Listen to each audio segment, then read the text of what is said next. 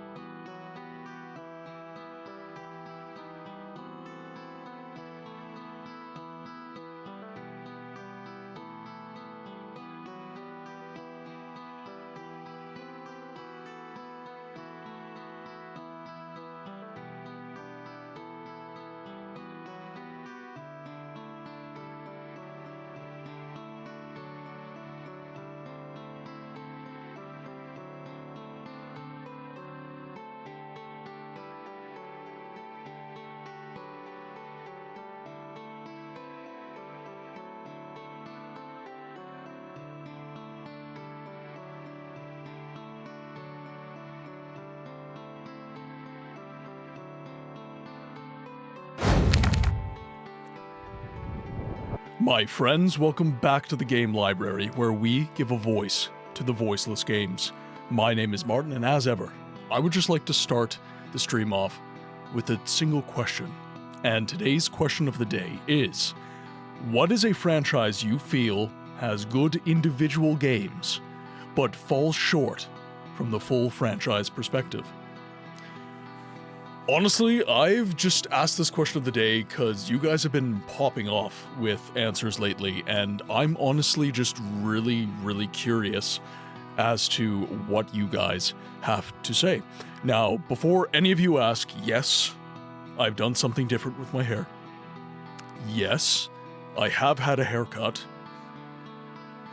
I'm still growing my hair out, but the way I was styling it, it was not really working with the current cut, because when I started growing it out, I was kind of sweeping all my hair over this way.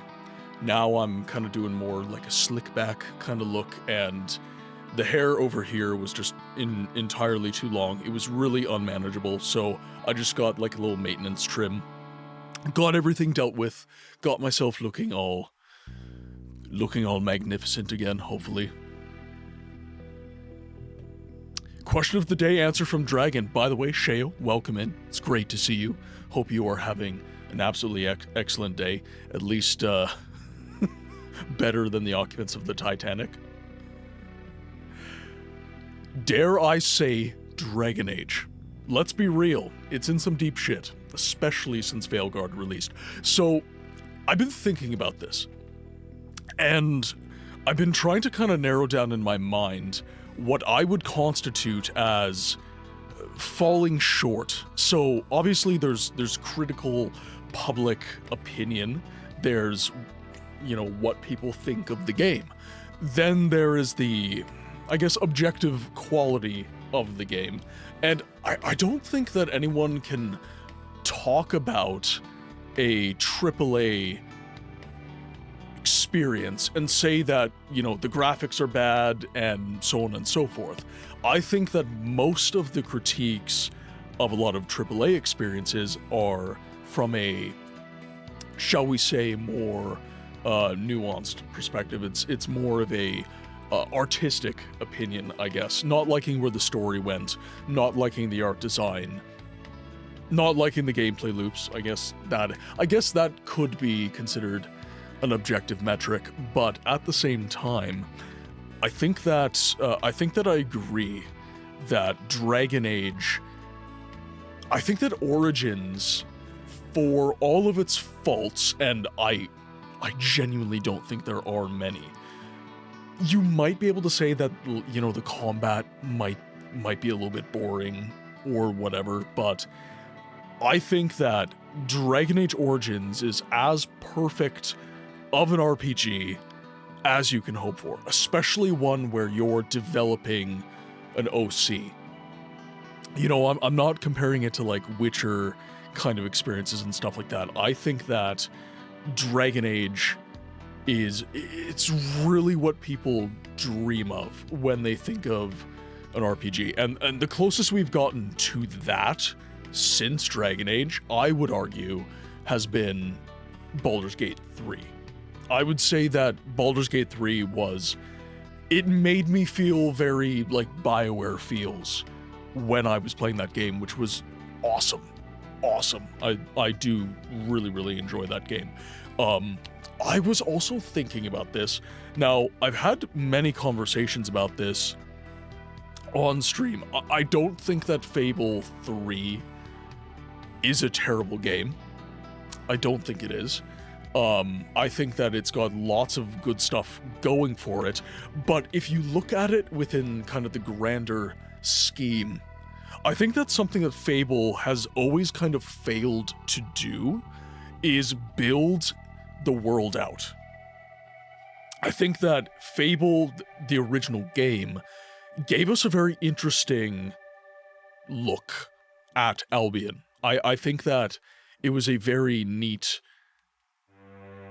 universe that they had presented us with, especially for the generation. Like, original Xbox, Fable is, my god, what a game. Seriously. Then there's Fable 2, and personally, and this is personal opinion, I don't think this is actually objectively saying the franchise fell short with this game. I wish that Fable 2 leaned into medieval Albion a little bit more. Because I really like the original Fable. I really like medieval fantasy Albion. I really do enjoy that. I think that the kind of more Renaissance Albion, I would have preferred to have seen that in like a Fable 3 or a Fable 4 type situation. I think that 2, I kind of wanted to see the Heroes Guild a little bit more. I kind of wanted to see things in terms of the universe and the lore fleshed out just that little bit more. And we didn't get that. But one thing that we can say for certain with Fable 3 is that it didn't really, like, it had probably the best opportunity to build out that universe, and it still didn't do it. I think that Lion's Head kind of went out with a bit of a whimper. And that was, of course, not their fault. Microsoft decided to go a different direction. But I am of the opinion that Fable could have been so much more than it ended up being. As good as it was. But I think that the first game was absolutely fantastic. I think it was, especially for the generation, it was kind of a bar none sort of game. And then you had Fable 2, which was still a very competent experience. I still really enjoyed that experience, but definitely less than Fable 1. Jodre, welcome in. I hope you're having a good day, my friend. Hope you're having a fantastic day. You finished RE4. I saw that on the Discord. I've had a very hectic week, so apologies to everyone that I did not spend a little bit more time on the Discord, being a little bit more engaged with you all. I've been up since 3 in the morning every single day this week, except today. Today I got to sleep in, and I woke up at 4.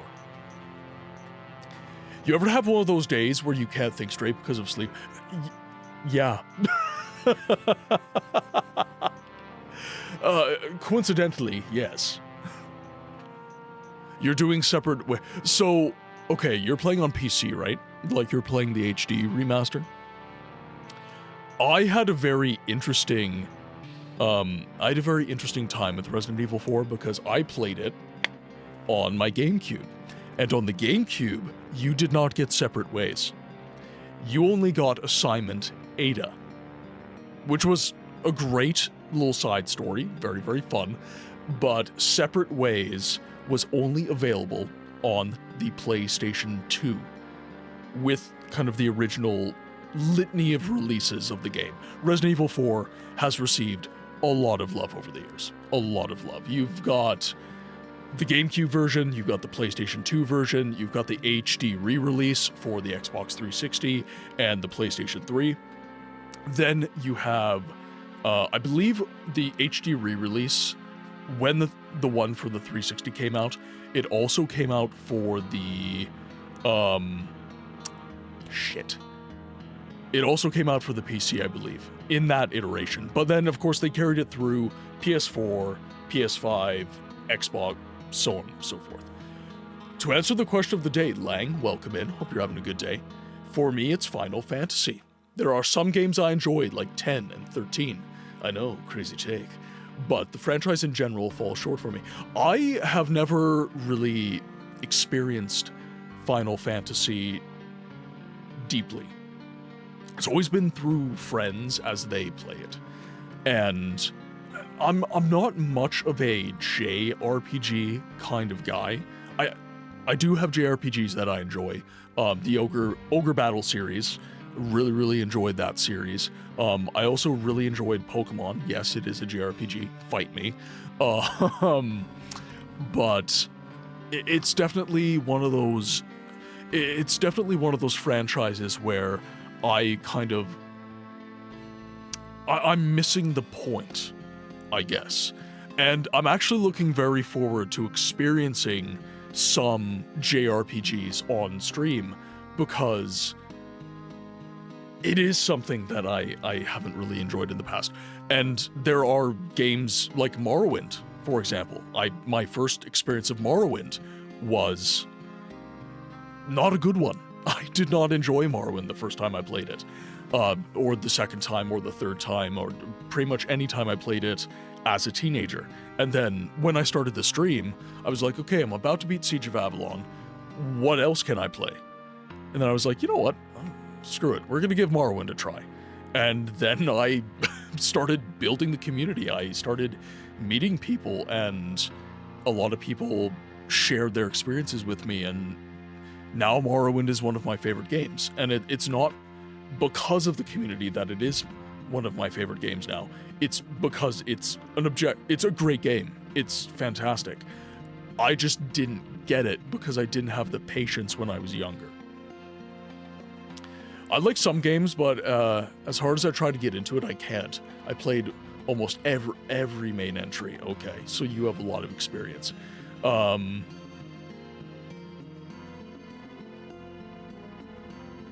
didn't manage to get to sleep until 5:30 a.m. and woke up at 8. My job is one where, come hell or high water, barring natural disasters making it so you work at retail. Even my job in the trades, which is very, very difficult, they let you take the day if you need. Mainly because job sites are very, very hardcore on safety now. So if you are unsafe for any reason, they don't want you there. A 3-stream streak. I feel like you might have had more streams under your belt, Jodre, but we'll take 3. We'll take 3. I still kind of hate how Steam only has the Xbox controls for RE4 2005, while I have PlayStation controllers. I use my yeah, I can understand that for sure.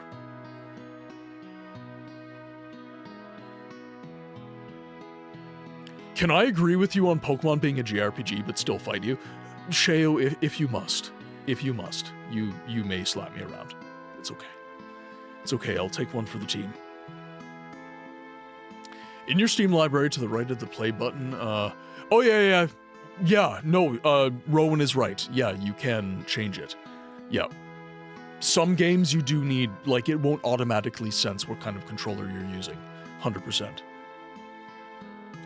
Which JRPGs have you thought about streaming? So, there is the, there's Dragon Quest. There is Chrono Trigger. Chrono Trigger looks like one that I would really, really enjoy. There's obviously, Pokemon is one of my favorite games. So some of the original Pokemon, not that they're, games in dire need of preservation, but honestly, when I think about it, and I've talked to some Pokemon fans about this, Gen 1 in particular is getting, especially as Pokemon remakes their game so much, it gets overlooked. The original games are definitely getting overlooked. Rumble, welcome in. Yes, Pokemon mentioned. I might like Pokemon just a little bit. Yeah, it was one of my favorites.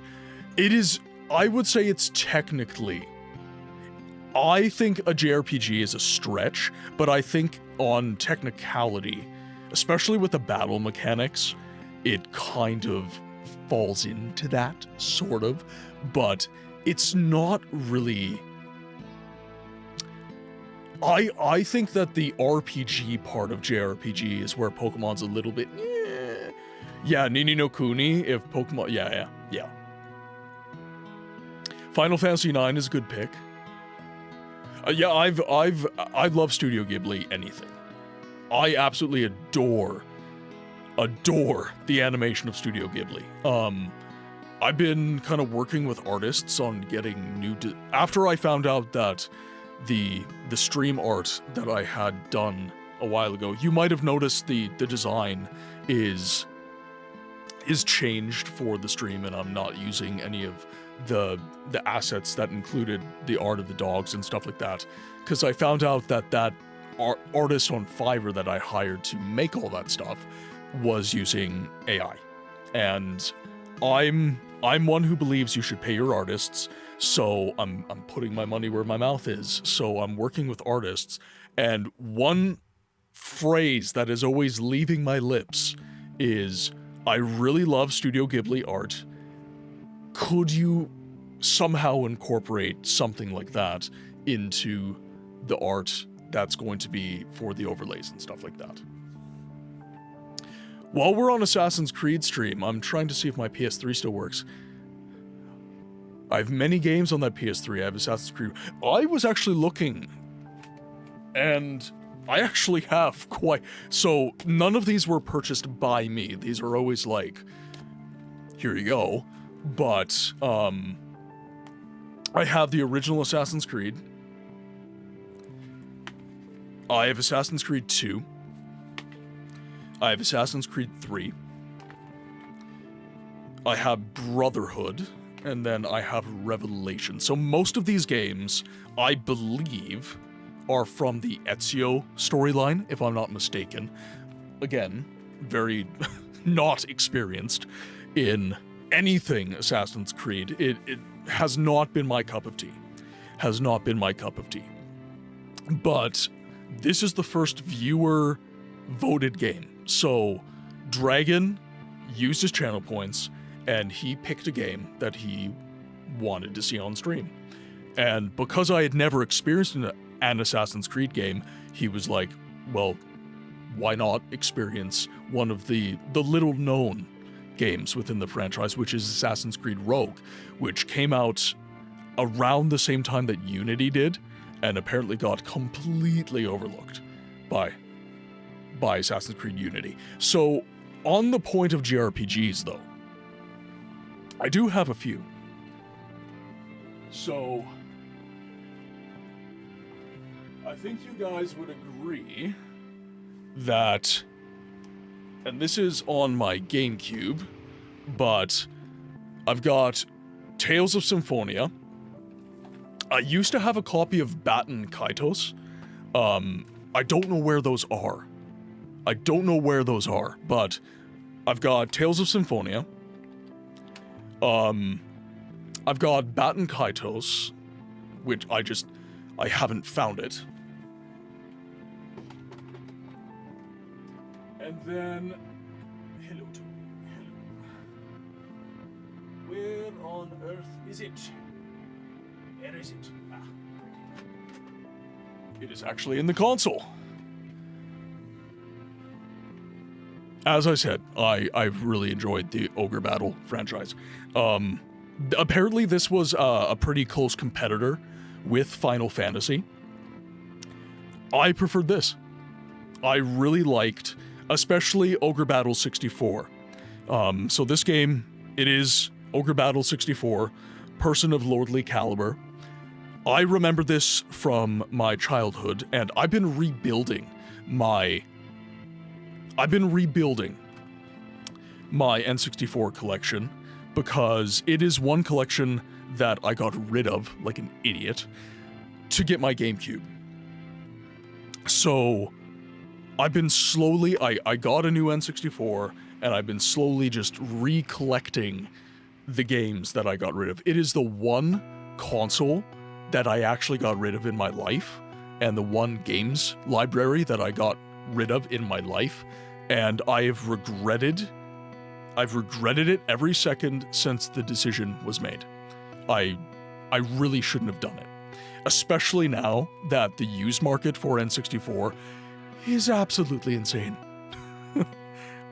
This alone was, I think, $170. And luckily, you guys have been very kind with the stream, and you've been giving me a little bit of leeway to budget to, whenever I see something like this, just snipe the deal. And speaking of which, Yorm, thank you so much for 11 months. 11 months, my friend. Thank you, thank you, thank you. Jerkops, welcome in. By the way, if I have not said hello to you, don't take it personal.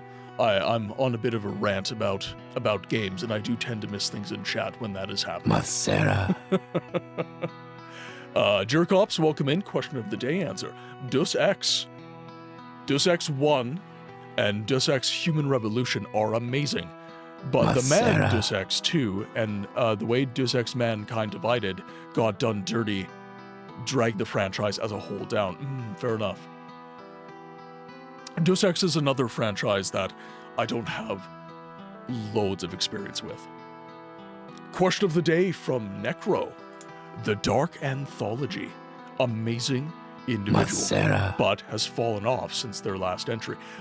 So what is that? What are some titles from that franchise that I might be familiar with? Next Steam sale, I'm going to see if I can buy RE1, the remake, not the one from 1995, because I want to take... and also Albert Wesker. Yeah, okay. You will find, I will say this, Jodre, you will find that Resident Evil 1 is a very different experience from Resident Evil 4. You're dealing with fixed camera angles, you are dealing with no aiming, basically, you are dealing with very, very strict inventory systems, and very, very strict save systems. Resident Evil prior to 4 was like that.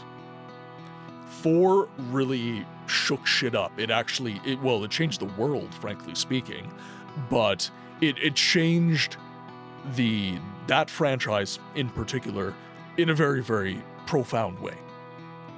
One thing I will say is, if you liked the kind of horror aspect of Resident Evil 4, you're really gonna like RE1, especially remake. 10 out of 10. Fantastically done game. Fantastically done game. Speaking of games that I have for the GameCube, I believe I do. Yep. They're all for the GameCube. Finding my collection here. So yeah, Resident Evil 0. This is a prequel of sorts for the first game. This is the Resident Evil 1 remake. This is not the original game. The original game came out for the PS1. RE2, again, PS1 and N64 actually. N64 actually. But this was a port from the PlayStation version to the GameCube. Again, port from the PS1 to the GameCube, Resident Evil 3. And then, I actually have a couple copies of this because I've been purchasing some collections, and this is almost always in the collection. But this is my Resident Evil 4 copy. Code Veronica. I do not have that for the GameCube, but I do have it. Oh, let's see where it is.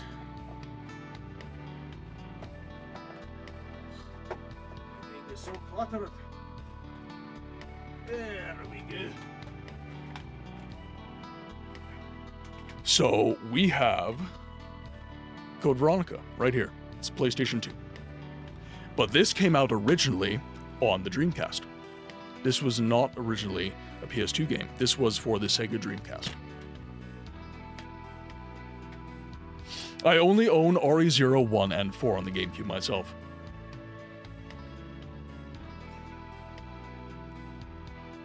Oh, yeah, the Resident Evil 1 remake. So, actually, the Resident Evil 1 remake, from a perspective... Squish, welcome in! I hope that you're having a fantastic day. Hope that the puppers are good. Hope that you are doing well. And it's so awesome to see you in chat. Awesome to see you. So, Resident Evil 1 remake is actually really interesting to me. As a game preservationist, it's very interesting in one particular way, and that is, it is such a good remake. It is so good that it kind of... I talk about remakes replacing the original game, and in a lot of cases that doesn't actually happen. It's a rhetoric thing, right? But in a in a very true sense, remake is so alike with the original game while being so much better that it does legitimately make a replacement case. If anyone ever wonders why I put up how much of my time and energy and you got a bonus. That is awesome. Congratulations, Rowan. In most cases it's just bad, but in that particular case I'm fine with. So I'm not against it, right? And I'm not against, I kind of used to be temperamentally against remakes, I would say, but I've kind of, especially because of the channel, I've really assessed my opinions on that. I've played a lot of remakes for that reason. They're a part of the history of a franchise. They're a part of the history of a game. So I'm always very interested when I see a remake made, because I ask why. Why was this done? And then I kind of assess, like, where does this put the original kind of within the fight for relevance? Because there's no way that we're going to be able to play every game that crosses our desk. There's just not enough time. There's so many games coming out. So when we're having that conversation, like, yes, a remake can replace the original. And of course, Resident Evil being one of the franchises that is doing this the best. Remake is great and a good game, but it will never replace the OG, at least for you. So I agree that if that person has a very established value system and very established values as a gamer to begin with, I think that's true. Now, if you're a more kind of casual, consumer, that changes, and that changes quite a lot, I would say. You're talking about system yeah, and this applies to a litany of games. This applies to so much stuff, so much stuff. If it wasn't for RE7, 8, and 9, I might have also answered Resident Evil, because as much as I enjoyed RE4 and RE5, the franchise was on the way to become a generic action game franchise with RE6, Revelations 1 and 2, etc. Absolutely. Well, and Resident Evil, and this is very interesting because they're two of my favorite franchises, but looking into the history of the Elder Scrolls is also very interesting in this way, because there's a lot of kind of side games. There's lots of kind of asides to the Elder Scrolls, and the same is true of Resident Evil. Yes, you have the mainline games, but you also have a lot of games like Outbreak and Operation Raccoon City and stuff like that try a lot of weird shit. And they almost never resonate. So honestly, if I wanted to be kind of a shit disturber, I could actually say that, to the question of the day, I could say Resident Evil. In the sense that individual games are good, but if you add stuff like Outbreak, Operation Raccoon City, if you throw that stuff into the mix, how do we feel?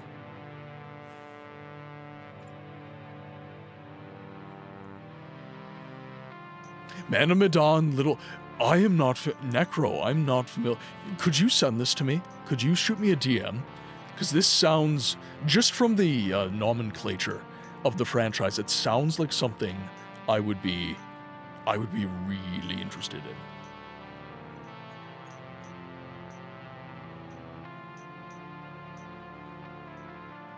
Oh, you love the Tales series with your heart? I have Symphonia on PS3. I have been so... This is the, you know until... Yeah, I do know Until Dawn. That is a game I'm familiar with. So it's similar to that. It's like a story series. Oh, Jork Ops. I love RE5. Yeah, RE5 was super fun. Other than Sheva, which, to be fair, could have been a lot worse. Resident Evil 5, I adore that experience. I love that game. To be fair. uh,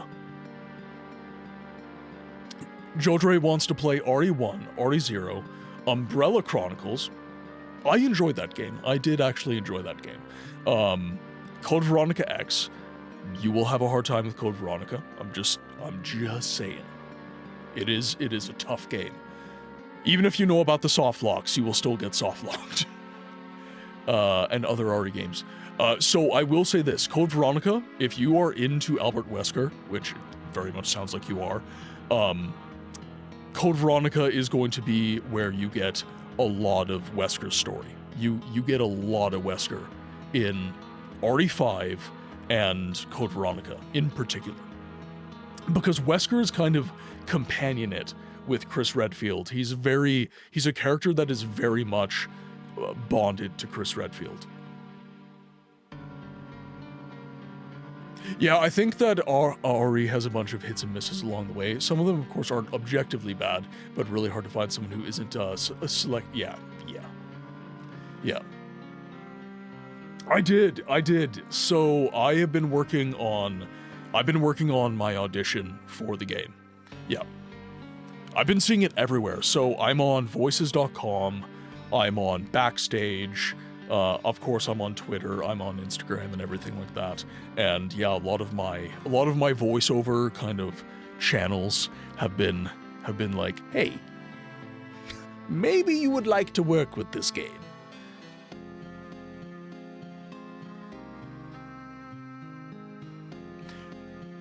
Oh, yes, yeah, Mole, with Resident Evil 0, I think that if the entire game took place on the train, if they had stretched out that venue for the story, I think it would have been remembered very, very differently. It's not a bad game. It's just some of the choices. Definitely. So, okay. I just want to say before we jump into the game, because we have been chatting a little while here, before we jump into the game, Quinn got very, very sick. Her health issues, she's got autoimmune illness, which causes polyarthritis, and she's also got a platelet issue with her illness, and she had a relapse. So over this week, in addition to the fact that I was waking up super, super early for work and everything like that, I was up at 3 a.m. all week, basically. We also had a situation where Quinn needed to go on medication. She's okay now. She's doing very, very well. But she has to pee a lot. It is a side effect of the medication. She drinks like crazy. And, you can only control her water intake so much. Like, you have to make sure she's having enough water, because the medication is also just absorbing a lot of water.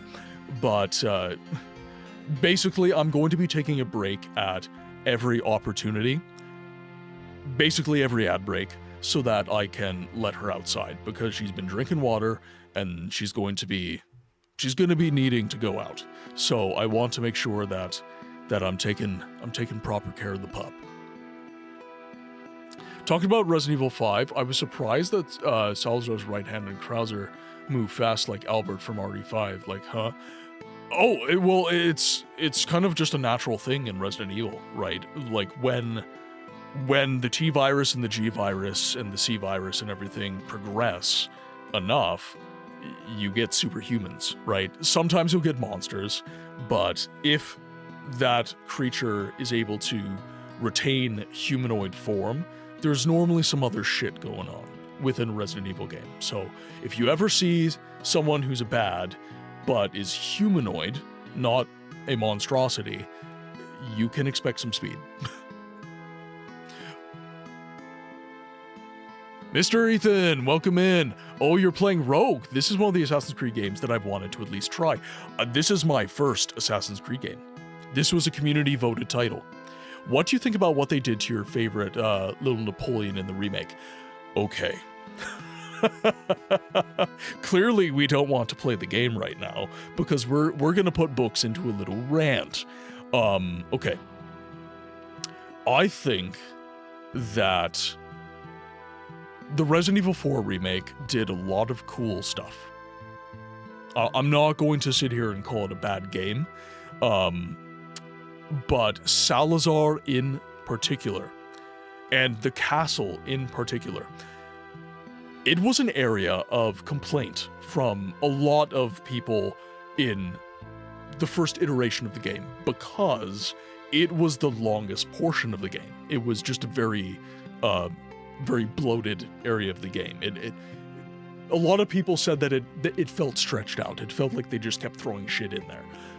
I, for one, love the castle.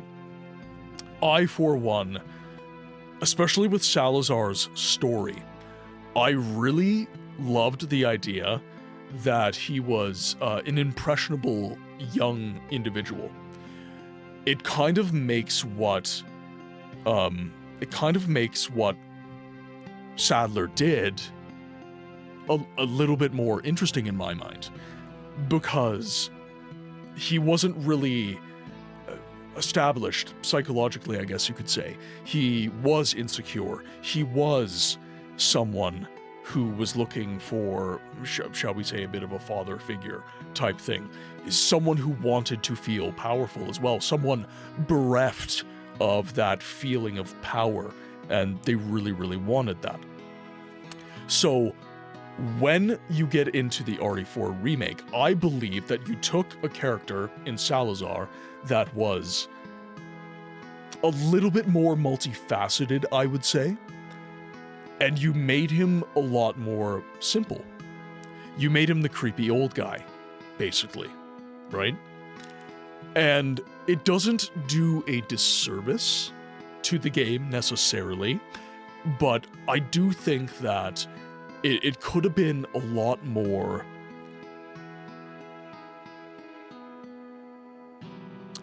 I think with what they did with the story in the Resident Evil 4 remake, I think that if they had kept Salazar young, they could have done some very interesting stuff with the character.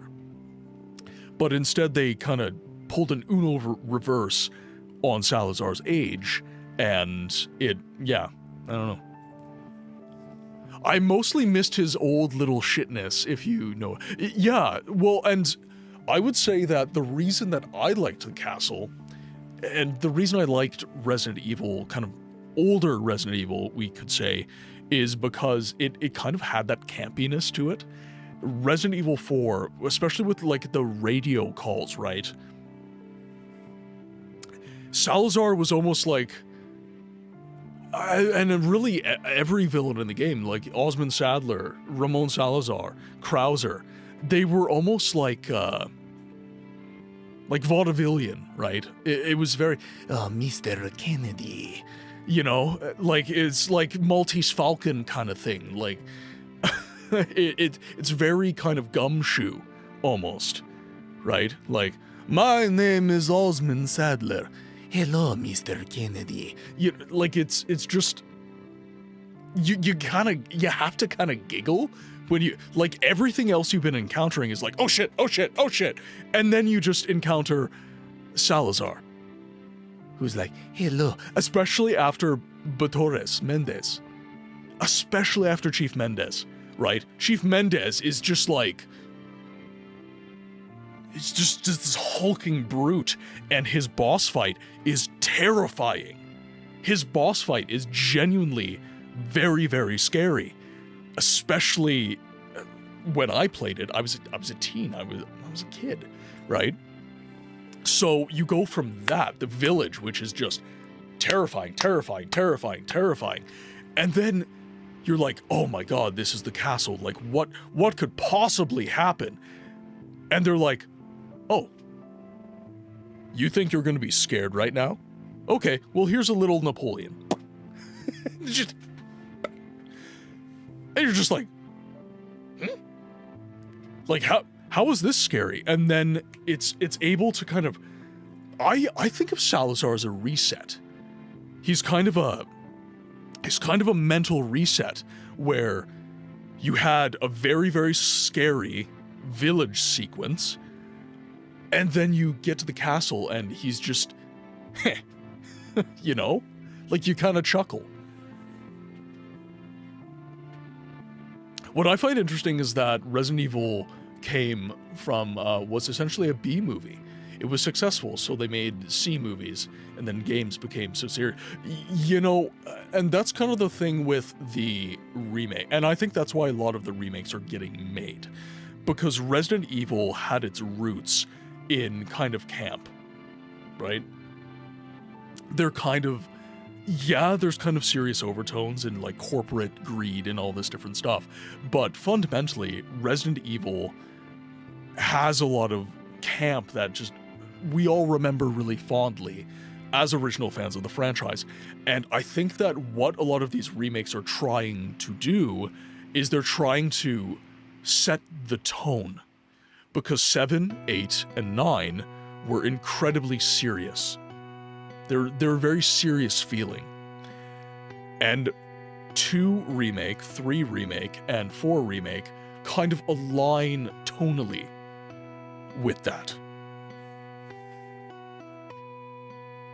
Well, and there's so much, like the Jill sandwich, it's kind of a situation where stuff just enters the zeitgeist. Like, I have friends who have never watched Star Wars and they know what Darth Vader is. They know Luke Skywalker, they know Han Solo, etc., etc.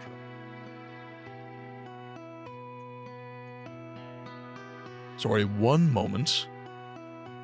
I think Quinn is just at the stairs. I need to make sure she's not having an accident, because like I said, she's on meds and it makes her need to pee. So I'm not going to go to BRB, but I'm just going to...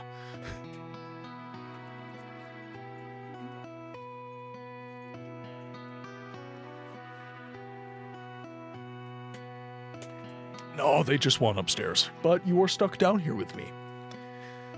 Because I need to watch you, because you're on meds. Yeah, exactly. That's why I find it so interesting. They want to give the series a different tone every few years, especially if we consider the movies. Yes. Yeah. The movies are kind of weird, though. You know, the movies have always been a little bit serious, I would say. Like, by the way, I'm like a super fan of Resident Evil. Like, I own the books. I don't own the movies yet because they're still rather expensive. But, Degeneration, I think, was one of the first animated films in the franchise. Of course, I'm not talking about the live action stuff, but Degeneration, what was it? There's Vendetta. There's Damnation.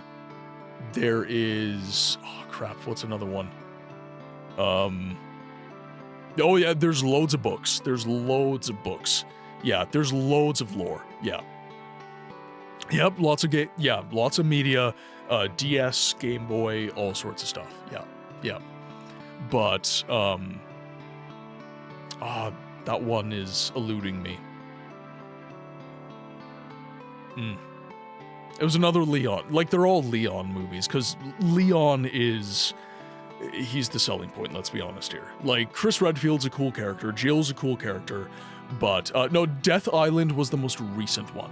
So that was Alcatraz got turned into well, I won't spoil it, but it's based in Alcatraz. I'll give you that much. I actually, what I really thought was cool is that, in Degeneration, Leon was actually, I think it was in Death Island as well. Matt Mercer from Critical Role voices Leon in a lot of these, which I found really, really cool. I look up to Matt Mercer a lot. A whole island just for me. Yeah, absolutely. Capcom is very giving with their locales. Okay, I'm going to try and get the game started here before we end up having to go to ads. Now, I have had a little bit of nincompoopery here with the game on PC, but I think I have it to the point where it's okay. I had to mess with the resolution and stuff like that a little bit. They really want to go upstairs. Mrs. Books is normally getting home right around now. Can you do a spin? There we go. Well, if you're gonna make noise, you can at least say hello to chat. There we go. Thank you very much, sir. There you go.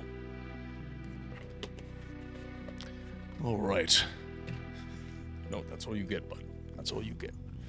Being a brat. You're being a brat. Because you know you can. I like Resident Evil as well, because my dad really liked 4.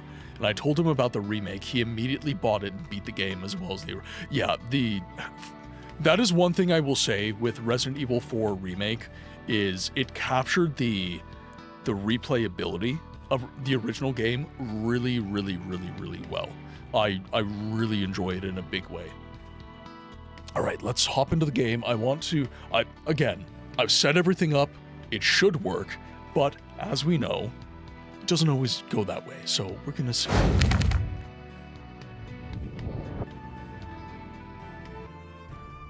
And of course,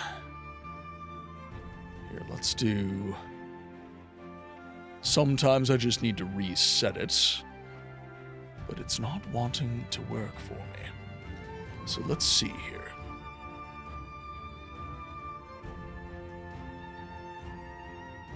Should just be able to do this.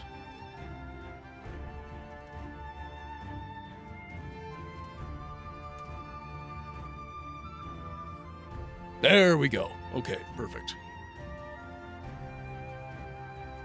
Now, can everyone hear the game? Everything's all good. On my mixer, we have audio, but I don't know if you guys can hear it.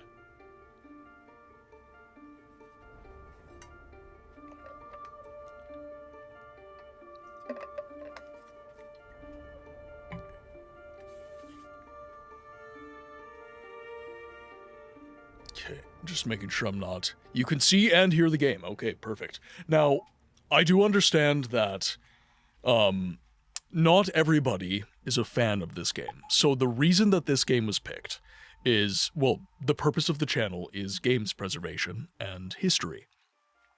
And Assassin's Creed Rogue is kind of an aberration when it comes to the Assassin's Creed franchise. It's interesting in the sense that it's a part of a venerated franchise, and it's still so, like, comparatively speaking to other Assassin's Creed games, it sold really badly. It sold really badly. So, welcome in, Rogue is great. So, I'm almost glad that this is my first Assassin's Creed game, because of that kind of, it's not little known. A lot of people know about Rogue, but perhaps less loved. Perhaps less loved. And if you know me, you know that I have got a soft spot for the less loved games of the world. So it's kind of fitting that this is my first Assassin's Creed, which is why Dragon picked it. Now, by the way, guys, if you've been a longtime viewer of the stream, if you have lots of channel points, the redeem that was used was the pick a game redeem. So it's 75,000 channel points. I wanted a way for you guys, not just like to, you know, do something meme worthy with like an audio redeem or something like that. I wanted to give you guys a way to actually interact with what we see on the stream by being able to pick a game. So we've got the wheel spin, which hasn't gone away, but if you've got, frankly speaking, if you have 75,000 channel points, you have been a long-time viewer of the stream. You clearly like the stream, so I want you to be able to have a say. So if anyone's curious as to how this game got picked and why it got picked, that is why. It is long-time community member kind of internalizing and knowing the purpose of the channel and picking a game that they liked, that they feel reflected that purpose. All right, so we will have ads popping up in a little while here. I didn't quite start right on the hour. I started 15 minutes early, so frankly speaking, we might have already gone through ads, and I'm very bad for that. I'll just talk right through ads and I won't even notice they're happening, but we'll get the game started. But like I said, that is subject to change. Quinn is on meds. She's on a steroid right now, so she really, if she needs out, she's getting let out. I will have to take her BRB. We'll just have to roll with it.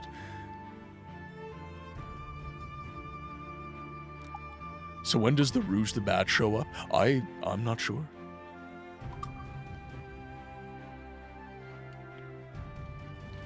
Oh, this is going to... What are we doing here?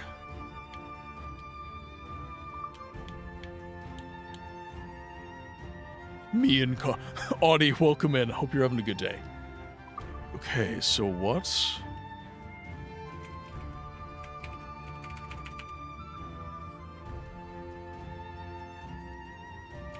Ah, here we go.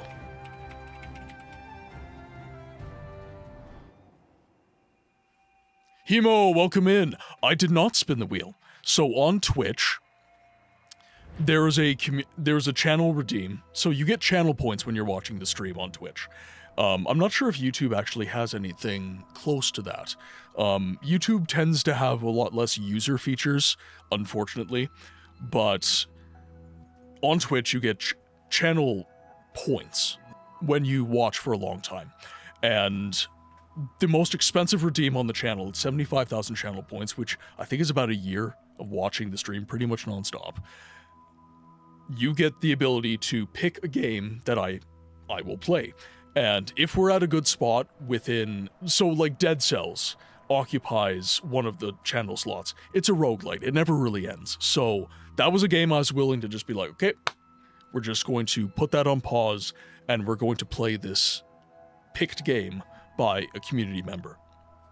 And they picked Assassin's Creed Rogue, which is my first Assassin's Creed experience. I've never once touched an Assassin's Creed game, despite owning some discs. Hemo, I'm not going to tell you one way or the other. I appreciate the love on both sides. But you did bring up an interesting point, which is how do I give some of the same capabilities to the viewers on YouTube? And I don't know. Because again, the platform that the stream is stuck on doesn't give you doesn't give the viewer as much interaction and as many features. I just don't know how to do that. Yeah, no, watch on YouTube for a while. Yeah, no, I'm not going to tell people what to do, but yeah, just know that when you watch on YouTube, you are helping me get closer to monetization, because you're contributing to my watch hours. So, that's something for me to think about, Hemo. So thank you. You've given me something to think about. Suppose you came in at the right time. Yes, we have started the game. Design blueprints can be found exploring the world. They are kept in specific chests. They unlock precious items and best ship upgrades, so be sure to get them all.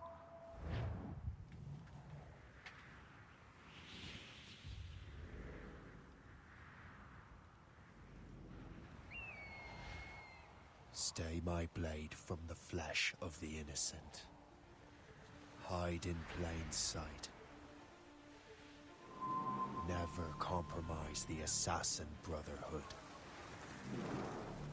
These are the tenets of the Creed, the principles I used to live by.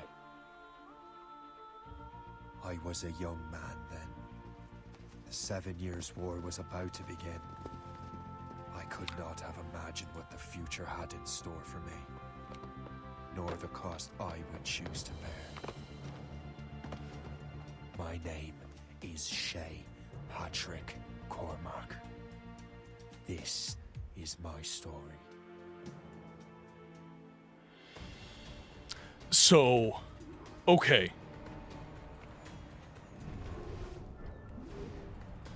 Interesting, okay.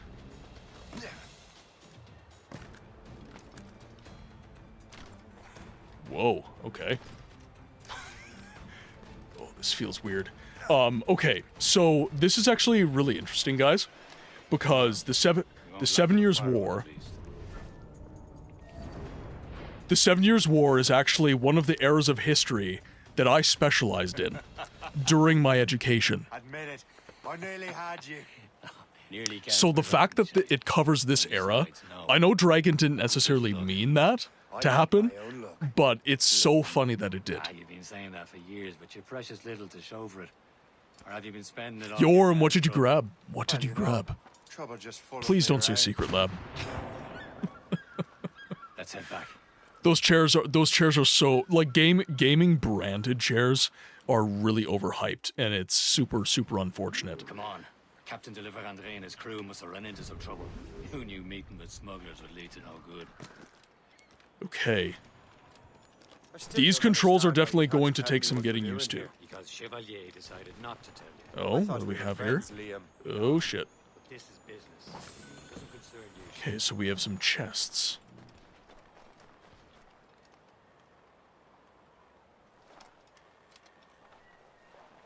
These controls are definitely different from a lot of... Now, if you're used to Assassin's Creed, I'm just keeping an eye on you. you're definitely not going to sympathize with me on this, but as someone who doesn't play these games, the controls are a little bit funky feeling. Interesting, okay. So we have the map here as well.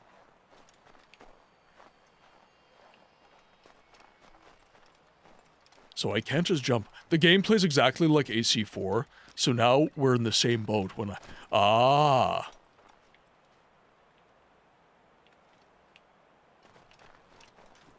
There we go.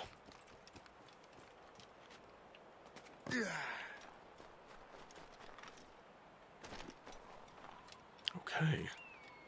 So who's... Okay, that's our buddy. Honestly, the controls differ a little bit from the game. Oh, from game to game. Always takes a little bit... Okay, I see.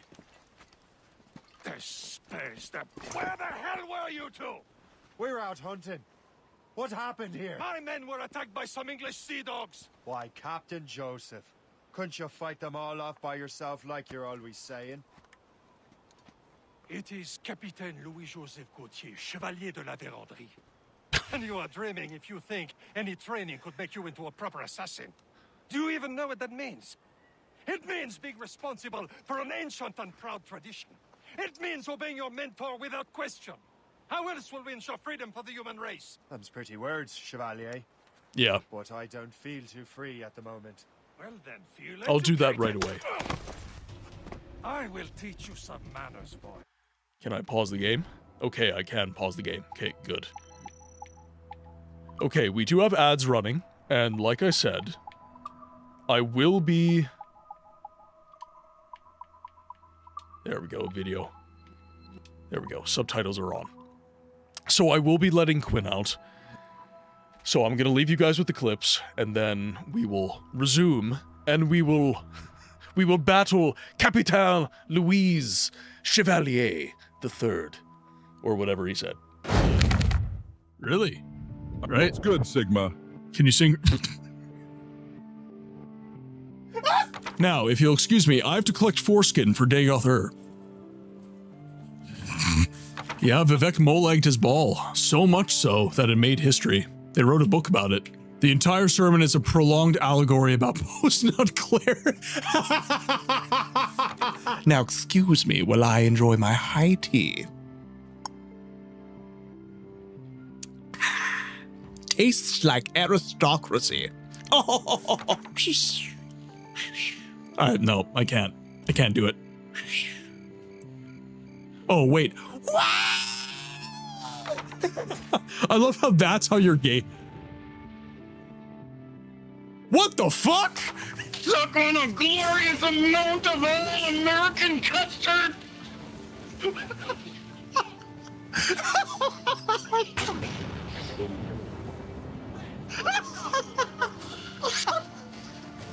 Yeah, goddammit!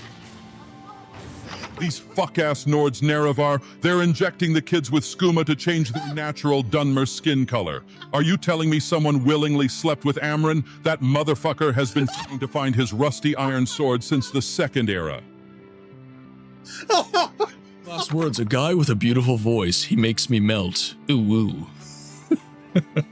Ooh, ooh. You're really gonna struggle getting down the mountain otherwise. So we're gonna help you, okay? Okay, are you ready? Ooh, they knocked the wind out of my balls. Well, okay, it's not a level 3 unrelenting force, so...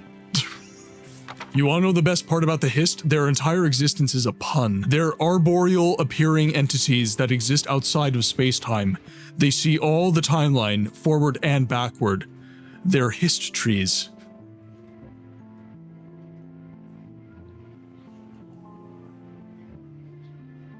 God damn it. You want more?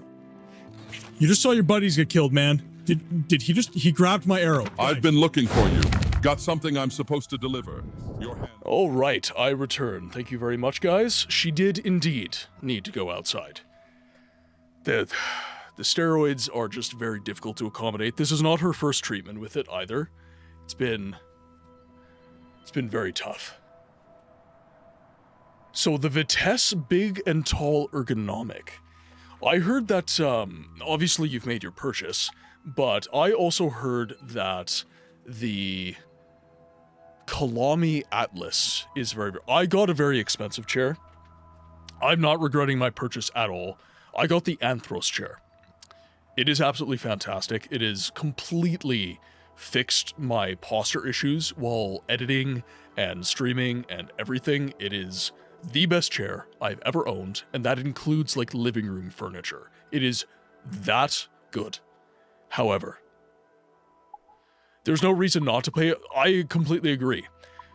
If it is something that you are going to use every day, and if it is something that affects your body, spend the money. Now, obviously, budget falls in, like, it is a contributing factor, 100%. But I knew what I wanted, and I saved for it. On a budget, yeah, yep, 100%, 100%. Okay. Oh. Okay.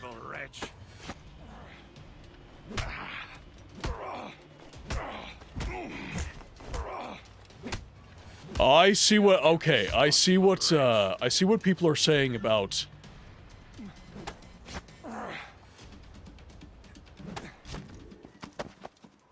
I see what people are saying about, like, the button mashing.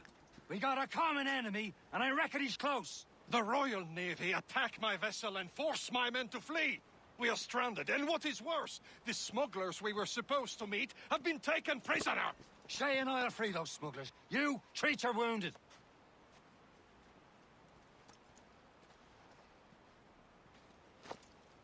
I love all the accents we're getting. Take these. You'll need them.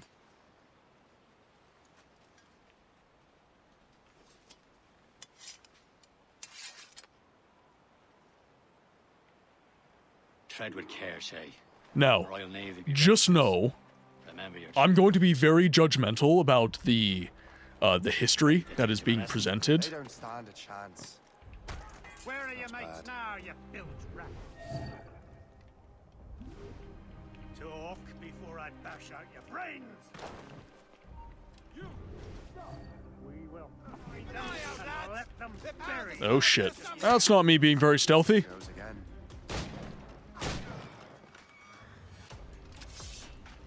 Alright.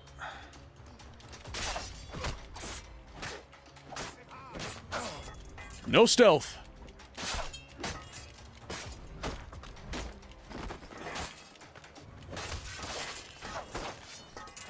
Now, what I'm hoping from this combat is that it's going to feel like the Arkham games. I really hope that the combat... obviously, I've seen it before, but I really hope that this is like a free-flow feeling kind of combat. So far, it doesn't feel terrible, but I totally see the button mashing sort of criticism.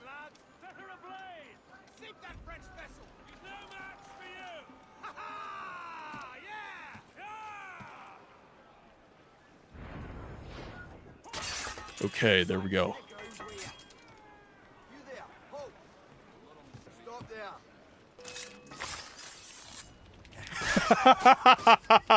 Okay. All right.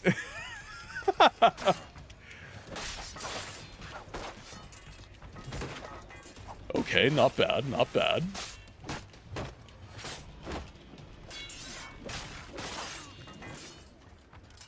Interesting. Okay. So, Dragon, you were saying that this is basically AC4, combat-wise?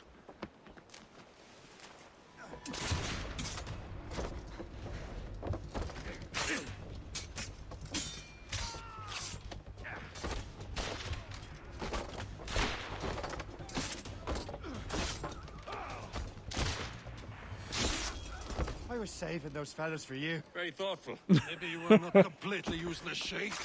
Speaking of useless, those blockheads won't be needing this vessel anymore. This pile of mail? You want her, Shay? She is yours. Now bring me back to my ship. You heard, Chevalier? This vessel is yours, Shay. Go on. Take the wheel. Some of the men you rescued agreed to join us. Okay. Should prove a good crew. I'm not so certain about their captain, but next to me you are the most experienced sailor in the Brotherhood, Shay. There's We resources. could use another vessel. Even this pitiful one. She's mine, ain't she? Young shit. Your own pile of garbage, yes?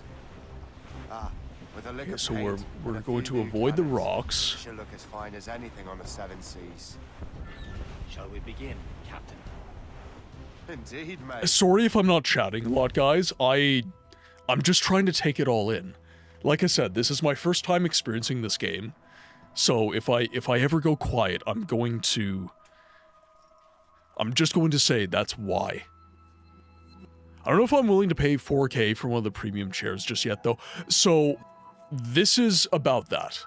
The Anthros chair, I think it was about 2,500 US, and I'm Canadian, so I paid duty to bring it in, and I paid conversion. So it ended up costing me about that. But I knew that going in. I knew this is precisely the chair that I wanted. So I spent the money. And again, I was having a lot of really, really profoundly bad back pain, especially after streams. I would stream for like 6 hours, and I'd be in the hurt locker. Like, I just couldn't handle it. It was terrible. She's a mess, but she's still afloat. And her name's the Morgan. Morgan? That silly fairy queen who ruined Merlin, the Sweet. wise? Okay, Oh, there's she's nobody to perfect fight, for but me, it just Shay. told me to fire my cannons. The Morgan was an old goddess. The Anthros chair. No, Carved from Anthros. the souls of fallen warriors. A-N... Perfect indeed. A-N-T-H-R-O-S?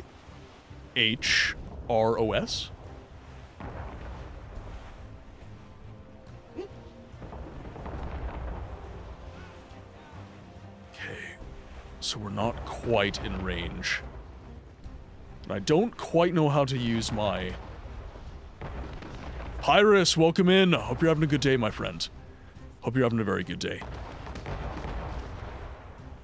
It's too bad modern pirates are kind of evil. Be curious to see what a modern pirate game would be like. There is a... They call it Windrose, I believe. A ship! Shit! They will sink her! Let's put the Morgan to the test, Captain Shay. Ready for battle, men. Okay. Speed up. Let's get moving. Stop them, boy!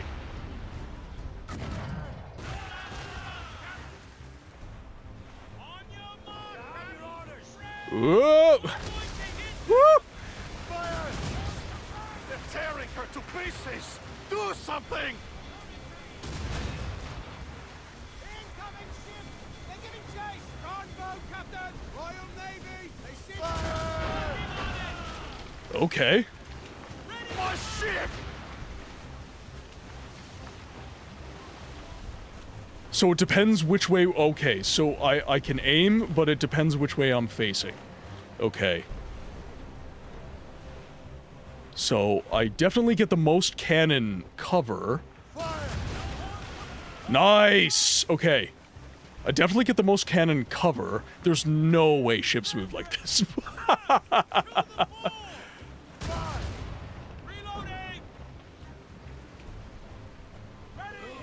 Oh shit, okay. Do not... Wait. Oh. Shit. Shit, son of a bitch. Wait, wait, wait, wait. There it is. There it is. Okay, now. Okay, good, they're after me. That's what I want. That is exactly what I want. Perfect. Okay, that I can imagine getting very, very tough after a while. Sing hearty, lads. Chevalier is pleased with us. This is quite interesting since I've lately been listening to YouTube videos on pirates like history of Port Royal, etc. It's the privateers and the pirates of the Caribbean, not the movie. Very, very interesting history. Very, very interesting. Ooh, Lament of Innocence. Good game. Very good game. What course would you have me set, Shay? Time to report back to the mentor. Wouldn't you agree? That makes sense, Dragon. Yeah, wind current. Wise words.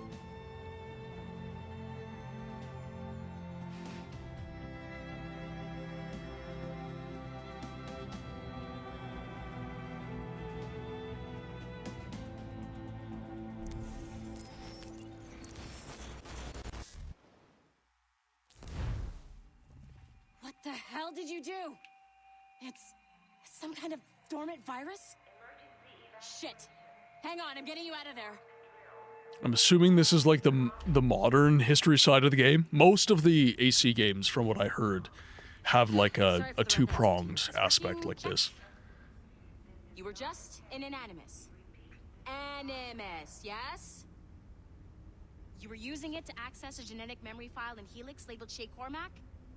You worked for Abstergo Entertainment, remember? Any of this ringing a bell? Your session triggered something bad, and it's affecting the whole building. We need to find your boss. You haven't forgotten your boss, have you? Melanie LeMay, zipper, chipper, overachiever? Here, take your communicator, check it if you get lost. Now let's get out of here. Oh, this is first person. Interesting. Double time. Huh. This chaos is I was expecting this to be... in case you're wondering. I was expecting this to be third person. Okay, guys, stay positive. What the hell is happening? A file labeled Shay Cormac was booby-trapped with some kind of virus.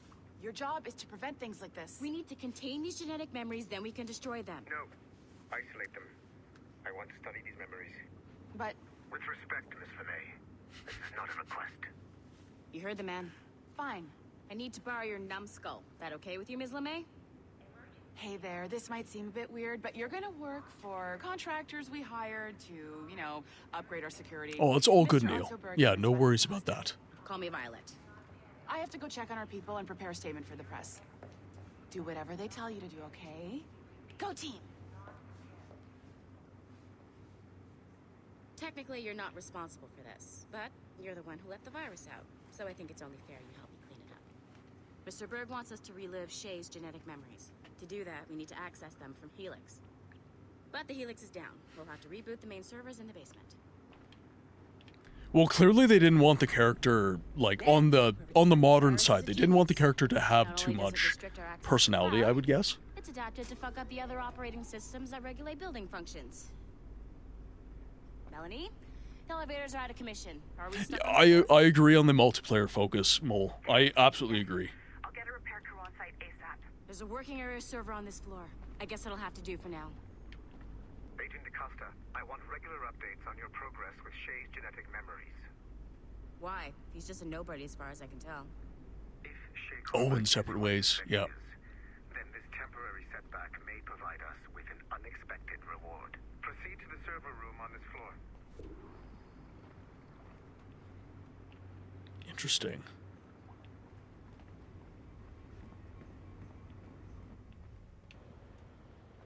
Okay, so that's a locked door. We can go this way. Head to the server room. Do you see a flashing wireless signal?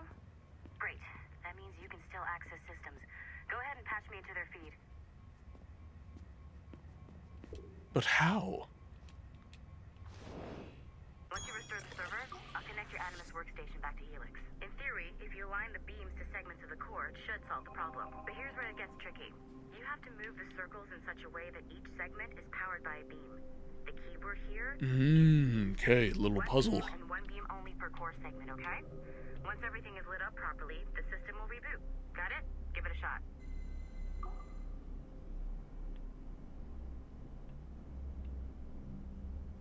Interesting. Okay.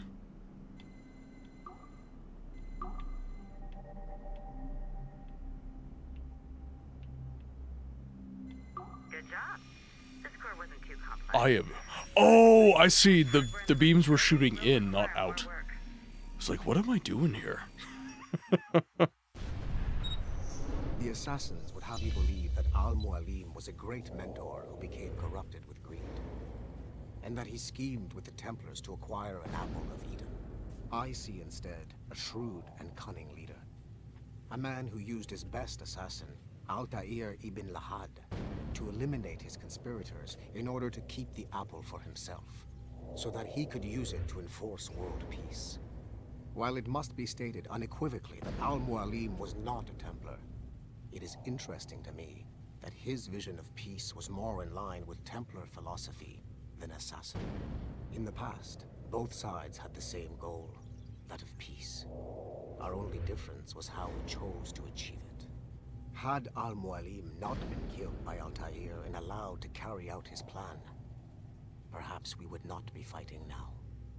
It was only after Altair reformed the Brotherhood with its new ideals of free will that the conflict truly escalated and spread across the planet. For if the so-called wise man of the mountain can see things from our point of view, surely the same can be said for other assassins.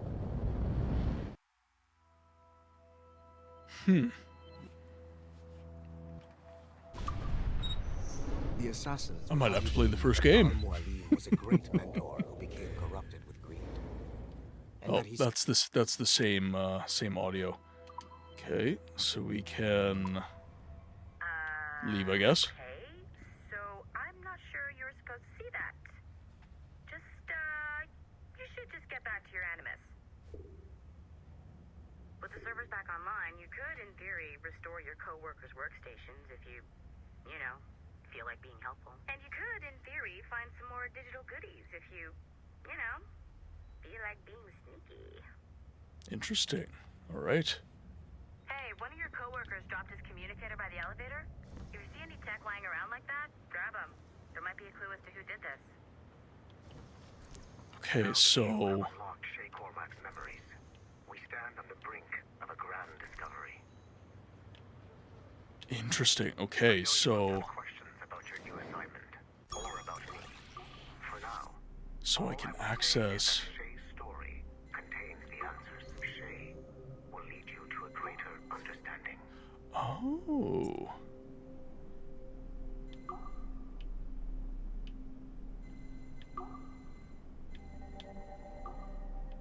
Okay, so that's refract.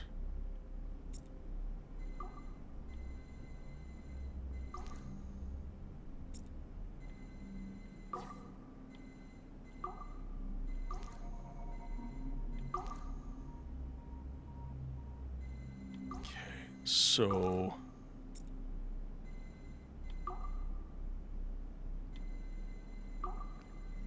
not quite. What do we have here? Plumage! Welcome in, Raiders! Welcome, everyone. I'm trying to solve a puzzle right now. I'll wait for the Dagoth wave to end, and then I will give you all a proper welcome. Professor Boondoggle, welcome in. Hope you're having an excellent day. Give Plume your books. You don't get to have my books. They're my books. I love them. God, how can you kill a god? What a grand and intoxicating innocence. This is going to be one of those puzzles that makes me feel like a dummy. Shame on you, sweet Nerevar. I'm a god. I'm a god. Conan, welcome in. Raiders, welcome to the Game Library, where we give a voice to the voiceless games. My name is Martin. I'm a variety streamer with a channel that focuses on video games history and the preservation of that history through experience. Today, we are playing our first viewer-picked game. If you watch the stream enough and you get enough channel points, you are able to just basically say, hey books, I've redeemed this, and now you will play what I say. So we are playing Assassin's Creed Rogue, which is my first Assassin's Creed game ever. I have not played it enough to be able to say that I enjoy it, but I'm not enjoying it. I can tell you that much for certain. But, Plume, thank you so much for the raid. I am interested... Here, I'm just going to pause the game for a moment so that I can get my mouse back, because I would very much like to know what you were playing. There, I got my mouse back. Hopefully you got a shouty, because I do see Dragon in chat here.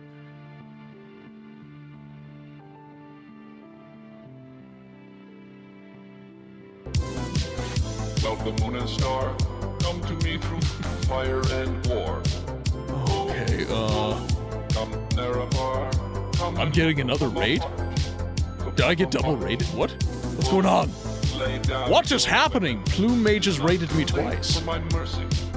Plume Mage raided me once, and I'm being raided again.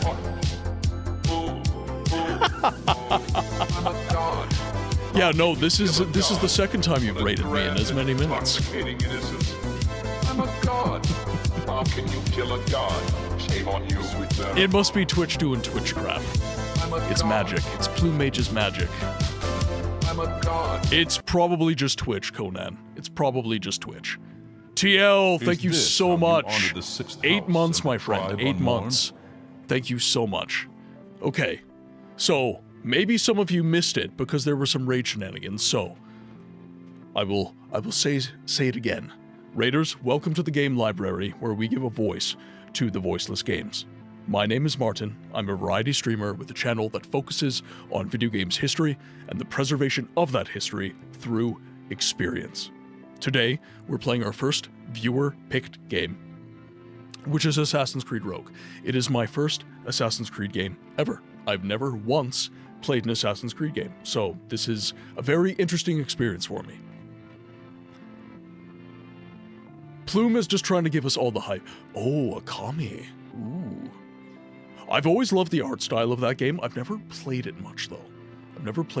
I've always really thought it was a handsome game to look at, though.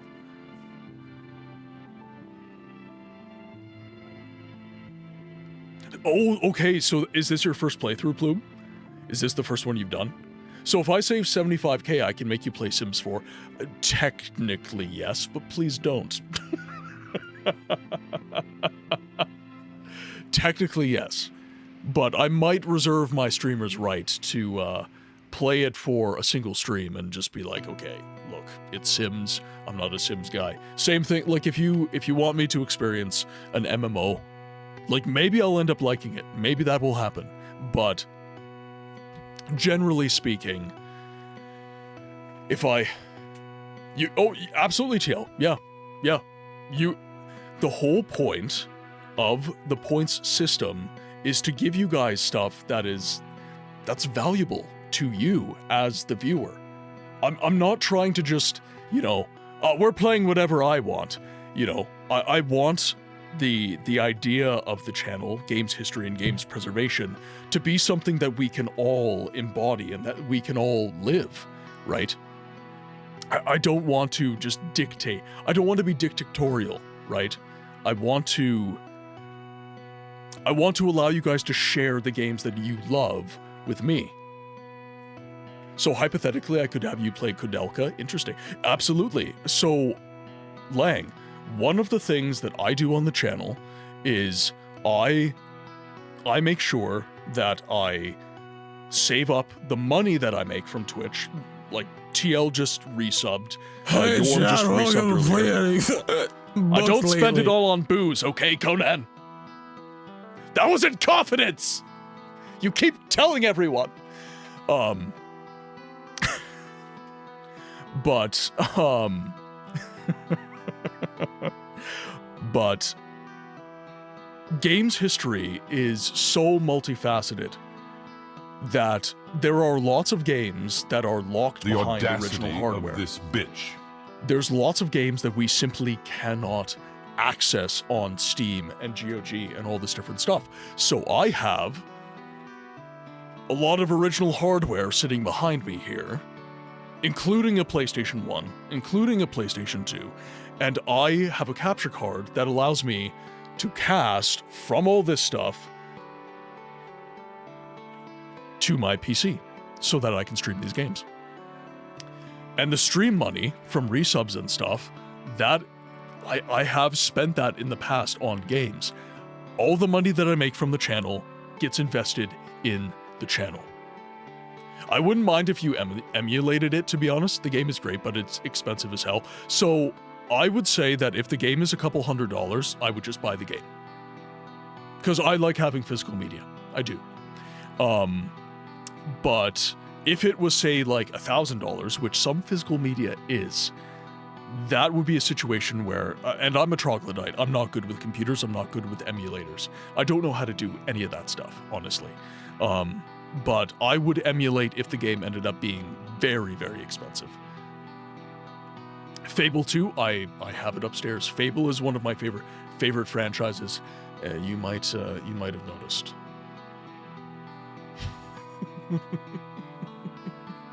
I play Symphony of the Night, and I bought Konami Collection Volume 1 on the 360 so I could play it. Yeah, and Castlevania's very well preserved in that sense. There's lots of versions that you can access, even on like Steam and GOG.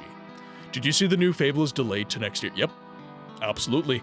I don't think this is unique at all, actually.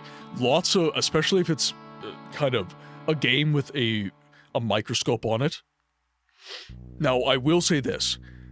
It is lamentatious that this is the case, insofar that they already announced that it would be fall of this year, and everybody got super, super hyped about it, including me. I'm really hoping this is a good game. So, it really, really sucks that this is the case. I think that a lot of people have PTSD from The Elder Scrolls 6, from GTA 6. It's funny how Symphony of the Night is only available on PlayStation Store. I think that's licensing. Yeah, that is one of the biggest struggles with any games preservation is licenses, copyright. So, depending on who developed the game, who funded the development of the game, what console it was released on, etc., etc., etc., there's like, at any given time, there's going to be about 5 different companies that own real estate for that particular game.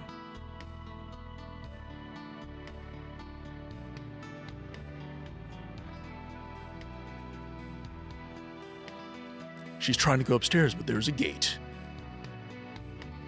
Saw a comment said, I feel like I've been playing The Witcher 3, Skyrim, and GTA 5 for 12 years. Maybe you have. Maybe this is a simulation.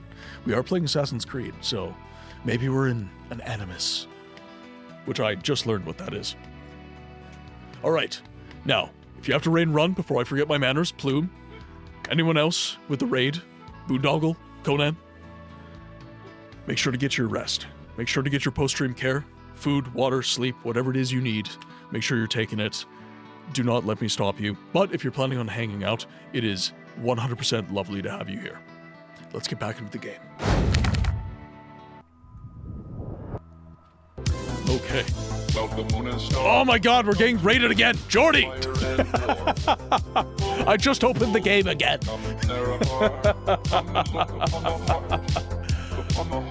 Not so fast, criminal scum. Jay's Bugs, welcome in. Welcome in. No game for books, only raid, only conversation. I might as well just be a just chatting streamer, to be honest. Playing some Assassin's Creed. Now, this is my first Assassin's Creed, Jordy.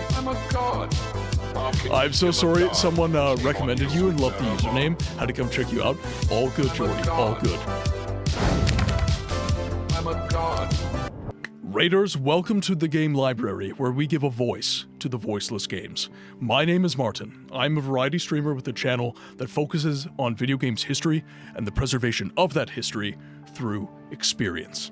Today, we are playing our first viewer-picked game. I have a channel redeem. If you save up a lot of points, 75,000, you get to choose the game that I play on stream. And one of our viewers has selected Assassin's Creed Rogue, which is my first ever Assassin's Creed game. I've never once touched a single Assassin's Creed game.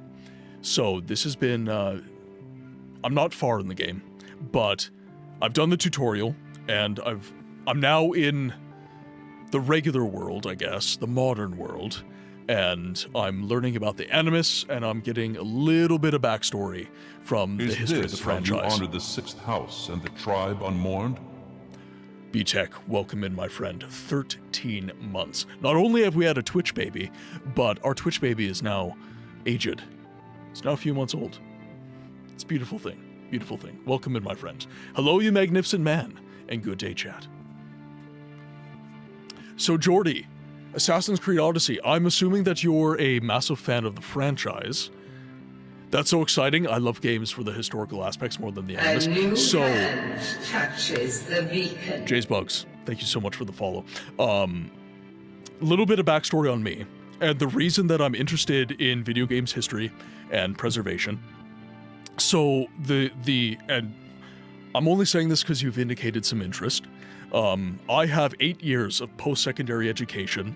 I was studying to be a professor, and I majored in history, and I minored in psychology. And it just so happens that Assassin's Creed Rogue is based in a time of history that I specialize in, which is the 7 Years' War between the French and the British over the North American colonies.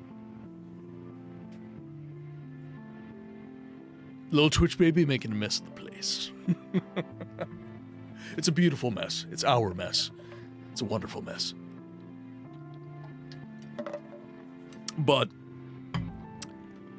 what started the channel was that one of my favorite games, The Siege of Avalon, one of my favorite CRPGs, this was the first game I ever streamed because nobody knew about it. And this actually, I don't know if you guys recognize, actually, it might be a little bit bigger right here. You might be able to recognize my username there.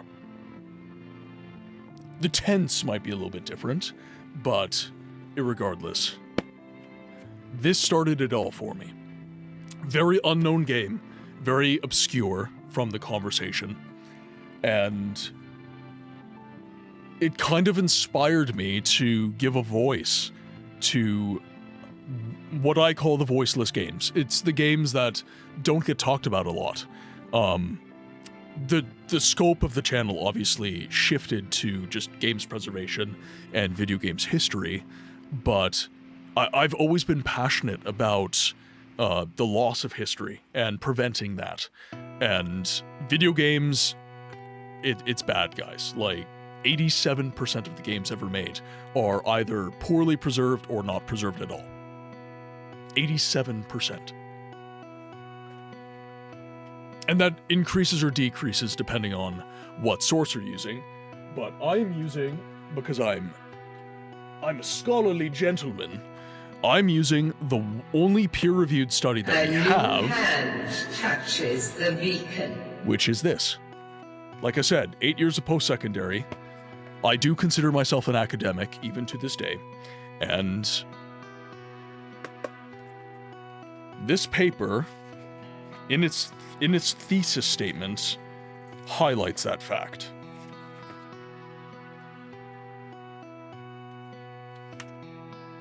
Yeah, so historical video game availability is dire. All historical games, 13.27%. Commodore 64, 4.5%. Game Boy Family, 5.87% preserved.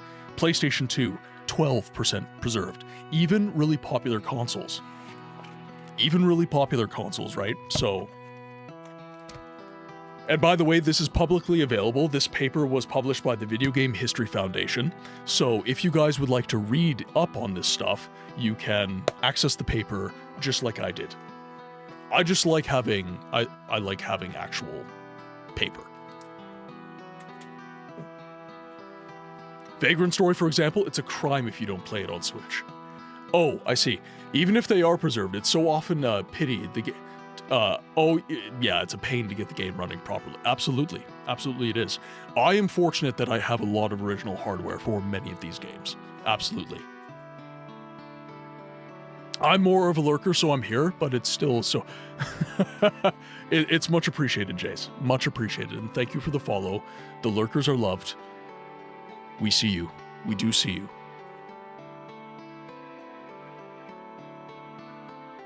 I'm sad for this one then. Let me just grab some food and oh, if you need your post-stream care, Jordy, take it. If you gotta go get sleep, food, water, whatever. I'm not gonna keep you here at the cost of your health, guys. So make sure to take care of yourselves.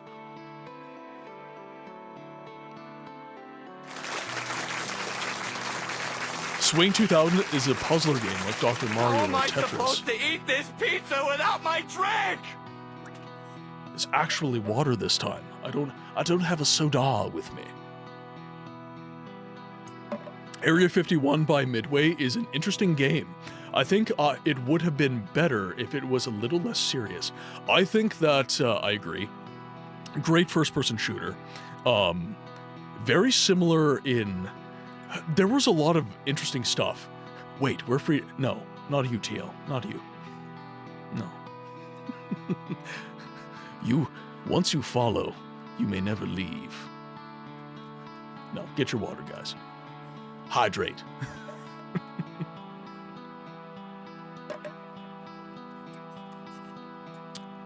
Oh yeah, I mowed my lawn today. It was grotesque. It was way too hot. I only very recently started getting into collecting the consoles, so I have a PS1 through 4, can't afford a PS5, and then the N64 through Wii. So I have a PC, obviously. I have an N64, I have a GameCube, I have a PlayStation 1, PlayStation 2, PlayStation 3, I have a Wii, I have a Xbox 360, I have an original Xbox, that's it so far. I've been looking into getting a Sega Genesis and a Sega Master System, Sega Saturn, Sega Dreamcast, that sort of thing, and collecting some games for that. I was thinking of also getting a NES and a SNES as well, and starting to get a few games for that as well. Because right now, those consoles are in a pocket where they're not quite considered rare. So I can get them kind of cheap. So here, I'm just gonna get out of the way so that you guys can actually see what I'm working with here. So these are all my retro consoles right now. CRT, GameCube, PlayStation 1 and 2, original Xbox is down here, N64 is right here, 360 and PS3 and Wii are upstairs on my larger TV. And then I have a lot of handhelds. I have a Game Boy Pocket, I have a DS Lite, 3DS, I have a Game Boy Color, Game Boy Advance SP. I do have a few of them sitting right in front of me, so I might as well show you guys. I have not modded any of these yet, but that's a plan. I want to get like OLED screens for these and that sort of thing.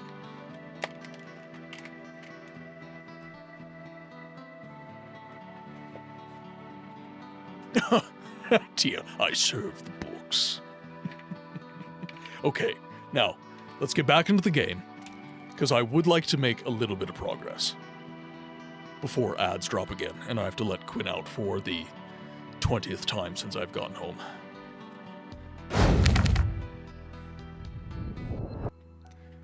We're back. Master System 1, both? I'm not really, Sega is the one brand that I must say I'm not super, I'm not super intimately involved with. Okay, 1 second, guys. There we go. I just had 75k to play Pong. I'd play Pong. I'd absolutely play Pong. One thing you guys will notice about me is I have an inordinate amount of patience. There's lots of games that would make people pull their hair out. And those are games that I've got time for. Those are... Again, it's not so much about the game for me. It's about the conversation that the game fosters that I'm interested in.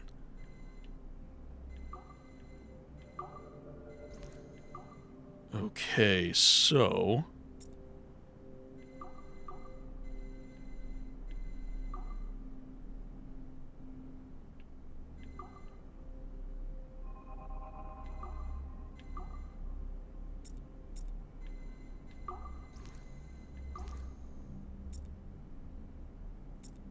So I need to use the refraction.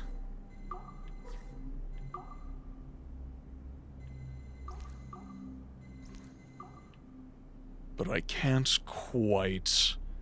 Okay, so I need to do this. And then what?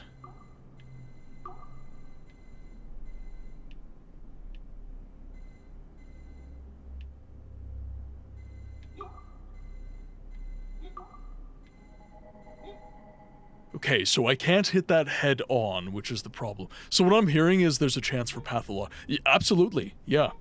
Absolutely. Both versions have different built-in games, so it's well worth having both I'm down then. Eventually, my plan is to have a nice built-in kind of shelf right here, as opposed... Right now, it's just like kind of a... It's like a HomeSense countertop type thing. But eventually I want to have like a built-in shelf that goes all the way to the wall that I've got specific bays for different consoles for, and I'm going to count out how many bays is going to be required for as many consoles as I can get my hands on. And then after that point, I'm going to do like a little side shelf. There's like a column where all my Elder Scrolls cover art is, those 3D prints. That's actually a beam. That's a structural beam for my house. So I've got room for a shelf for like a bunch of games there. So I plan on using... I don't have a lot of space in this room, so I need all the space that I can. Okay, so we have refract and we have...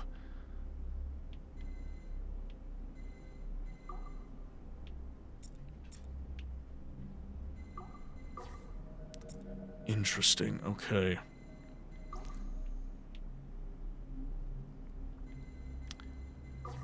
So I have to use this one.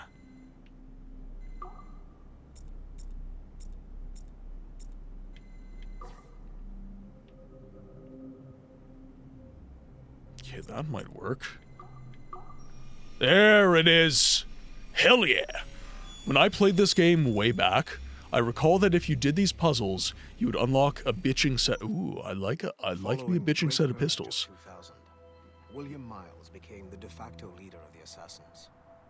A cunning and ruthless strategist.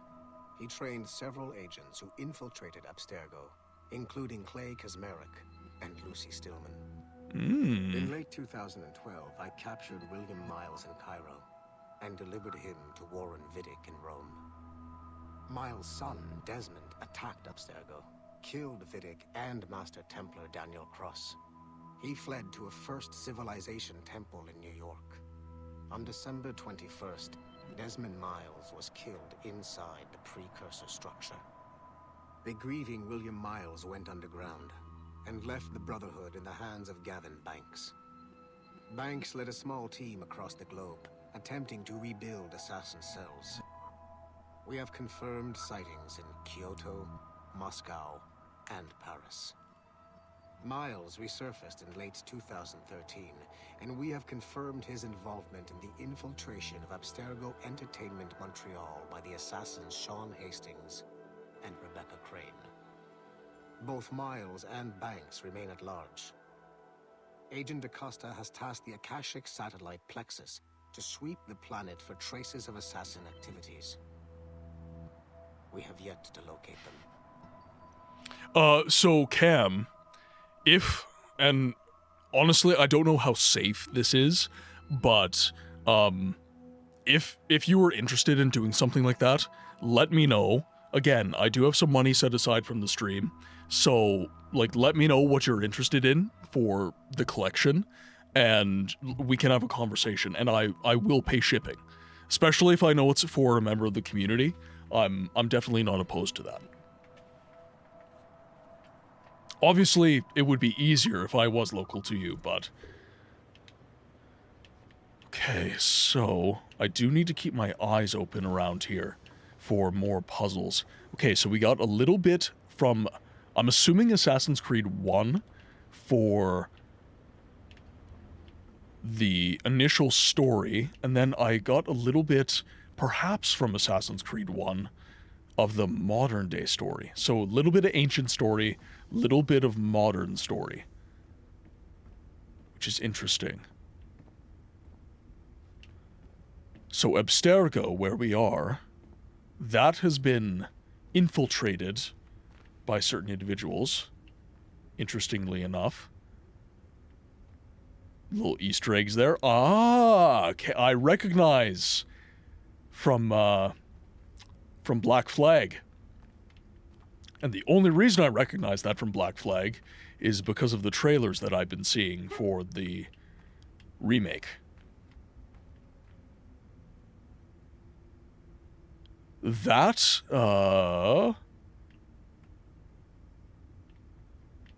guy's probably 2. That doesn't appear to be, because we're around the 7 Years' War right now. So that would be after the Renaissance. This is more, I feel like this is more like 2. Based off of what I've seen of the game. Because I've been watching Eternal play through 2 on his stream. This is actually really cool how many Easter eggs there are. That's very neat. I love that. What do we have here? Suspicious when the Davenport Homestead, March 1752. It has been a long time. Achilles. Adewale, how go things in the West Indies? Very poorly, I'm afraid. Your countenance tells me we should discuss this. Come.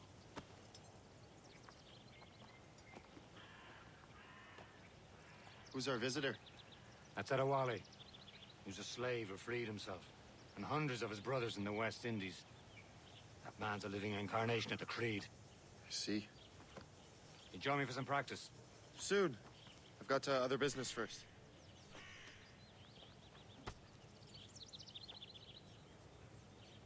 Tell me what happened, old friend. It was terrible, Achilles. The ground shook, and the ocean waves crashed over Port-au-Prince. How many I'd like to hear this. Thousands. No family was left untouched. I hate to bring up practical matters at a time like this. But did Mackandal's man complete his task before the earthquake hit? Can I hide? No. Vonredi has not been found. He was a strong Maroon, one of Mackandal's best students. Such a shame. So we cannot know if he found the site. Indeed. But if there was a temple under the waves, I Okay, doubt how do I crouch? And the artifacts that showed the way? Stolen. The temple Or is there a crouch?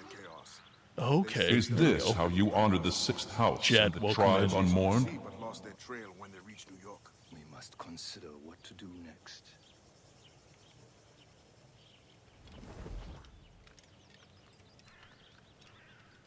Adewale looked worried earlier. Okay, so we got the training area. Seen him yet? Okay, so that links us to dialogue. I hear Mistress Hope was looking for you. Mistress Hope. Who is Mistress Hope? Possibly someone inside? Let's go take a look.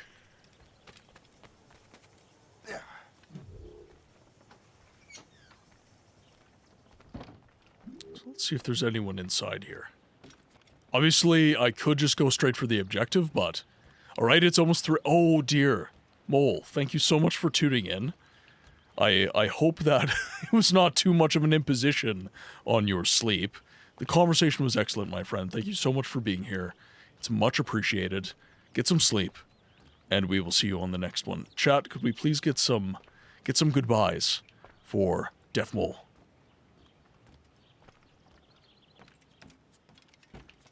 Jet, how are you this evening? What are you up to? And, okay, I will say this. I did get your messages about getting some Mass Effect 3 rounds in, but I was then waking up at 3 a.m. for work, so it was kind of difficult to fit things in, and I've been sleepy and forgetting to message people back, unfortunately, so... Not the Dagoth lasagna! I've not been the best friend these days.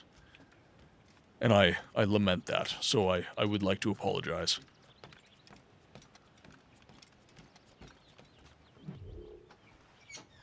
It's even funnier about that since Assassin's Creed 1 was originally going to be something related to Prince of Persia, but the OG creator didn't want to continue working with... Ooh. I did not know that. Sep! My friend, welcome in. Raiders, welcome. We're gonna wait for the Dagoth wave to end. Now, if I know my rucksack Sep, I'm thinking some Hunt Showdown was being played. Now, we're not gonna head to the chatting screen because I need to get more game done this stream. I have not played much. It's mostly been spent in the chatting screen. I'm a god. How can you kill a god? Shame on you, sweet Zaravar. It was supposed to be a Prince of Persia spin-off. That is super, super cool. I'm a god. That is super the history around this game is super interesting to me. There we go, some Hunt Showdown. Raiders, welcome to the game library, where we give a voice to the voiceless games. My name is Martin. I'm a variety streamer with a channel that focuses on video games history and the preservation of that history through experience. Today we're playing some Assassin's Creed Rogue, which is the first viewer-selected game in the channel. So, if you're new to the channel, we have a very expensive redeem. If you've spent quite a bit of time here, you are able to basically pick a game. Yargan, welcome in. Hope you're having a good day. You're able to pick a game that I will play. As long as it's a game that I resonate with, I will play that game to completion on stream. Now, if you decide to do it for the meme and get me to play, like, The Sims, like somebody was saying earlier, I will play it, but I might be like, hey, one stream is enough. But if it's a story game like this, I'm actually very interested in the conversation around this game. I'm having quite a bit of fun. 2 missions, 1 beer. Ah, there. Rainline, my man, welcome in. A tremendous amount of air horns. How are you, Rain? I hope that you're having an awesome day, my friend. What have you been playing these days? I think I saw you playing Subnautica 2 last. What did I miss? Only the So it was 11 missions. We're always training Kasagawase, and will continue to do so. Do not waste your words. Shay abhors improvement as much as cats abhor leashes. Hey. A pity. The boy has Avalon, so welcome much in. potential. But so little discipline. All right. I'll get back to chat. When the cutscenes are playing, I do want to listen to the dialogue.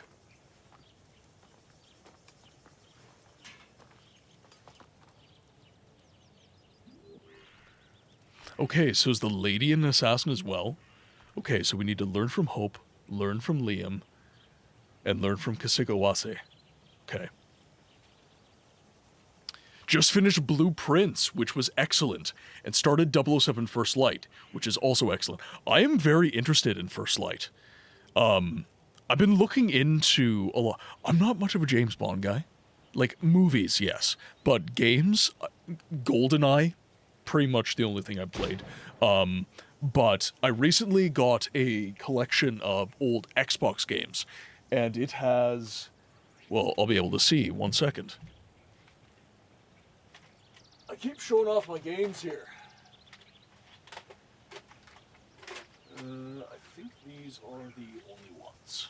Okay, so I don't know if anyone remembers these covers, but the old GameStop covers. So I have Agent Under Fire, and I have GoldenEye Rogue Agent, both for the original Xbox. But I saw a 360 collection that had the GoldenEye, I think it was the remake of GoldenEye for the 360 by Activision, Quantum of Solace, Bloodstone, and there was one more that I can't quite remember. My hair's I got it cut. So I'm growing my hair out, and the way I was styling it, it was too long on this side. It was not looking good. So I got it kind of managed by my barber, and now it's not a complete mess. I'm still getting used to the new styling. I'm kind of doing more of like a slick back kind of thing, and I've never really done that before, so. Pretty much the same boat with 007. Haven't really touched any of the games since GoldenEye. Yeah, like, I don't know why I don't. Like, I don't know. Maybe I didn't enjoy GoldenEye as much as I thought I did, but it was honestly, like, the multiplayer and stuff. Have to go now. See my... Sep, thank you so much for rating in. Guys, if none of you know, Sep was one of the first supporters of the channel. Sep is someone who is very, very involved with one of my favorite games of all time, Siege of Avalon, and certainly my favorite CRPG of all time. And he curates and creates a bunch of mods for the game. Absolutely incredible. Absolutely incredible dude. And very, very helpful in... I wouldn't say cementing my love of the game, because I already loved it, but certainly giving me a better appreciation of what the game represents, I would say.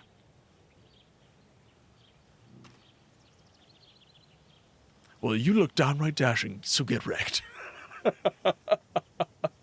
But yes, Sep, have a good night, my friend. Get some sleep. Development currently paused. Send me a DM. I'd be very interested in where things stand on that. Very, very interested in where things stand with that. And if you'd like, I would like to find out how I could be involved. Not necessarily like with the development, but if I can just help and give it a shout every now and again, that would be something I'd very much like to do. Again, absolutely adore the game. Okay, we do have an ad break right now. My dog is medicated and needs out all the time. Nerevar, the Argonians stole my McNuggets. No. The Argonians have given my Quinn prednisone, and she's peeing like a freaking horse right now. It's insane. So I just need to make sure that she's not having any oopsies. So I will leave you guys with the clips, and after ads, we will get back into the game and do some training. Really? All right. It's good, Sigma. Can you sing? Now, if you'll excuse me, I have to collect foreskin for Dagoth. Yeah, Vivek mole-egged his ball, so much so that it made history. They wrote a book about it. The entire sermon is a prolonged allegory about post-nut Claire. Now, excuse me while I enjoy my high tea. Tastes like aristocracy. Oh, no, I can't. I can't do it. Oh, wait. I love how that's how you're gay. What the fuck? Suck on a glorious amount of all-American custard!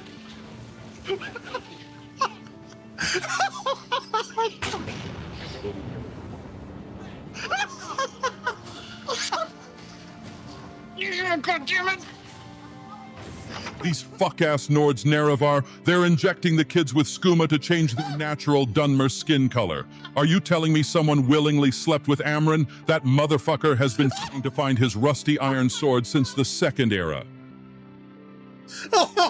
Last words, a guy with a beautiful voice. He makes me melt. Ooh woo. Ooh woo. You're really gonna struggle getting down the mountain otherwise. So we're gonna help you. Okay? Okay, are you ready? Ooh, they knocked the wind out of my balls. Well, okay, it's not. Welcome back from ads, everyone. Thank you very much for accommodating the increased amount of breaks. Quinn is very grateful. Oh my god, I don't know how she just keeps peeing. It's insane what the steroid is doing to her. But this is like, oh my god, this is like the 8th time she's been on this treatment regimen. So she's got what's called immune-mediated thrombocytopenia. And what that is Latin for is essentially that her immune system attacks itself. And she runs low on something called platelets. And platelets are very important for your blood. So it is life-threatening if it goes untreated. So she has relapsed multiple times, but this most recent relapse was quite stark because it was even with medication. So we've resumed the steroid part of the treatment, which we do stop because steroids forever is just not good for you. Contrary to what Arnold would say. And yeah, she's, you know, she's better already, basically, but Here, you can use these. it's a lot on my end to deal I want you with. to have half a chance of succeeding. Go on. All right, so we get 2 shoosty sticks. Shoot these targets. You can take your time. Not Hold too left much stick. more work after this. Use right to aim. Press R to... Okay, so basic shooting controls. Excellent. Squisha Bunny, welcome in. Hope you're having a good day. Press LB to reload. Press Y to shoot highlighted target. Standing still. Okay. Let's see how you do on the run.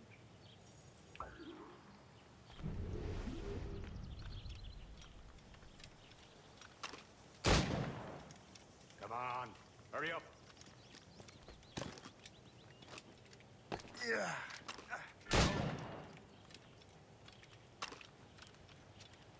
Okay, we'll reload. Easy, easy. Yep.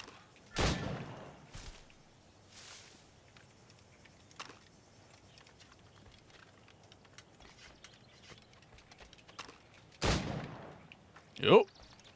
Oh, of course you're all the way over there. Time's running out. Come on, buddy. There we go. Well done, Shay. Keep it up. You're doing all right, Shay. Don't let the others vex you. They mean well, but they'll never show it. Oh, they'll vex me all right. Okay, who do we have here? We have Hope. It's about time you showed up. Far be it from me to keep a lady waiting. I'm no lady here. And don't you forget it. I'm your teacher. And you're better. Well, some of that is true at least. What are we be doing? Exploring a myriad ways to end life. You two! Make yourselves useful and watch Shay.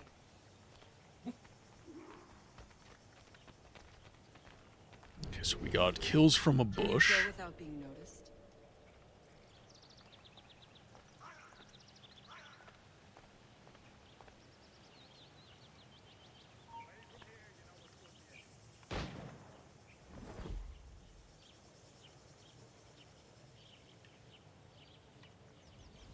Attack from around a corner, and your target will never know what hit him.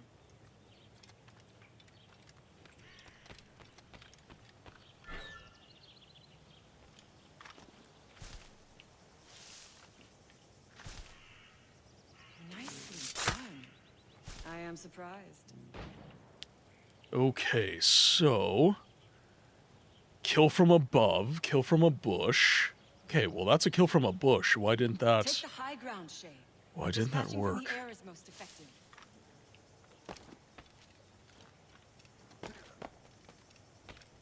Kill while sprinting as well. Oh, need to stay in the target area. Whoops. Okay, there's no crouch.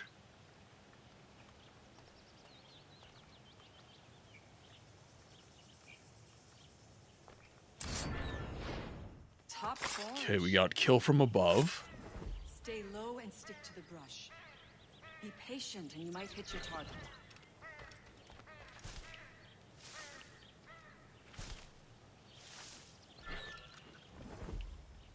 You certainly know how Got to him. handle Okay. yourself. Now we need to do a kill while sprinting. So we'll wait. Okay, now sprint. Perfect. There we go. You did better than I expected. Oh, a bush and a haystack is different. Okay. Have your skills actually grown, Shay? Do not get a swelled head over it. All right.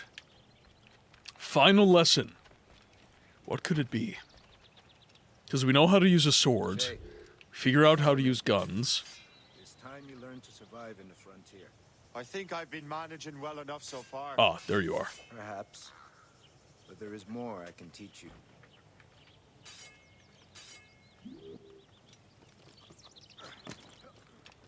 The free running is interesting. The flow of it feels really good. I can tell why people like it.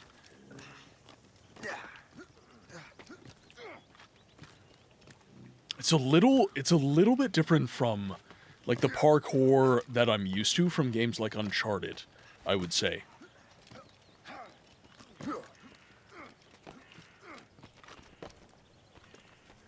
What's interesting to me is I heard that the parkour in this game feels a lot clunkier than other ones, and I don't know, the flow feels really good. Use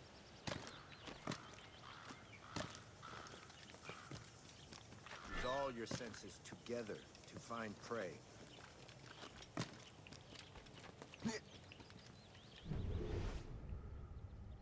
Okay, so I got my eagle vision. Masera. The free running used to be very clunky in OG. Killing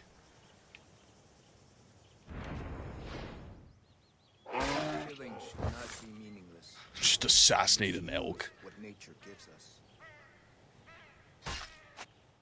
Good. Now to use what you have taken from nature. Okay, so we have a crafting menu. Oh, okay. So we've got pistol holsters. Let's make those. So that we can have some pistols. Okay, so that's a little bit of okay, so that's what all the resources for. Because we picked up some cloth during that naval battle as well. Interesting.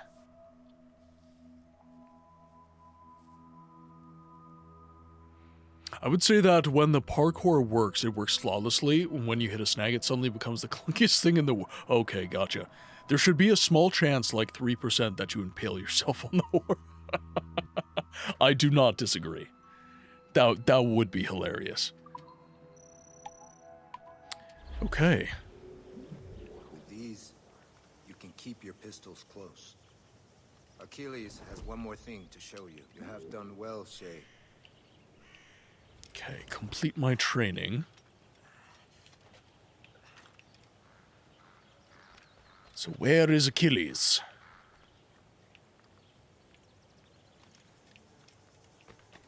Oh, he's back in the mansion. Gotcha.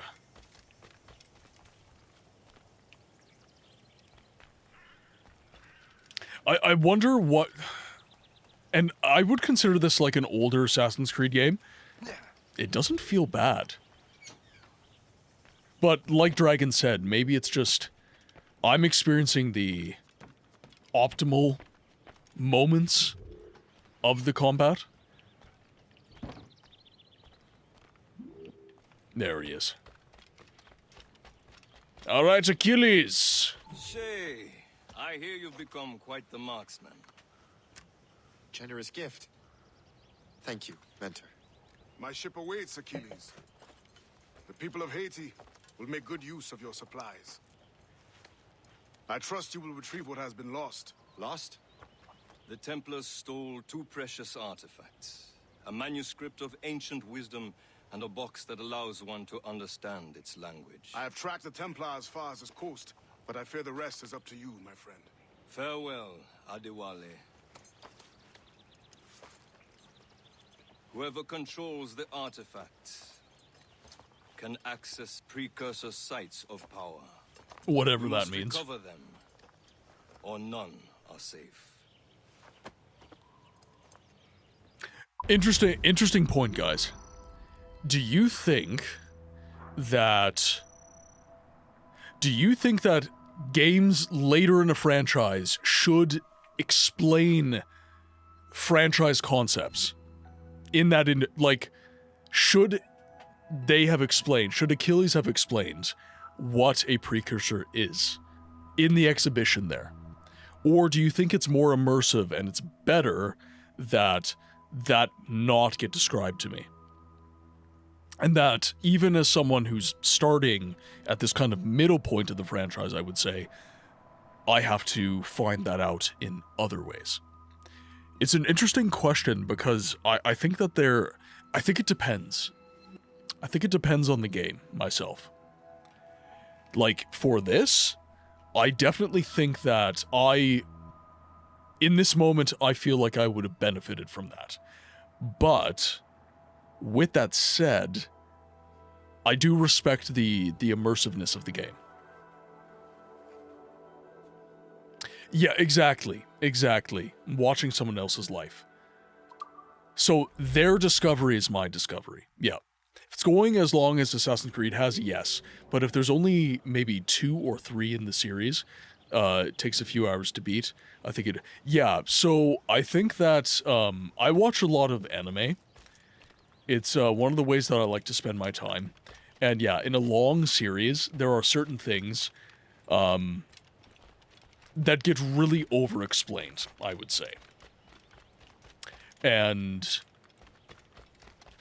like Bleach, One Piece, Naruto, you know, I can only have jutsu explained to me so many times as someone who's just been watching the show consistently before I go, okay, come on.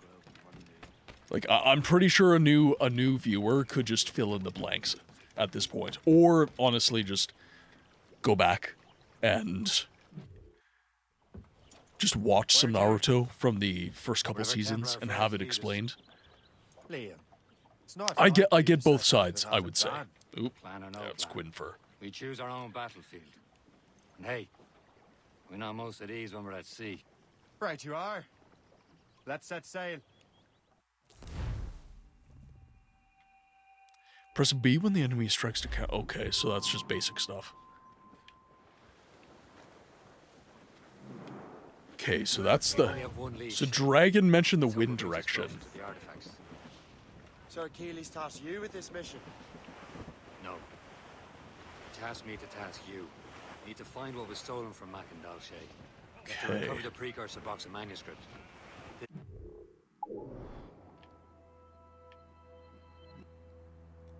Oh, so that's all... Oh, okay, that's actually quite far away. So here's us. I do love a good map. I do love a good map. Alright, so these, I'm assuming, are enemy ships. Okay. Sense has been made. Okay. And what's yours? Watch your arse. Achilles doesn't really trust Oh, interesting. Right. Do this for him. So there's stuff to loot on the way. Liam, do you know what Achilles writes about? I see him in his office all the time, bent over his papers. Okay. Now, question, would there be a point in avoiding the enemy ships, or should I be chomping at the bit for a fight? Of course. Liam, you can be a right horse's arse when it comes to assuming everyone knows the same as you. I cannot help Alright. if Achilles wants me That to guy defend you didn't without attack counterparts me, Europe probably and elsewhere. because I didn't hit line of Said like sight. his favorite son. So I Connor's think his we're in good favourite shape. And only son. Then Achilles is heir.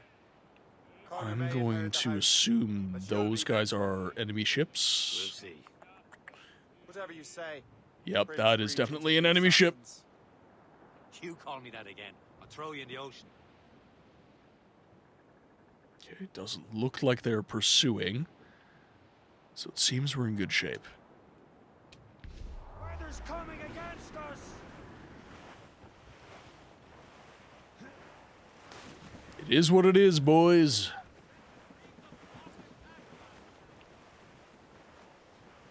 The ships give you resources that you'll eventually be able to use for upgrading your ship, so it's really up to you if you want to... Ah, I see. So if I want to risk ship health, basically. You know what? We'll do a little bit more story. I think I'm interested in doing more story as of right now. Then there will be some stuff that we can grind out later.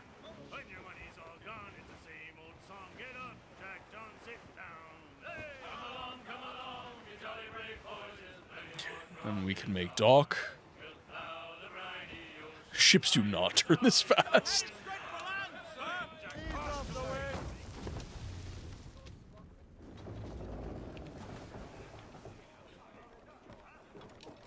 Let's get out of here.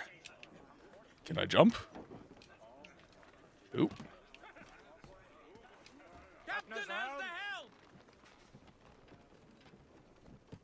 There we go.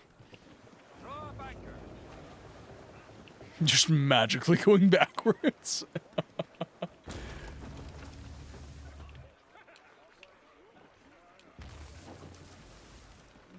Just give me a way out. Or those potential enemies. Oh, these boys appear to be French.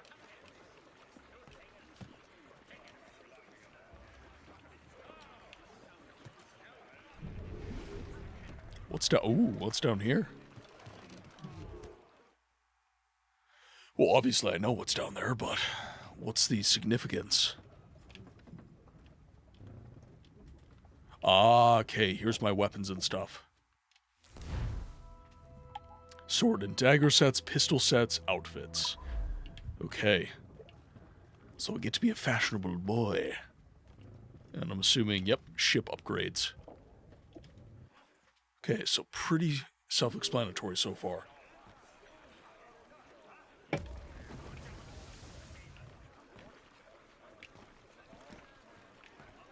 What would this be? Ooh.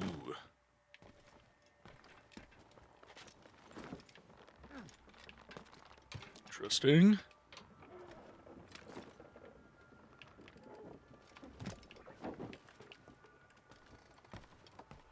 French, your father was a hamster and your mother smelled of elderberries. Port La Joie, level 32. Now, will I get attacked? That's the real question.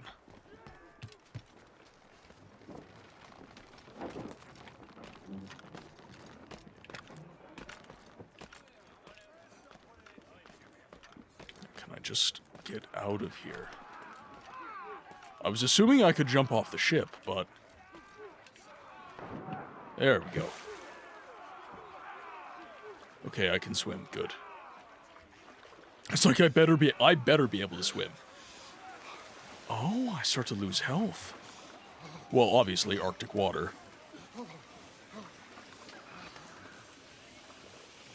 That's an interesting mechanic. I'm actually surprised to see that. Stealth swim? Okay, let's get out of here. This is needless. This is needless loss of health.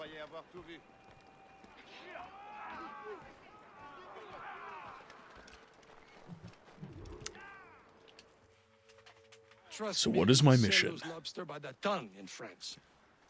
Ah, the cabbage farmers return. About time. We have a lead on that curious manuscript. I'd be surprised if you can read it. No one can read it, imbecile. This is why the Templar are taking so long with it. But one of our allies has caught a glimpse of their work. A pirate? A spy who worked with the pirate. We set sail for Anticosti. That should prove a good test for this floating cesspit you call a ship. You're real quiet. I thought you died. How trustworthy are the pirates? No, there's cutscenes, so I have to pay attention for once. That's right. This isn't the Elder Scrolls. Game from the 21st century. This Good is it. job. Yes. This isn't from the Are the 90s. Templars truly in control in the colonies? I don't make all the sound effects. But their influence reaches far and wide. No, this And what about the spy we're meeting? because this isn't a 90s game. I'm not need reading not worry everything about out. I'm the doing all chasseur. the sound effects. He is loyal to Yeah, the so Brotherhood. you still haven't played the first one. I'm He aware also has this friends was in both the French and voted English for. fleets. And he knows more about what goes on in these I parts know it's than out of you order. can ever hope to learn. So, Liam, I understand. what can you tell me about Adewale? You obviously admire the man. Whoa! Whoops! Never known anyone who done so much for our cause. Locate a Royal Navy. Okay, so I think I'm heading the right way. Adewale was already a legend before joining the Brotherhood. He was a pirate. We got to avoid the ice. Scourge of the West Indies, rubbing elbows with the likes of Blackbeard, Woods Rogers, and Calico Jack Rackham. Well, everyone, yeah, exactly. Why? Why did he shoot his cannons? What's wrong? Adewale intercepted a Templar convoy and stole a mysterious package. All right, so we kind of have the wind at our back right now, which is nice. Trusted it to a woman he believed was loyal to our cause. Let me guess. She wasn't. She was. Am I getting closer, or? Eventually found. I'm sailing away. All right, well, can I make this work? The wind is going kind of opposite. So, no, I can't make that work. I just have to turn into it. The very box we're seeking. I don't think it matters if I'm at traveling speed. It didn't seem to matter last time. Why don't we set the Morrigan against a quarry of our caliber? You just want to test I can shoot straight, don't you, schoolmaster? Well, if the lesson fits.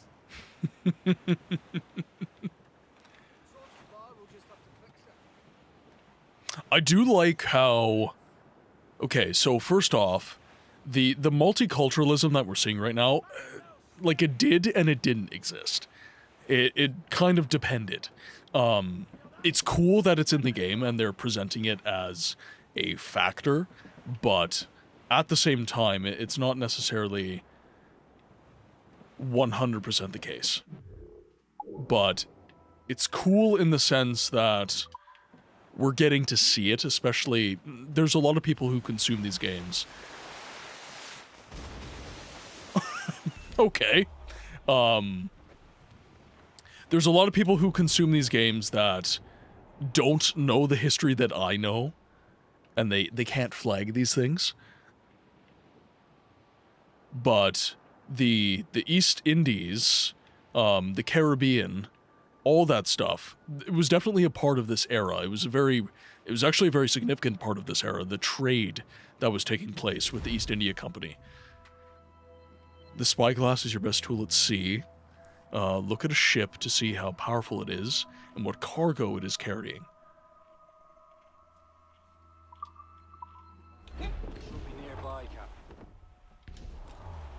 Alright, so... Slow me down, please. Great thing you got your boating license. There, Cap. Alright. Do I have to take it down? That's fine indeed. Perhaps we should aid her journey to the bottom of the sea. Let's not be too hasty. She's full of crown cargo. Take a look through your spyglass and see for yourself. Pretty sight. I say this is a good day to lighten King George's pockets. Be careful. A few shots should be enough to cripple her. Too much damage and she'll go down with all souls. And all Just watch I take it I down. was gonna say that looked right in the middle of the ship. Oh my god, okay. Yeah. Okay. Easy. Oh, can I go? Okay.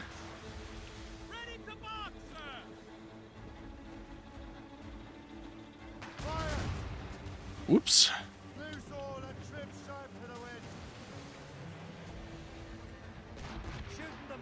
Look at this poor guy.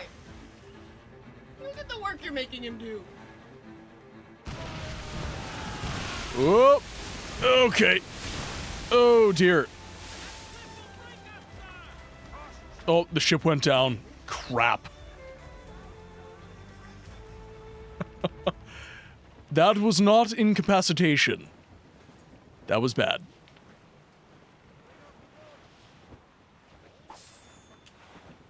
Oh.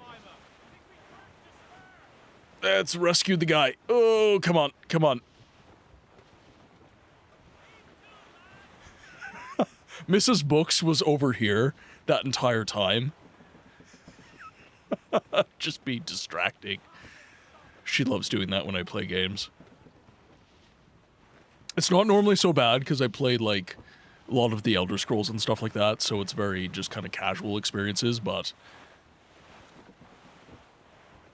Okay, did I just soft lock myself? I might have just soft locked myself. Yep. You gotta imagine how the guy feels. You kill all his friends and doom him in the middle of the ocean, just to drive away when all your crew tells you to pick him up. I didn't know that's what happened! So is that the wreck?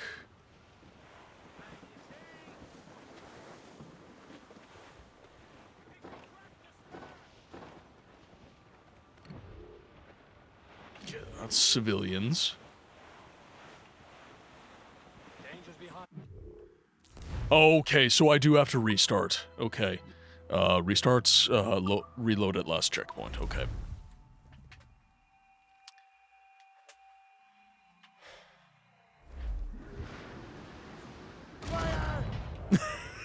Just shoot! Shoot, damn you!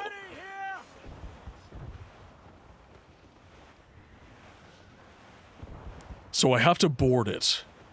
There's like a sweet spot in the health bar. There, Captain. An English vessel. And she looks to be in trouble. That's fine indeed. Perhaps we should aid her journey to the bottom of the sea. Let's not be too hasty. She's full of crown cargo. Take a look through your spyglass and see for yourself. Pretty sight. I say this is a good day to lighten King George's pockets. Oh, whoops. I'm so good at games. Two shots should be enough to cripple her. Too much damage and she'll go down with all souls and all spoils. We can board and loot her before the crew knows what. Whoops.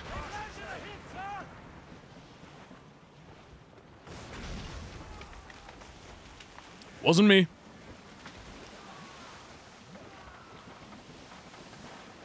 Easy. Easy, lads.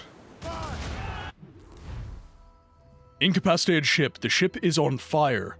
It becomes incapacitated. You can either get close and hold B to board, or try to get all the cargo.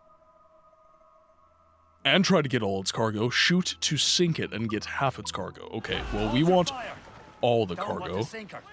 Now's the time. Let's board her.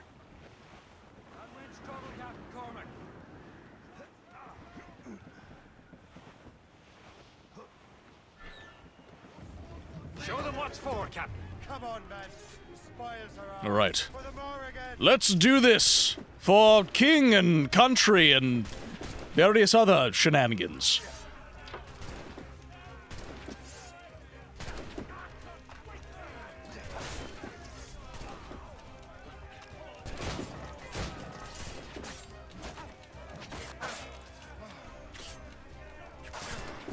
Oh, where are my weapons? Good God. Thank you. Just die immediately.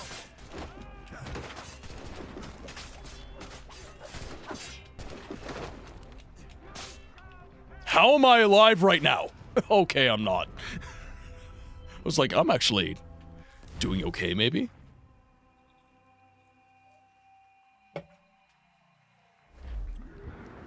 Oh, no. Okay, I gotta redo it all again.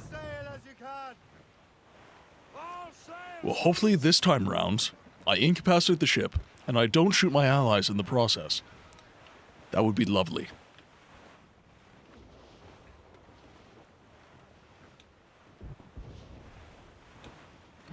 There, Captain. An English vessel. And she looks to be in trouble. That's fine indeed. Perhaps we should aid her journey to the bottom of the sea. Let's not be too hasty. She's full of crown cargo. Take a look through your spyglass. Let's not hit the rocks again, either. I say this is a good day to lighten King George's pockets. Okay, let's get into range. Almost in range. Be careful. A few shots should be enough to cripple her. Too much damage and she'll go down with all souls. No spoils. We can board and loot her before the crew knows what hit them.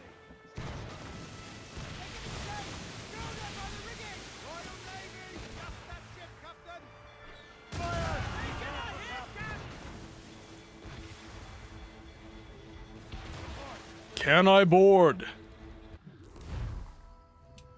Yes, we can. Good. Okay, let's board. Now's the time. Let's board her. Spoils are ours. For the Morrigan!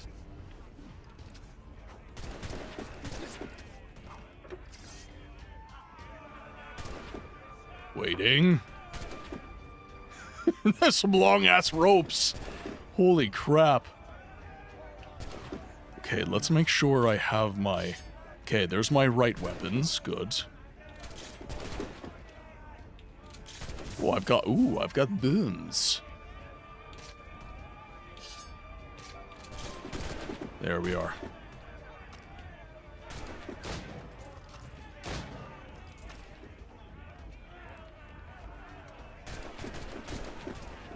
Almost there. Ooh, took that guy down. Nice.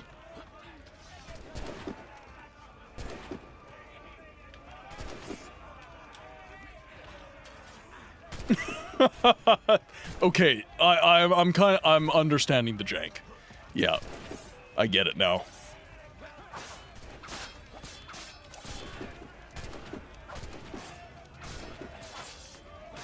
Oh, shit. There it is. Yeah, you surrender. 'Cause I know what I'm doing in this game. Okay, so we got 10 wood, 30 metal, burning oil, and a crew member. Well, I don't need to repair the Morgan, so we'll salvage the enemy ship. We'll make some gold.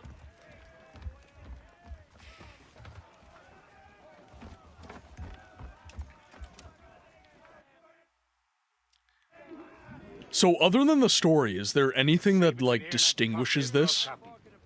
We should strengthen the Morgan before going any further. There's a harbour master station nearby.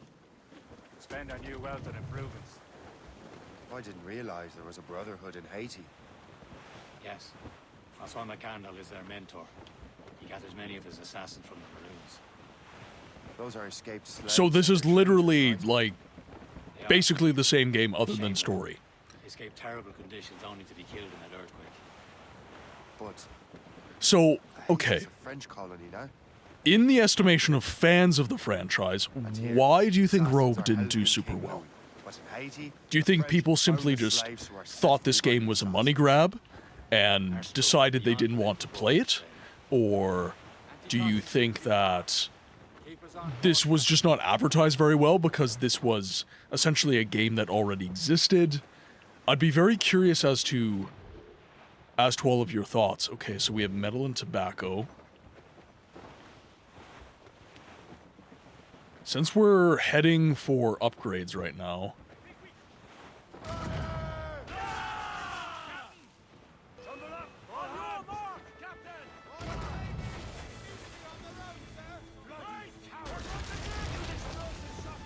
Hold to board.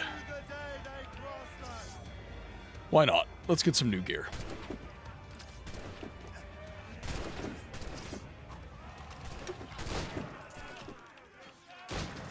Okay, that was pretty good.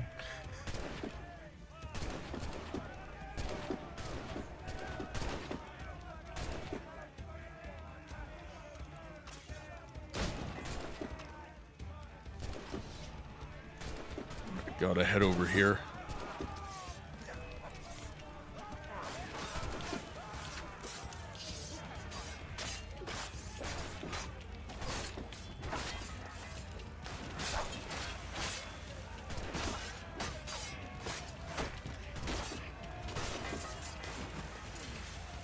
Got it. Okay, so we are going to need some crew. That's definitely going to be necessary. Rogue wasn't advertised, plus it was released the same day as Unity, which was a launch title for the Xbox One. Ah, yeah.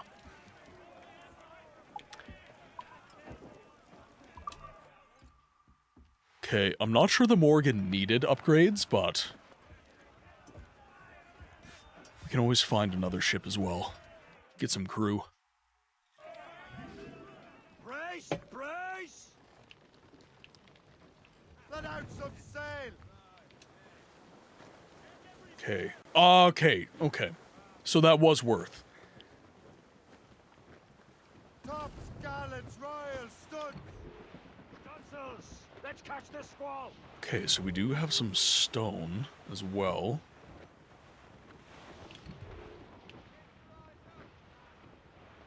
Okay. So those are royal colors. Let's not, let's not get too saucy. We should upgrade our ship before we do anything too crazy. So we'll head over this way. Is this the place? I see nothing but fishermen and their gear. Aye, per se and fishing go hand in hand. But it will serve our purposes well enough. The French fish these waters first, but King George is laying claim to more every year. The locals are caught in the middle. Level off! Douse all sail! There we go. Now we're docking.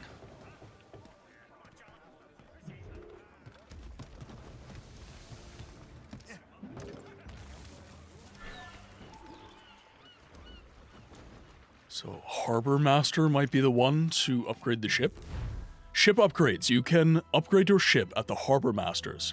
You will need resources, which you can find by doing various activities. Boarding ships, looting supply camps, looting outposts, and capturing settlements. Okay.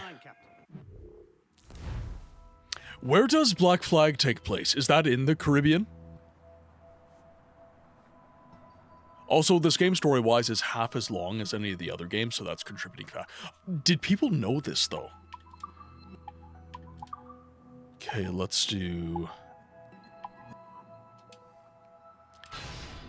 broadside cannons, might as well. Ram upgrades. Round shot strength. Okay. Prerequisites. Progress further in the main story to unlock this upgrade. Okay, so hull armor is what we're gonna need. Okay, and then... that should be it.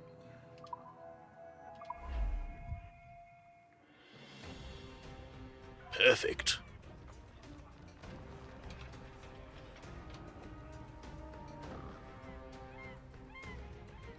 Okay, so this is basically both aspects. So this is going to be basically both aspects of the, I guess, naval...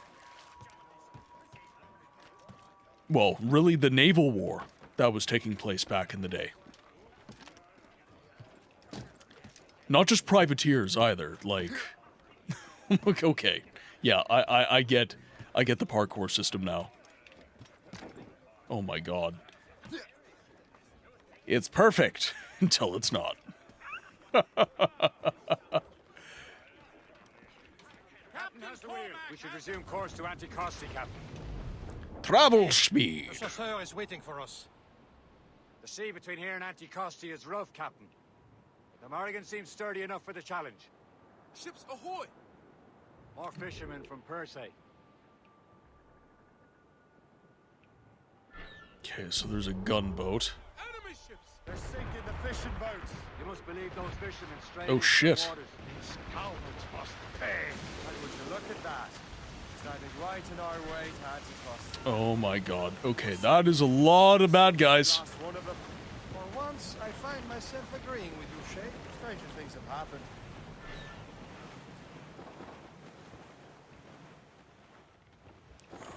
Am I in range? That's the question. Okay, we gotta sink them all. Sink them all.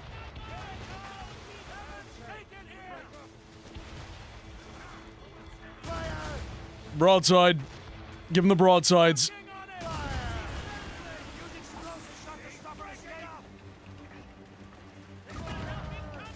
Easy.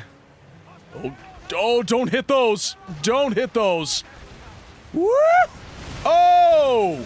Okay, that wasn't very nice. Okay, there we go. There we go. That's the last of them.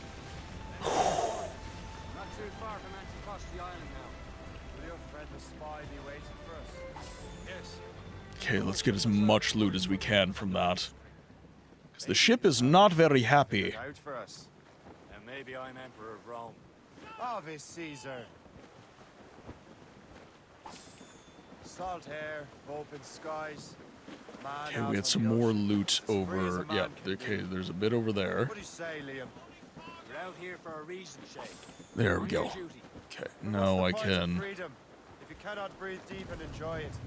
The Templars stick to this continent like tar. I won't feel liberated until we pry them off. Seems to me we should just talk to them There's like going men to be- instead of skulking around. And would you smile and wish them Ooh, a good day come as on, they lay come their on. boot on your neck? There we Of go. course not. They're murdering bastards who want to control the world and everyone in it.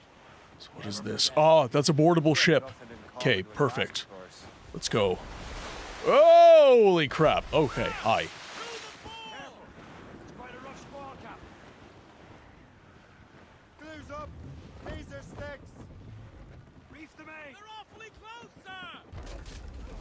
Serve us off the wind!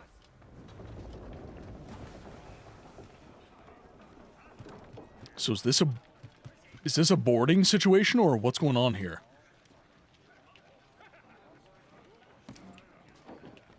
What is this?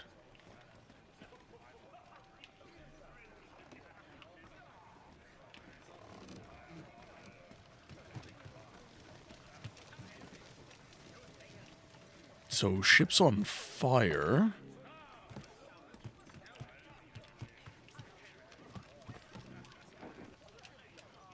Oh shit, what's going on? Why can't I jump? Why is there a timer all of a sudden? I don't understand! What is happening? Captain's at the helm!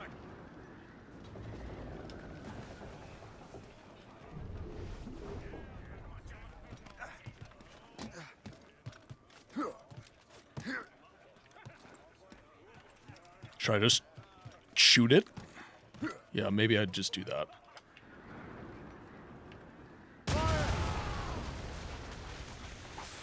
There. Awaiting orders! Woo! Okay, travel speed. I feel like boarding the ship would have been better in that situation, but... Yeah, but I hit the button for the lines. I hit the button for that. Anticosti. The chasseur should be there. And with any luck, he will know where to find that manuscript. Can't be far now, Captain. Herring, get through! Dock the ship here, Captain. We've arrived at Anticosti Island. Right, let's dock, shall we? I don't know why, but I'm trying to use Resident Evil's controls for this game. Keep trying to use RE4's controls. Like, I'm pressing down on this when I want to sprint and stuff. The controls are definitely taking some getting used to for me.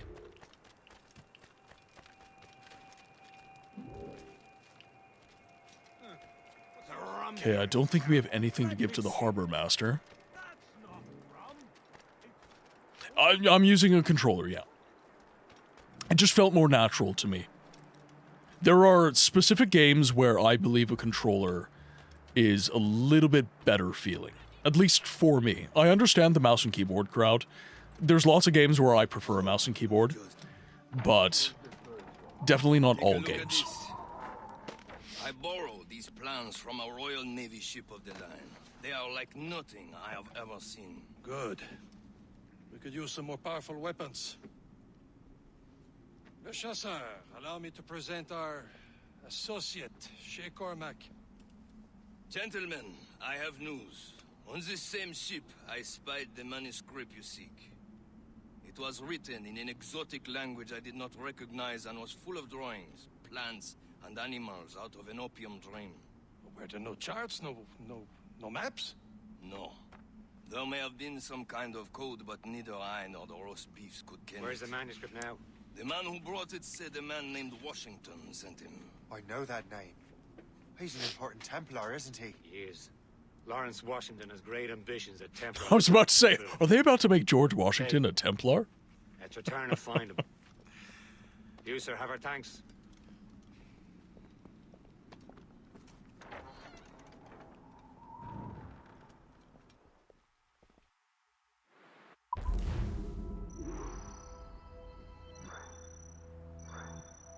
Okay, good. Complete memory sync. Awesome. Alright, what is next? Interesting. Okay, so we got... Oh, okay, we're running low on bullets, so we'll have to grab some bullets. Is that like a merchant thing?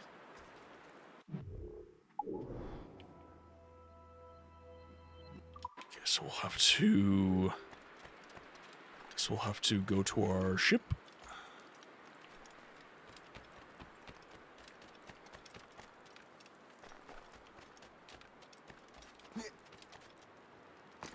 Or is it on...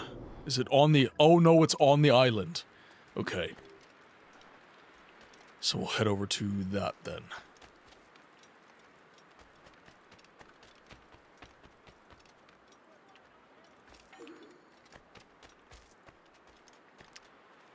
Okay, save citizen, free hostages without being detected.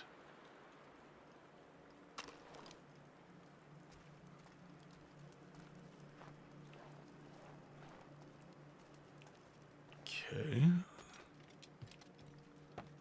Find the high ground, maybe?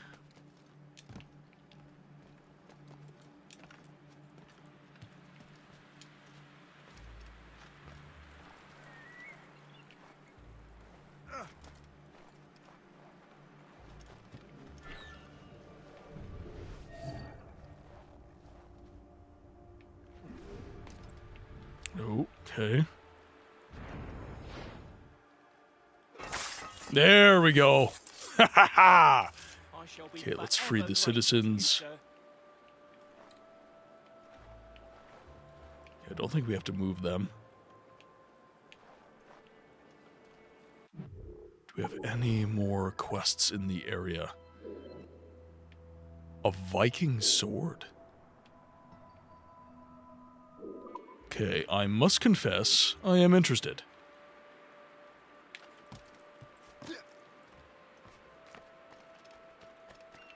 Let's head out of the restricted area. What could the Viking sword be?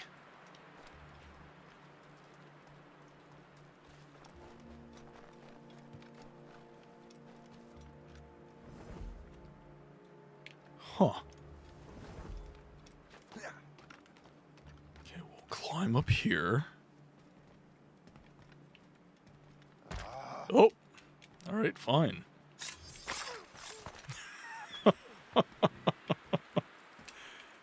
You want to play rough? Okay, we will play rough.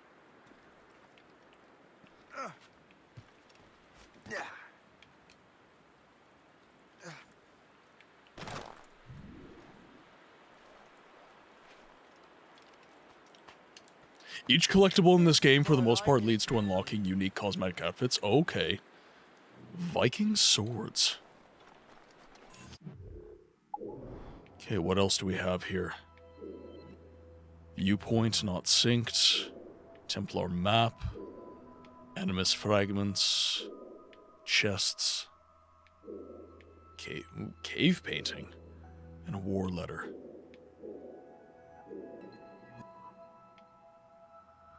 Okay, well, we are closest to...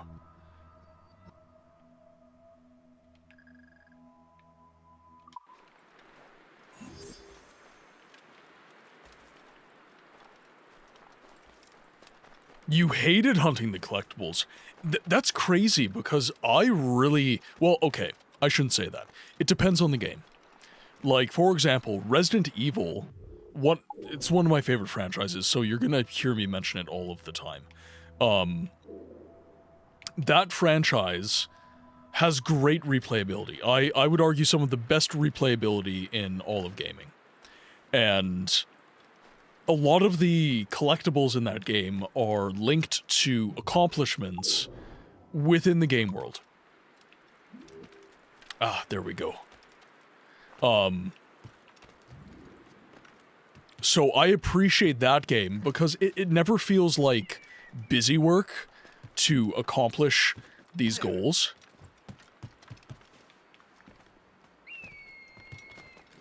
Okay, can't do that. Interesting. So how do I get up there?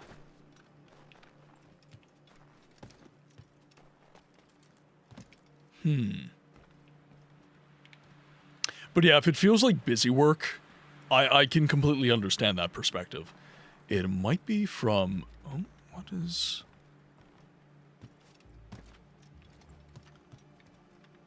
What do we have here?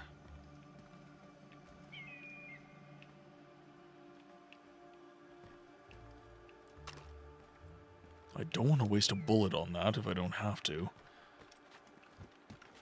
Is there a way in?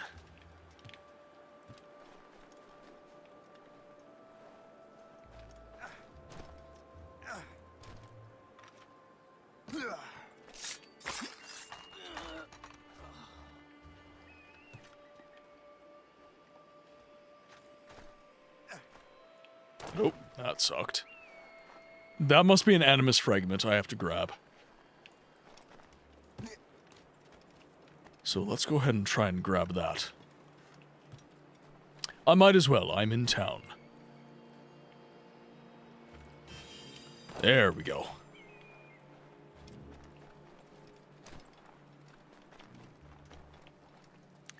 Okay, so there's the perch. And I have to climb up.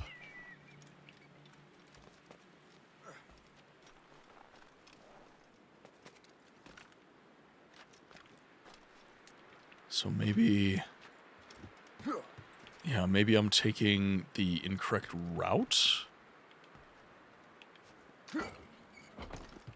Ah, yep, okay.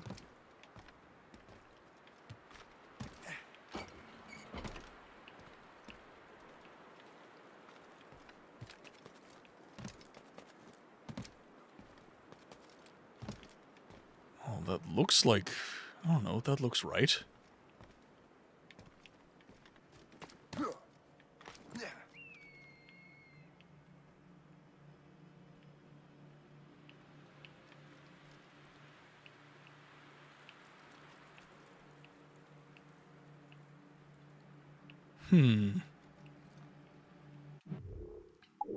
Might be something... Oh, yep, there's something down here.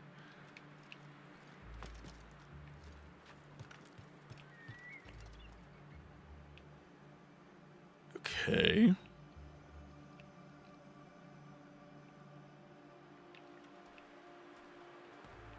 Well, I would like to climb up if I can. It looks like there's a ledge here. I should be able to climb up.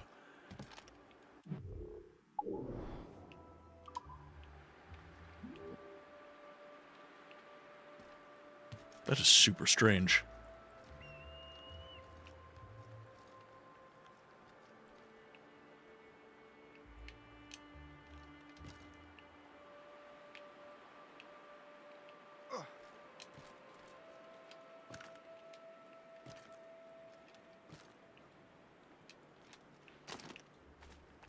Okay, so that's a safe drop.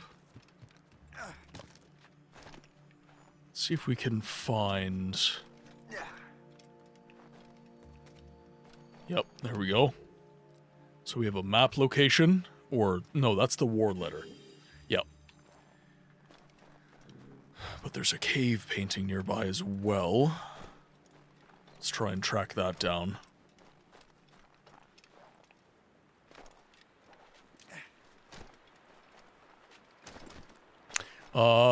You can see on the walls that there are structures not really supposed to be there, but are perfect for climbing. Look for those. Okay.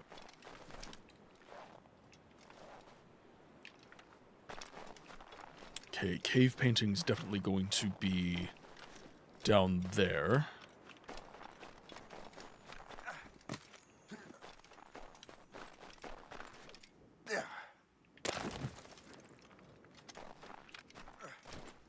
So that's a boat. There's the chest. Grab from this. There we go. Ooh, nice stuff. Very nice stuff. Okay, we do not want to be doing that. Let's move. Let's move back. I would like to get that perch if I can.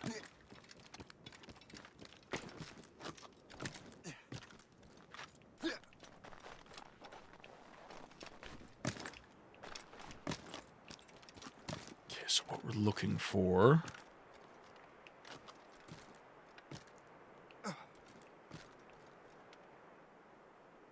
Okay, and that takes us back up here. I wish there's like a more local map.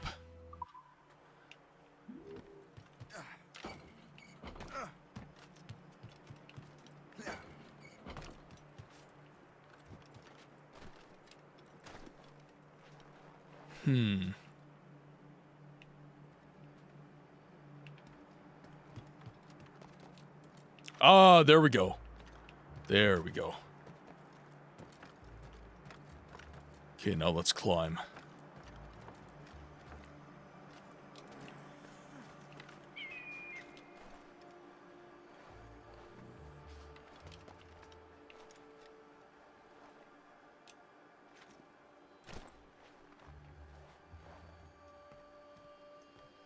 Okay, so that's an animus fragment.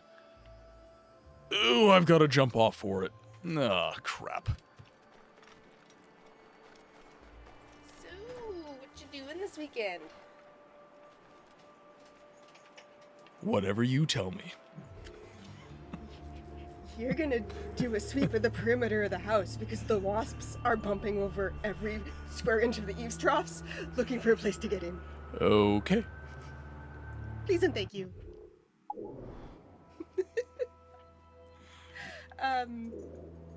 May or may not have to go up on the roof.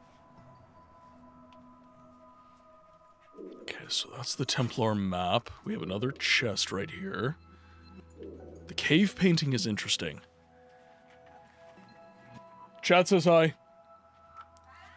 I said chat says hi. Okay, so we've got whatever prosperity is. I'm assuming that's what was flying away from me.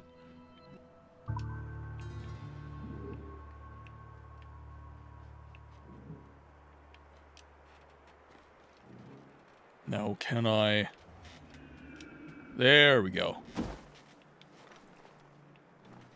I knew I'd be able to do that. You think it reset? Okay, sounds good. So I'll just go after it later. Templar map. We'll run over here.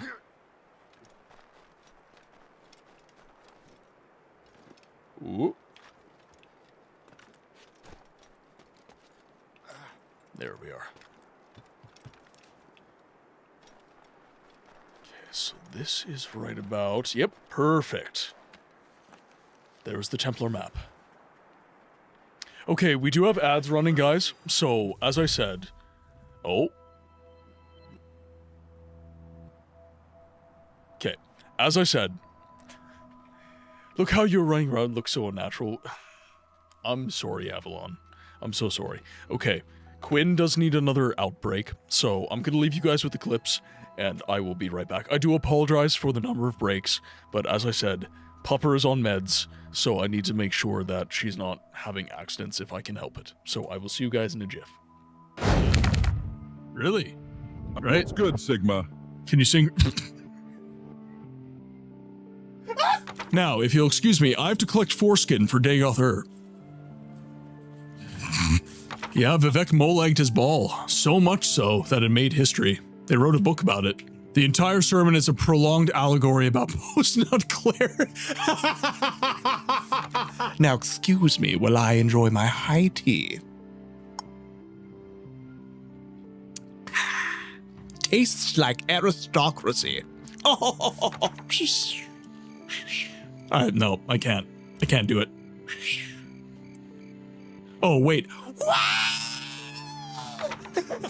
I love how that's how you're gay.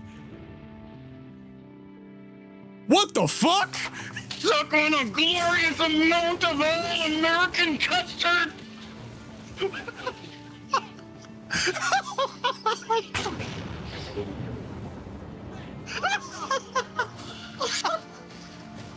Yeah, goddammit!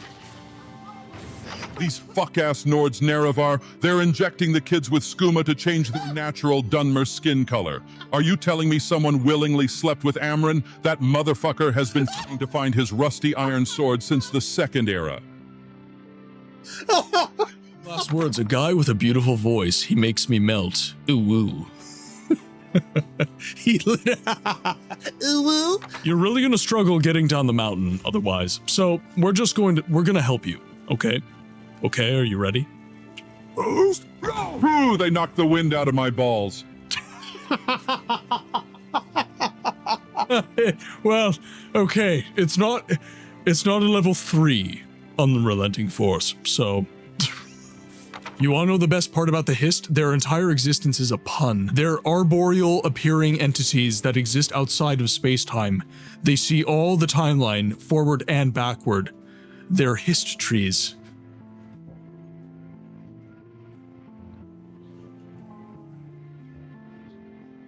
God damn it. You want more? You just saw your buddies get killed, man. Did he grabbed my arrow. I've been looking for you. Got something I'm supposed to deliver. Your hands only. Dagoth's drawing?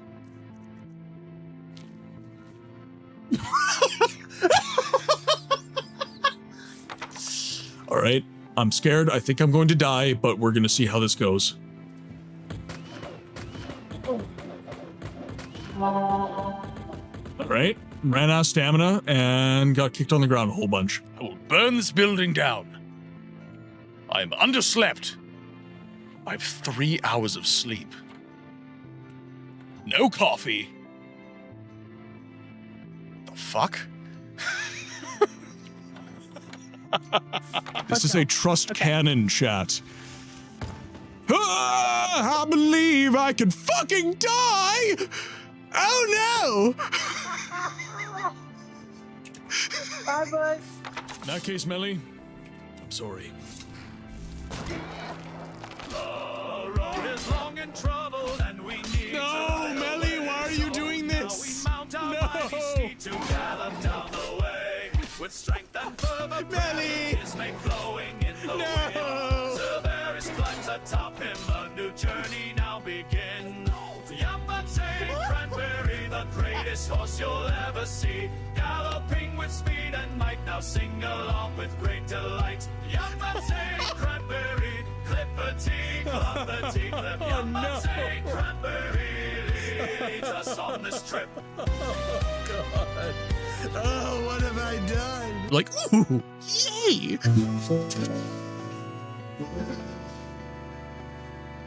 No. Oh, what the hell? We've slain all the werewolves in this area. Come over here and kiss me on my hot mouth. I'm feeling romantical. No, no, no. God damn you. Join the werewolf centipede. They touch chips. They touch tips. You do not have a good friendship in Dwarven kingdoms unless you touch tips. It's a cultural thing. Oh shit, oh shit.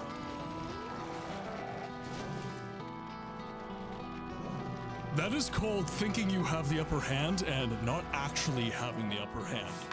Look, man, if you would just wear some socks. I'm wearing socks right now. I have one sock on and one sock off. Fishnets.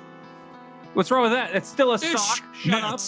It still counts. It's still socks. Still socks. 早上好，中国！现在我有冰淇淋，我很喜欢冰淇淋，但是速度与激情9比，冰淇淋速度与激情9，我最喜欢。所以现在是音乐时间，准备1、2、3，2个礼拜以后，速度与激情9X3，不要忘记，不要错，国际的去电影院看速度与激情9，因为非常好，电影动作非常好，差不多一样。冰淇淋再见。Your local pop punk band, Colon Feeling. Welcome to Colon Feeling. We're serving up a shitstorm.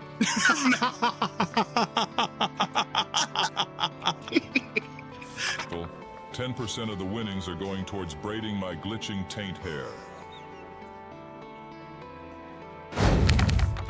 What can I do for you? Welcome back, everyone. Thank you so much for accommodating these more frequent breaks. Actually, no, we're good. We're good. As I said, Doggo is on medication. Medication makes pee happen entirely too often. Alright, so I'm pretty sure that this is more or less the main goal of the area. Now, with that said, the chest here is going to give us quite a bit of resources so that we can upgrade the ship and other shenanigans. So, I am going... We collect protection. We run brothels. We import and export. We import and export whatever the people want. Provide. I got you. Good. Alright. They're protecting a chest, so...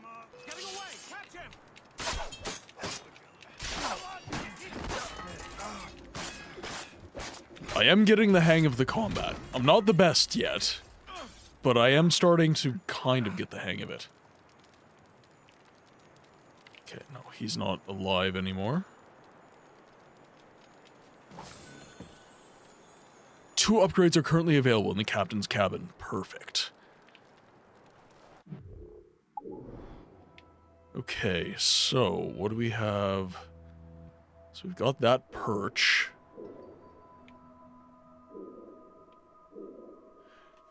The shanty.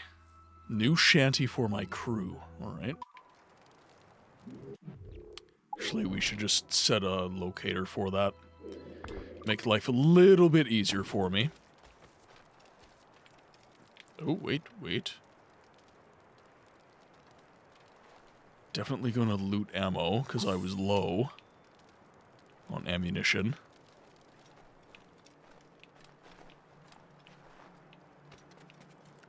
Oop, no, don't want to do that. There we go.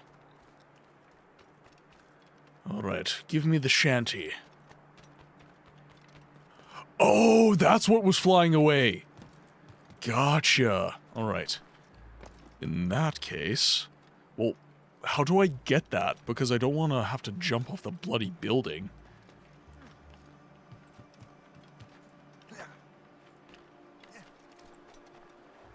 So let's see.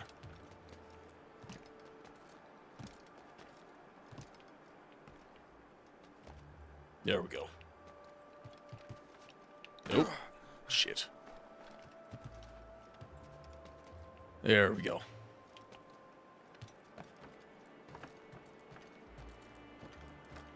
Because I can't just jump up and grab it.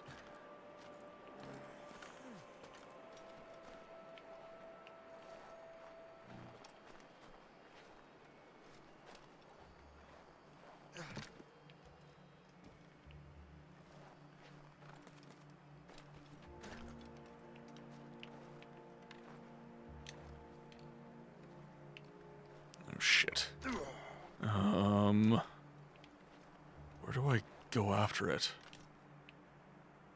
That's gonna hurt. Let's go. Come on. There we go. I got the shanty. I've broken legs, but I got the shanty. We are in the New England territories, shall we say. So this is, I think, probably Canada, given the weather. But this is during the events of the 7 Years' War, which is making me quite happy, if I'm being completely honest, because this was an era of history that I specialized in. There we go. Fragment acquired.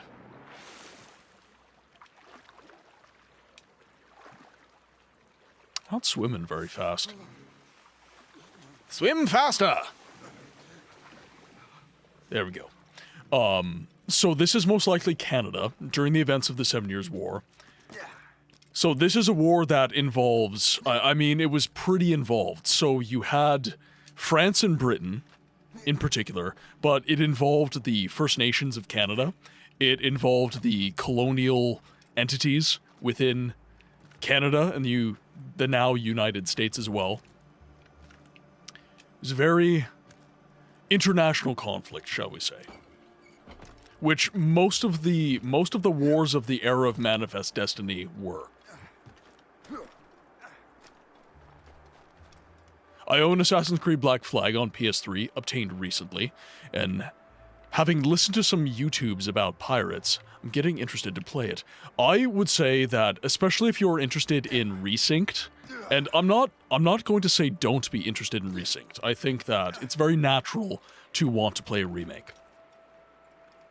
As much as my rhetoric seems deriding of remakes, I still don't think they need to exist. I still don't think they do. Many of these games are very, very competent experiences. However, with that being said, I do understand the appeal. So, if you are interested in the appeal of such a thing, then play the original first. Or if you have no experience with the original, like, if you must play the remake first, fine, fill your boots, but at the same time, think about the originals at least. I think the people who played, like, Resident Evil 2 Remake, for example, like, I understand why they wouldn't necessarily want to... Why they wouldn't necessarily want to play the original, because they tend to be very, restrictive. Especially for the Resident Evil games, but these, I don't think they are anywhere near that bad. Okay, so... Unlocked by completing the Viking Sword quest, a sword of Viking origin with triangular blade and a crossguard. Okay. So, I'm going to look... We get katana. Alright. There's Altair's blades. Spanish sword. Ooh, I like the Spanish swords. Very neat looking naval saber. Ooh, I like that. I really like that one. Ooh, okay. I think I might have found the sword I want. Actually, many of these are quite handsome. I can't say any of them are terribly grotesque.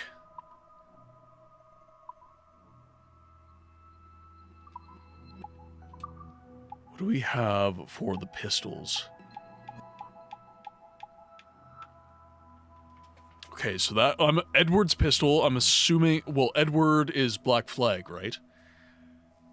So if Edward is Black Flag, these do have stats. Obviously, it's aesthetic versus... Yeah.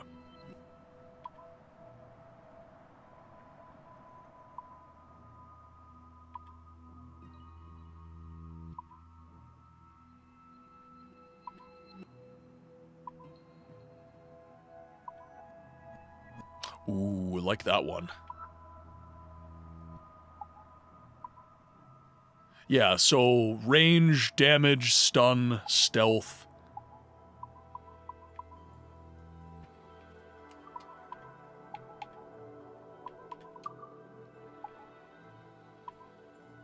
Speed, combo damage. Alright, well, let's look at... Of course, the katana deals the most damage. Just standard. I'm assuming Altair's sword is going to be the best in the game. Because it is Altair's stuff.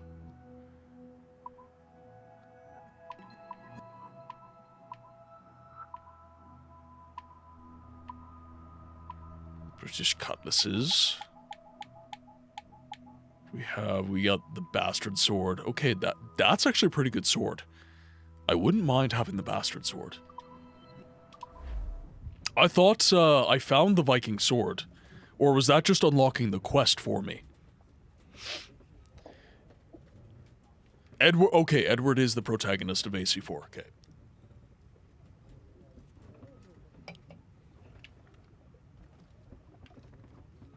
Okay, let's take a look at the ship quick.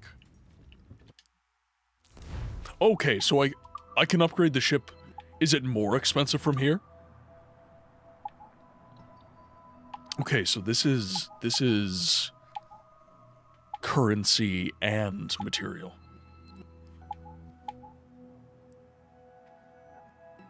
Puckle gun.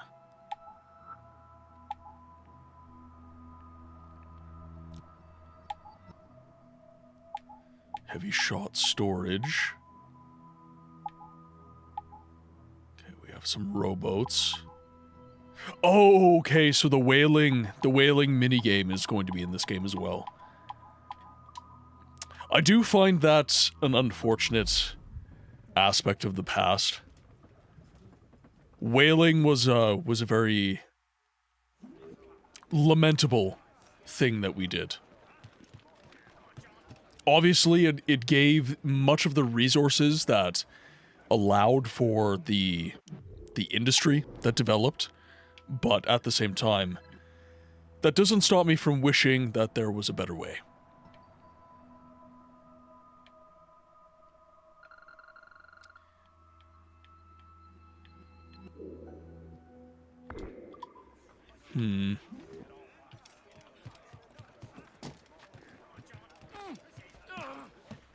So I wonder what we must do here. Because I was actually expecting this to be a lot more linear of a game. Okay, so that is also, everything seems to be centered around the tower. Okay, so let's head back. Oh, absolutely. Absolutely they do. Well, and here's the thing, right? When you are... And we forget this, right? We are living in times of... As difficult as parts of life are today, we are fundamentally living in times of rather unprecedented prosperity. And, oh, there it is. All right. And when you are not living in times like that, it's very easy... It's very easy to make excuses. And would you consider it an excuse at the time, right? The difference between, you know, lighting your home, right? Because whale oil was used for lanterns. Much of the stuff we use petroleum oil for these days, that was whale oil at one point. So machinery used oil as well. There we go. Prosperity increases the money and resources you receive from various activities. Ah, okay. Well, I wish I had grabbed that earlier then.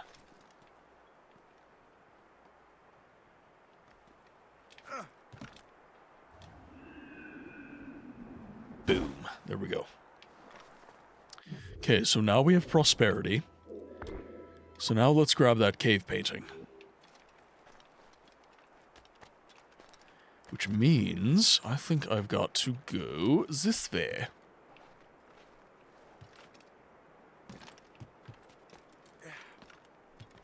And actually, that's an interesting thing you mentioned, Dragon. You know, I make the emphasis of my channel video games preservation. And it's interesting to consider that much of... And Malthus kind of mentioned this in a previous stream, and he's right. But how, you know, the whole idea of preservation is kind of a modern convenience. And I don't entirely disagree with that idea. You know, after all, we are talking about video games, which is ultimately a leisure activity. It is ultimately something that I am able to care about because I live where I do, and I have the ability to enjoy what I enjoy. Oh, fuck. Yeah. I knew that was gonna happen. That was a bad on my part. I should have swam. There are two similar game engines to this, which some, Here, one sec. What do we have here? Okay, no, we're in good shape. We're in good shape.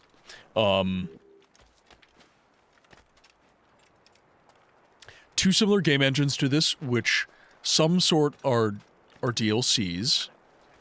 Assassin's Creed Liberation and Freedom Cry. Freedom Cry, that would have been... Yeah, those were all Black Flag DLCs, were they not?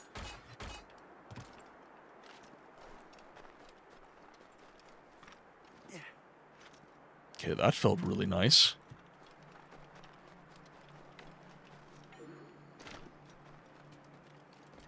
Free hostages without being detected. Ah, this again. Easy peasy lemon squeezy. Join my crew.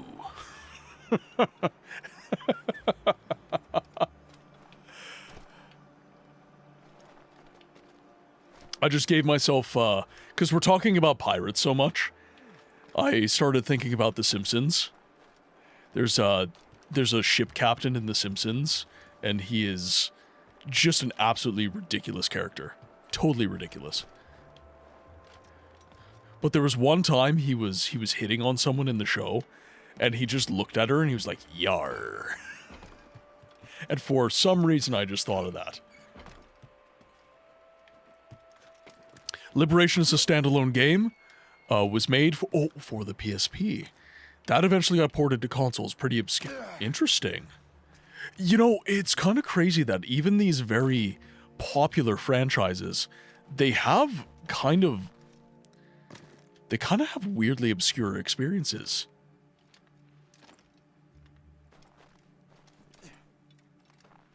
Like, even though we are talking about... Actually, I should... Yeah, I'll get on the rowboat.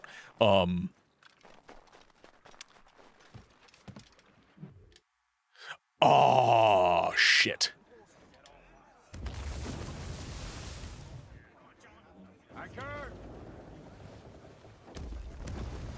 I should have read. I thought I could just jump on that and maybe not freeze when I got into the water.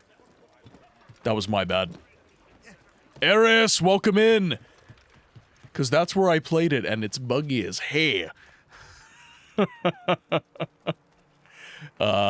Despite the mainline games being popular as hell, Resident Evil have a bunch of games like Dead Aim and Gun Survivor that are... Yes, 100%. And this is why I think this is why I find game... Not only is game preservation necessary, I consider it fun. I think that discovering a lot of these weird, obtuse kind of titles that fit within really insanely venerated franchises, I think that it's so interesting that there's something as prestigious as Resident Evil and Assassin's Creed, and even in those franchises, can you find absolutely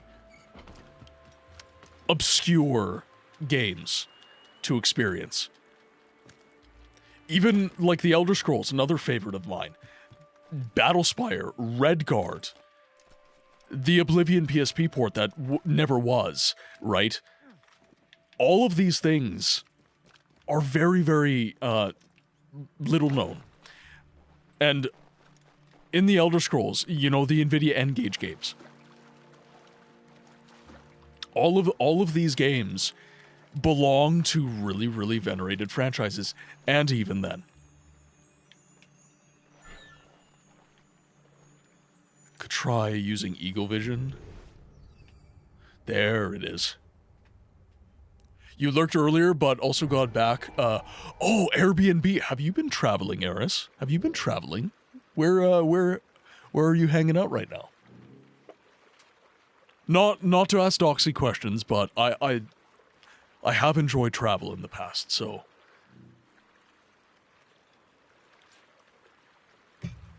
No way! I've always wanted to visit Britain. How is it? How are you enjoying the UK? I have always wanted to visit. The UK, Germany, and Japan. Those are the countries I very, very much would like to visit in my lifetime. I'm kind of... Due to my dad being in the military, we moved around all of the time. And I'm not gonna lie, I got pretty burnt out from all the travel. Moving every 3 to 4 years will do that to you. But now that I have been kind of established in my own household for a very long time, I still don't prefer travel, I would say, especially after I got sick. But the idea of going to Britain and seeing some of the ancient castles, like Windsor Castle, going and seeing the Cliffs of Dover, stuff like that, it's very, very interesting to me. Of course, going to Japan and seeing some of the Shinto shrines and everything like that. And just seeing, like, Mrs. Books and I, we're kind of strange in the way that we like to travel. So we like the idea of seeing the kind of the unsung parts of a country. You know, just getting a little Airbnb or something like that in, like, northern Japan, where not a lot of people tend to travel. It's more, like, I guess, pedestrian. But we like the countryside. We like seeing that side of things. And when I could eat pretty much anything, I can't anymore, unfortunately. I have to be very careful with what I eat. But we would always find these little, like, hole-in-the-wall kind of spots. And we would just, you know, basically be like, what's popular? And we would just give it a try.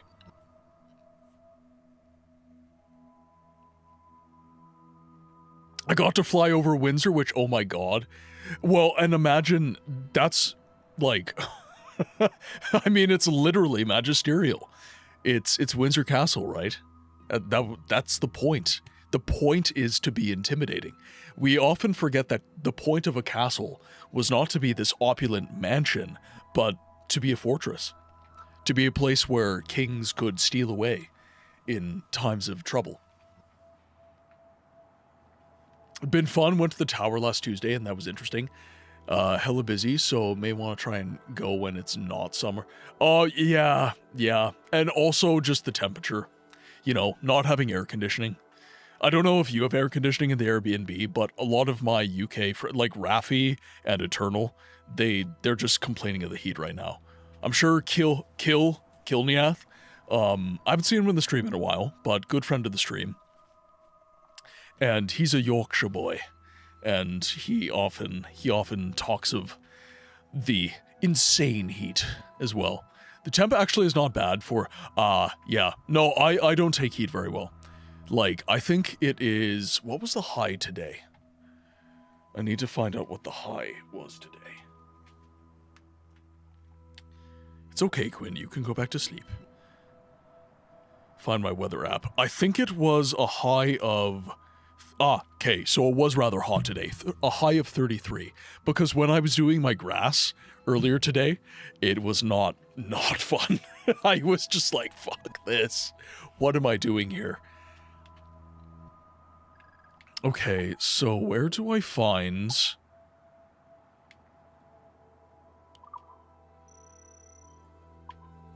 progress? Okay, here we go. Shea Patrick Cormat, a young man Okay, so that's just the sink. So where do I find...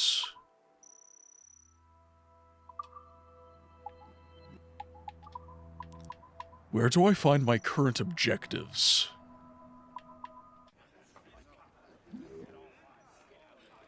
Oh, you're actually in Yorkshire. You have friends who are like, you're lying, it's so... Oh, yeah, okay. The humidity might be worse in North America, I'm not sure. I use a... Oh, you use a scythe? I think you might be a little bit crazy too. Mrs. Book sent one to me though. She was like, maybe this will be faster. We have a pretty small yard. A good scythe though, I will say this, I've seen a skilled scythe user. It's very fast.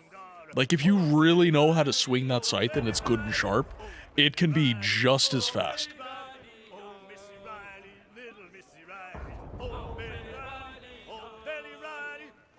I imagine, yeah, it would be very good exercise, yeah.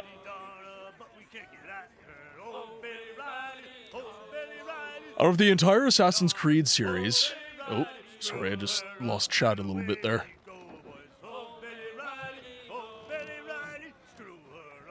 What got me is the frickin' walking, because the States isn't so easily accessible, so my poor legs are like, excuse me, what the hell are you doing? Yeah, Europe is honestly way more... Well, it's not as big, right? Obviously, like, it's still big, but, let go of the wheel. But it's not anywhere near the scope of North America. Like, you kind of have to drive everywhere in North America. It's kind of why I like the small town that I live in, because I'm able to travel, I'm able to walk, right? I can walk my dogs, my grocery store is literally right down the street. I have a pharmacist in town, everything is just like, I have a little town of a few hundred people, and everything is nice and easily accessible.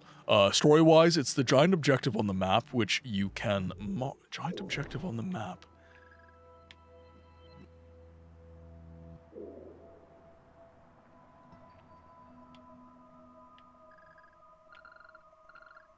So, what would constitute the giant objective on the map? And I do apologize if this is obvious to some people. This is my first Assassin's Creed experience, so I'm not entirely sure what I'm doing as of yet. Ah, there we are.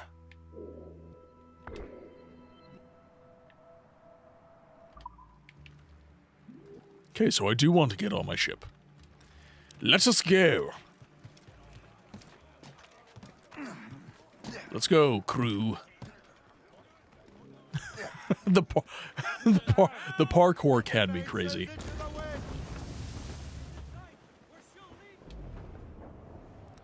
Okay, let's get travel speed if we can. The wind is not at my back, but we'll live. That's what's wild. My town is technically, yes, everything is accessible, but it's also not.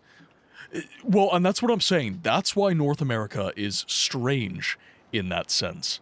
Canada, much less so. Canada, the problem is distance between towns.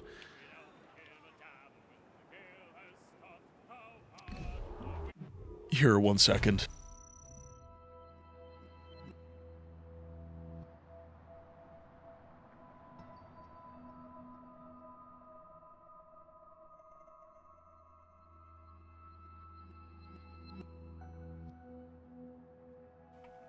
I'm sorry, chat. Quinn went upstairs and just had an abrupt accident, so Mrs. Books needs my help. I will be right back. Really? Right? That's good, Sigma. Can you sing? Now, if you'll excuse me, I have to collect foreskin for Dagoth. Yeah, Vivek mole-egged his ball. So much so that it made history. They wrote a book about it. The entire sermon is a prolonged allegory about post-nut Claire. Now, excuse me while I enjoy my high tea. tastes like aristocracy. Oh, no, I can't. I can't do it. Oh, wait. I love how that's how you're gay. What the fuck? Suck on a glorious amount of all-American custard!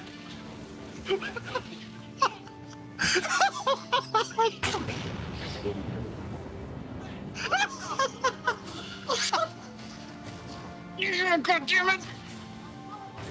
These fuck-ass Nords Nerevar, they're injecting the kids with skooma to change their natural Dunmer skin color. Are you telling me someone willingly slept with Amron? That motherfucker has been trying to find his rusty iron sword since the Second Era. Last words, a guy with a beautiful voice. He makes me melt. Ooh woo.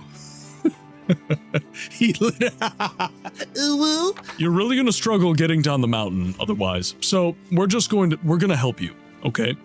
Okay, are you ready? Ooh, they knocked the wind out of my balls.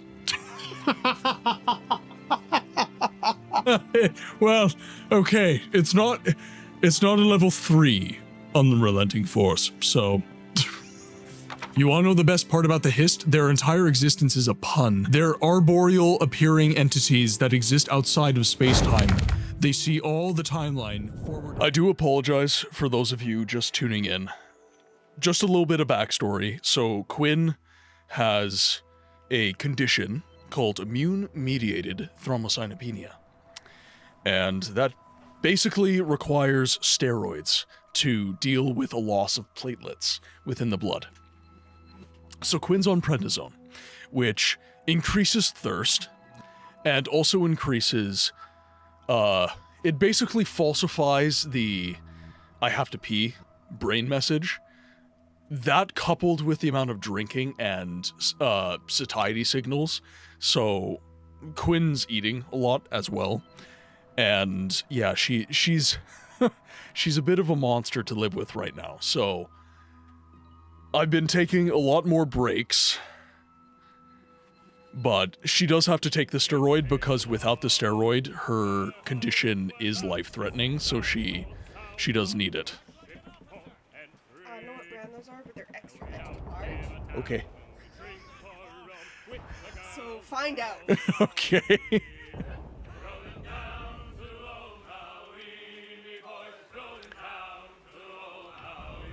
Ooh, actually, do we? What is that? What do we have? Oh, we have fast travel now.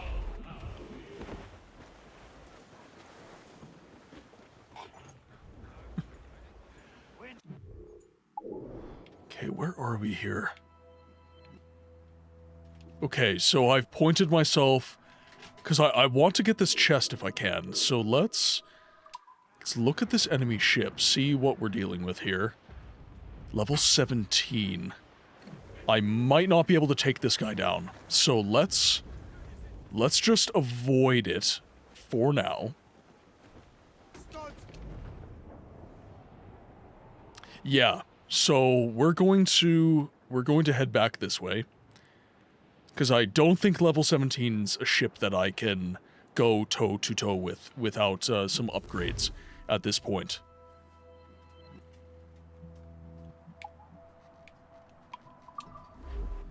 All right, let's head to the river valley.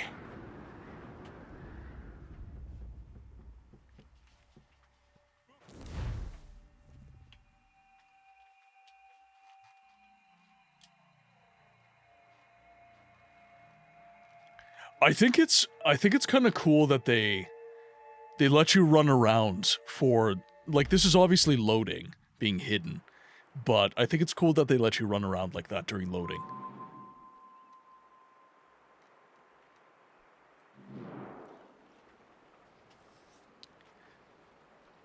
You got your chair assembled, and you shit me not, the 190-degree angle scared you at first, to the point you needed...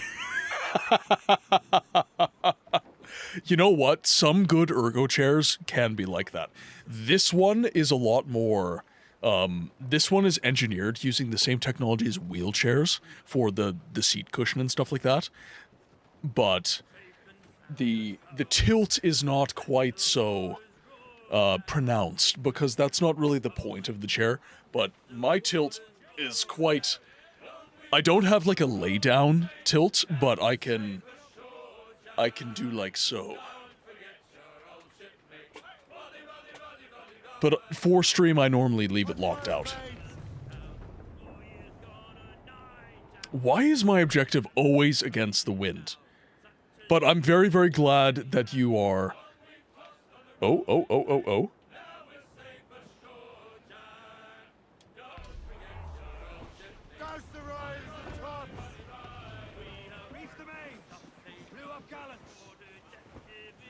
There's some loot. Give me your loot. I think that's loot anyways. There it is. Yeah, that wasn't that much, but whatever. Vortica, welcome in. I love these games where you drive ships like... I know, it's just like... There's no universe in which a ship moves like this, but I will take it. I must say, the one thing... Starfield, I criticize a lot. But the one thing I really, really loved about Starfield was the ships. I really, really loved the ships in that game. I'm just nerdy for, like, anything nautical, and I consider spaceships nautical to an extent.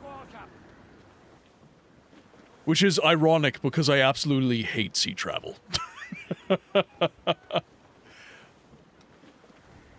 Quinn is okay. She's had this condition for, like, 5 years now. We've been treating it often. And it's an on-again, off-again thing with the prednisone. So it's unfortunate that we're having to deal with it again. But frankly speaking, she's had about a year of just very, very good health. The one thing that was a little bit concerning about it, I will say this, is like she was being medicated and she still relapsed. So that was not fun, but... She's also 9, and corgis, not to be morbid, but corgis generally will only go about 12 years for a lifespan. So Quinn is on, like, she's not geriatric or anything like that, but she's on the, she's getting to the older side of her breed, certainly.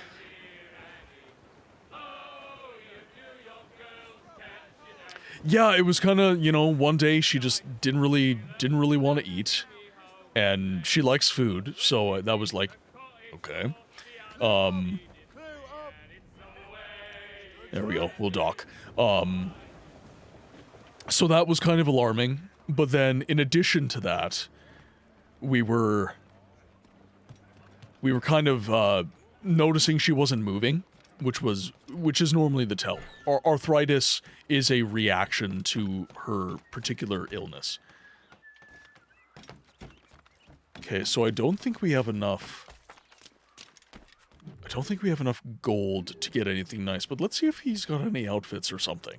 Let's see if we have a new fit that we can throw on. Resources you get by plundering ships, raiding outposts, or supply camps. Wood and metal can be used to upgrade the Morgan. Stone is used mostly for building renovations, and they can all be sold for money. Alrighty.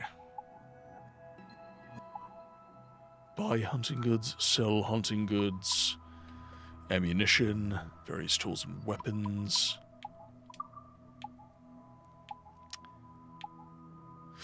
Okay, that's good to see. So, this is not more expensive on my ship. That is something I was quite curious about. So that's good. What do we have for ammunition? Okay, so... yeah, I'll buy that. Yeah, we'll get some bullets. We'll top off. I'm surprised he doesn't have any outfits. Let's see what we can find elsewhere.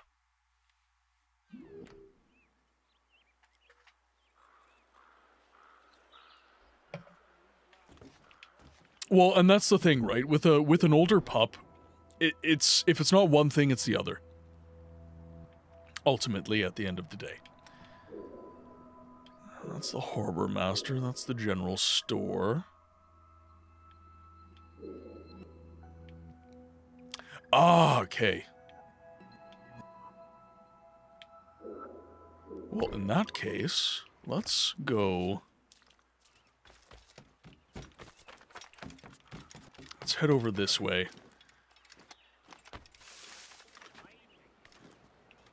And maybe we can do some hunting to get some better armor and such. Okay. We're running away from it. However, this path might lead to it.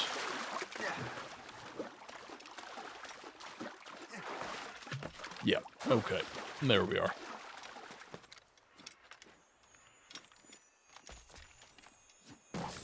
Am I enjoying Rogue? So, I am. In particular, I enjoyed the ship. I think that's very fun. With that said, I like how this kind of feels like a little side story. It doesn't feel like the mainline series, because it's not. And I like that. I like that I'm kind of, instead of, because I've never played, but I own many Assassin's Creed games. Like, I own the first game, I own pretty much every Ezio game, I own 3. I'd never bought these. I always ended up getting these from, I think a lot of these were from my brother-in-law, who just had no use for them because he wasn't playing 360 games.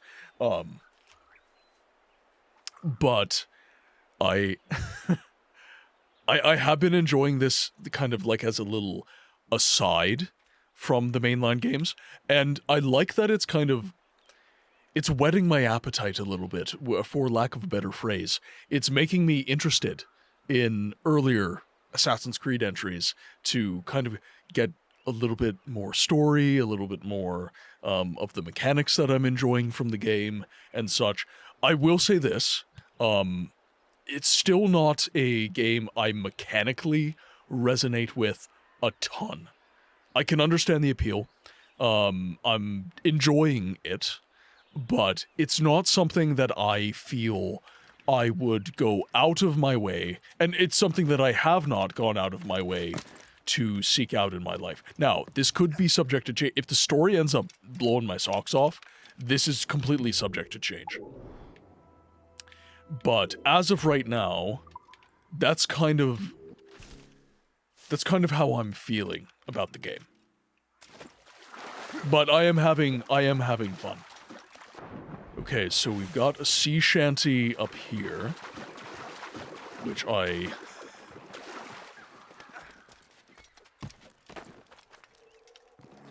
there we go. There's my sea shanty.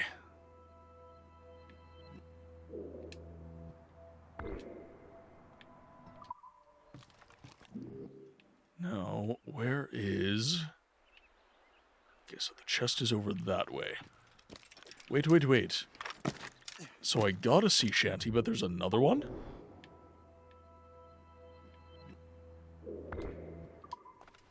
Well, we'll grab the other shanty.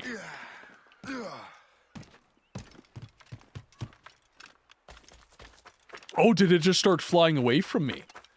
I thought I just grabbed it. Well, that sucks. Oh, whoops.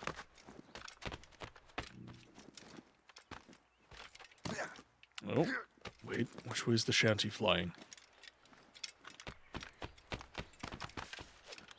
Oh, shit. Ow. Oh, no, that wasn't good. Ah, shanty.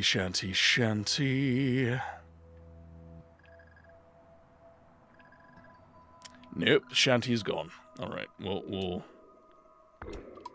I have been told they reset, so we will just wait. Yeah, enough of a diversion to feel like a spin-off. Gameplay is more or less the same, but the story's... yeah. I think that it's best to keep in mind that this story is notoriously shorter, about half the length of an average AC game, so judge it fairly. I'm not going to,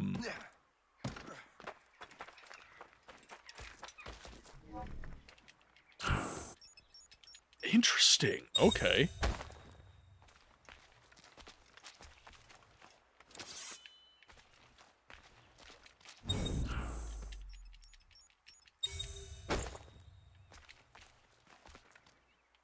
so it's like a little quick time event. Huh. Interesting.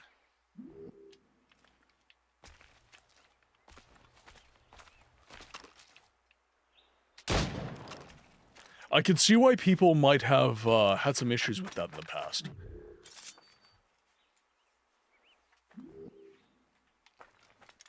Like, I see this in the conversation about Resynced a lot. The leopards, I think, is something big that kept getting mentioned. And how it's a little bit easier to deal with them without, like, having the quick time events, obviously.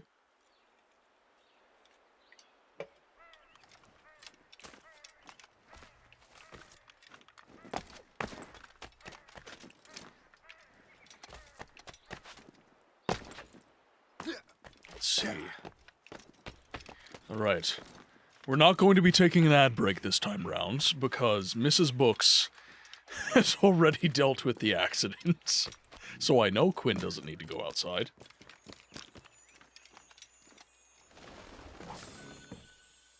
There we go. Ooh, we have a gold ring. Nice. Now, do I have to actively sell the gold ring? Right, Shanty has returned. So let's go grab that.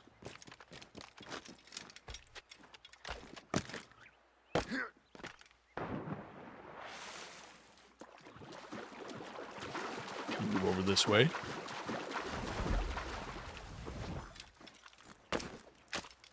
Because we were able to get to it fast enough, so...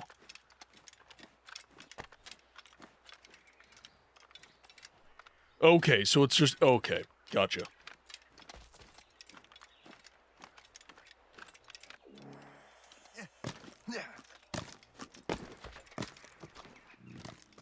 Oh, come on.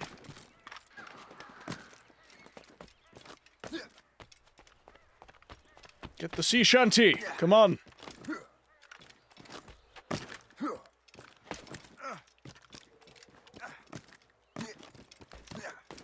Come on. There we go. Excellent. My sailors will now sing with great merry. Let's grab the animus fragments now. Oh, of course it's nice and up high. Ow. Just right on the fence. So, Vortica, if you're still in chat, by the way, I saw that you were playing some Turok. Absolutely love Turok. How have you been enjoying the games? And, or, is that kind of your normal kind of, like, is that a series that you would normally find yourself playing, or was that something unique to the stream?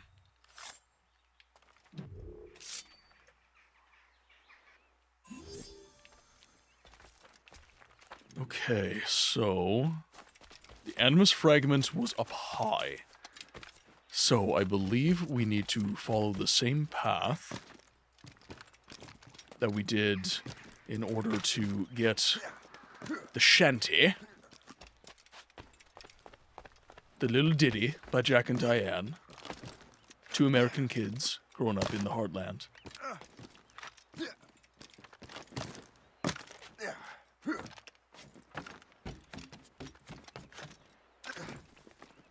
Okay, so I can't get up there, but I can maybe do this. Nope. Interesting. Okay, so I've got to get up here somehow.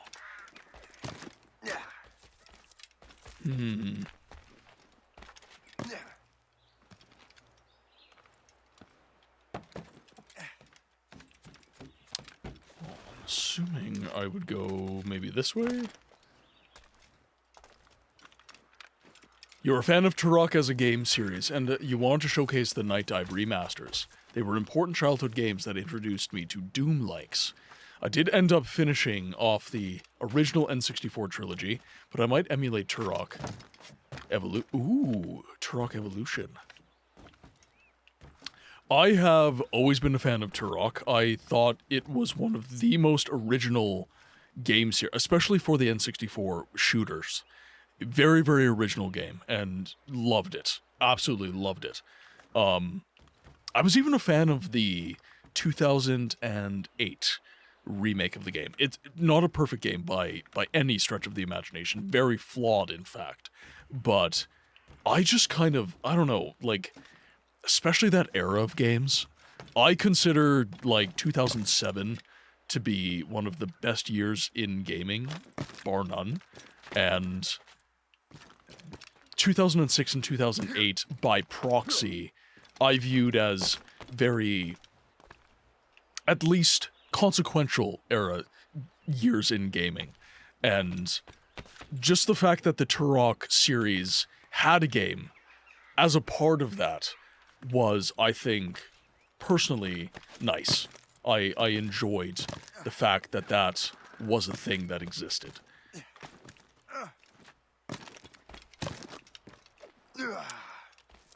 Okay, let's see.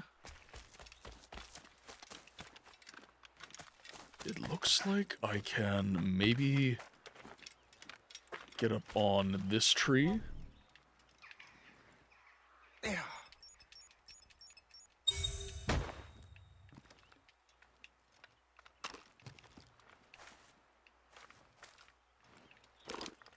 Might as well just deal with the quick time event at this point. Oh, can I have to be able to get up here. Come on now. There we go. Let's see. Ah, perfect. Oh, come on now. I have to be able to do this.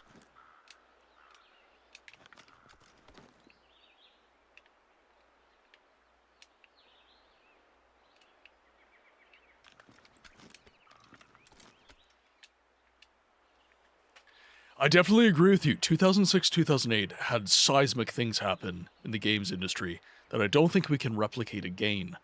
Although, I never actually played Turok 08 beyond a few minutes. I too was attached to the original. Yeah.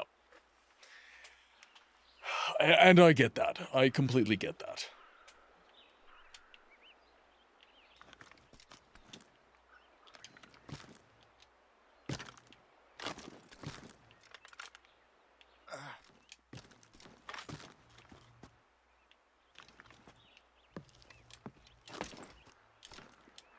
Okay, there's got to be a purpose here.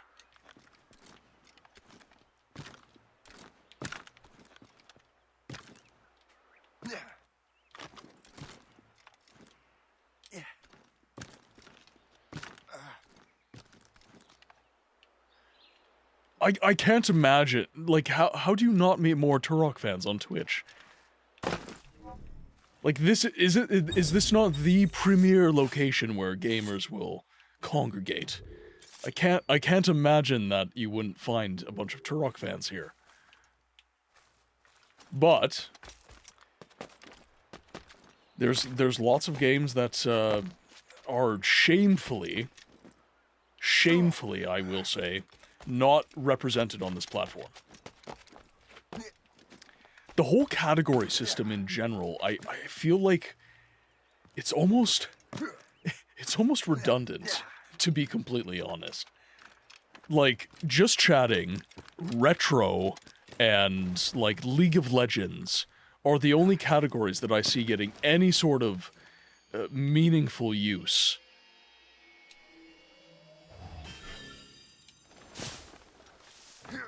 And it's honestly insane.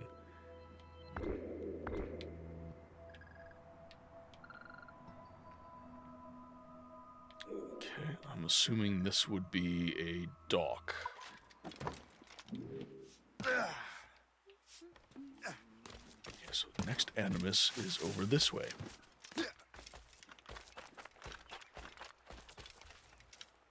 This is very much like Batman Arkham, collecting the Riddler fragments.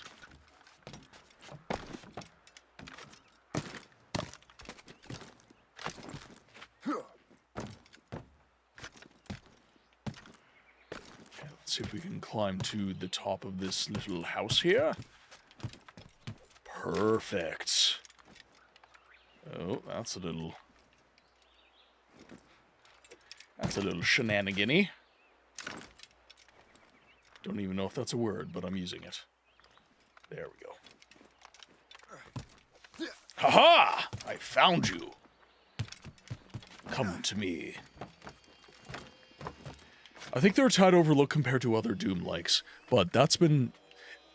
and that's fair enough.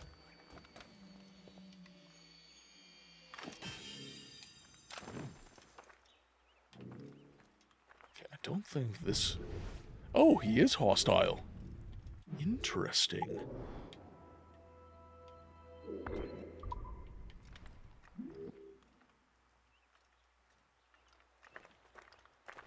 Okay, we'll find the high ground then.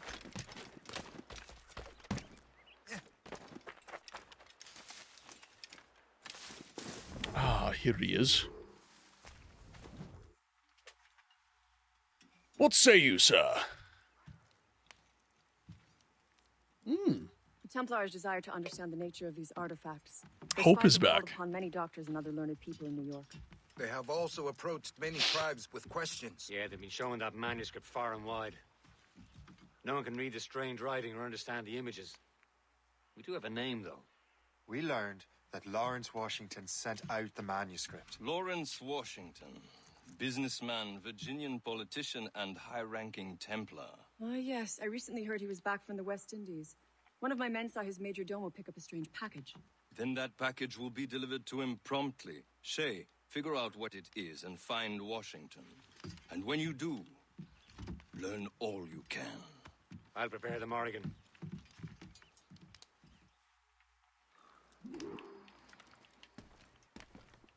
Right. Head over to the ship.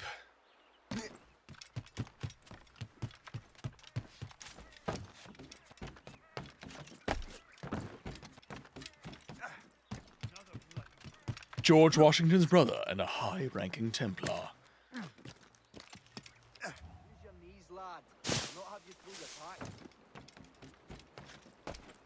There we are.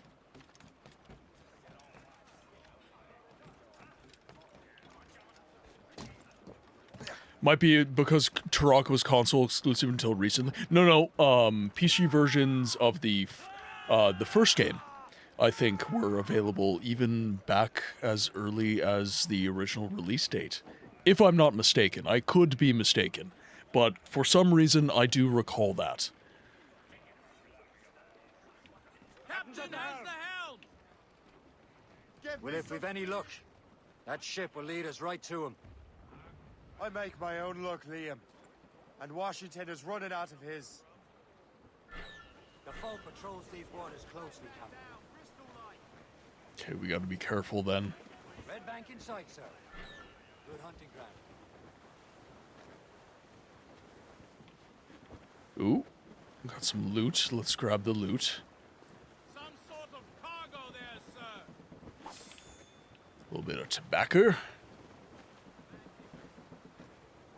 Okay, so let's check the map, see what we're looking for here. So that's an enemy ship.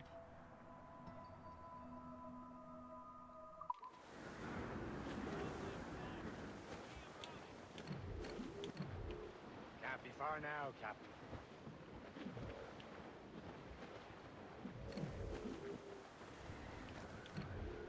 There. Aye. HMS Royal James. There she is. All right, man. Time to be quiet. Lawrence Washington is a powerful businessman, slave owner, and a leading Templar. We lost track of him about a year ago. Okay, we gotta be wary here. But I haven't been able to confirm that. Now you think he had something to do with the theft of the artifacts. Don't. I wouldn't put it past him. Haiti's a short voyage from Barbados, and his return to the colonies certainly coincides with the arrival of the artifacts. We cannot let the Templars get control of these colonies. Okay, I think we're okay now. Lawrence Washington must not survive. I'll make sure he doesn't. the tops! We gotta make sure these gunboats don't see us. That's like really...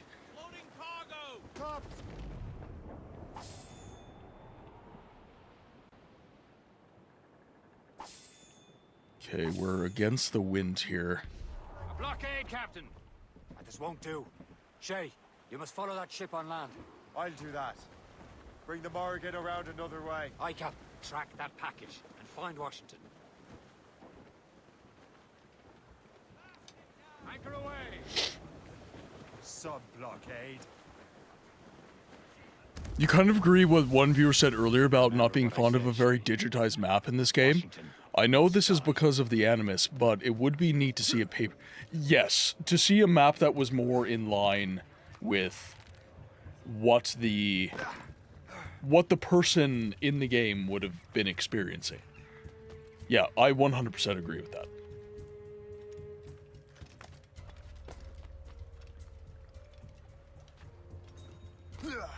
All right.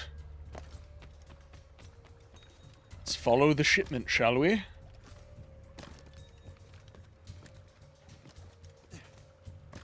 Okay, so this is feeling... Oh, come on. Feeling Ooh, there we go.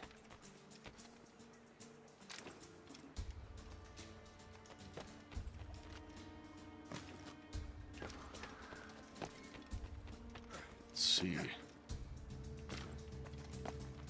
Sorry, chat, just locking in for a moment here.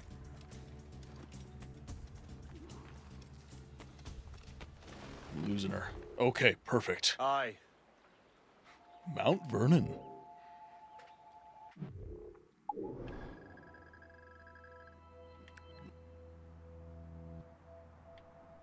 So I'm trying to remember the names of the areas right now.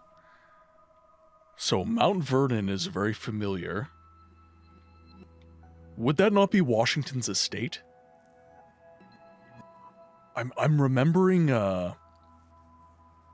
for some reason I'm remembering Mount Vernon as George Washington's estate. I'll have to check this. I'll have to refresh my mind. But I'm fairly certain.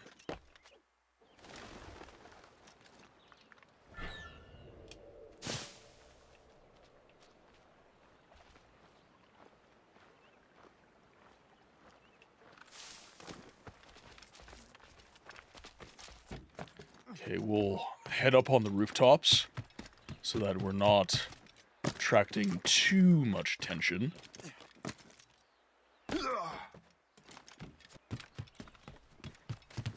Ooh, okay, let's... Yep, perfect. Listen to your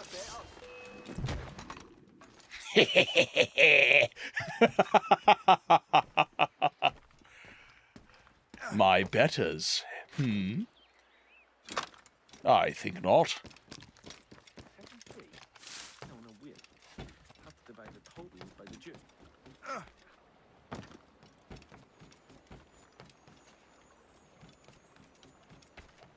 Alright, we did have...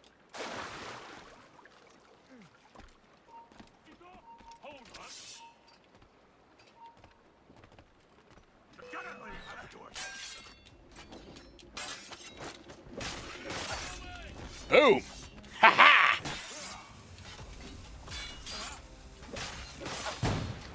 Nice and easy. Ha-ha! Alright. Shall we loot? What's this? Ooh.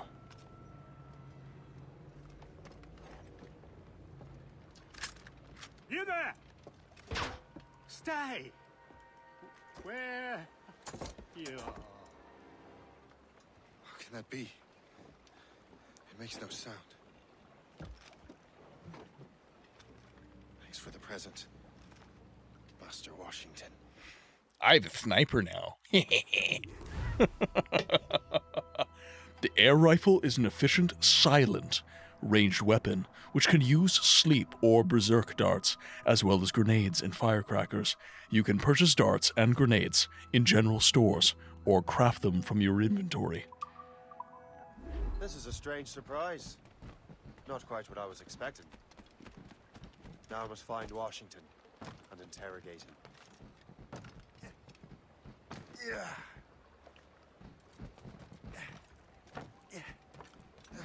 Alright, let's be a little bit stealthy. Oh, we have a perch right here. Stay right there.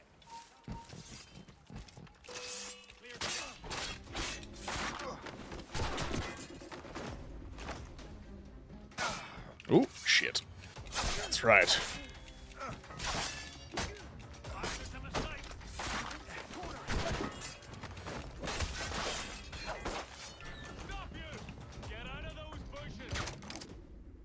Haha! Go sleepy. Go to sleep, go to sleep, go to sleep. Tarnished, welcome in on the YouTube side. Hope you're having a good day, my friend.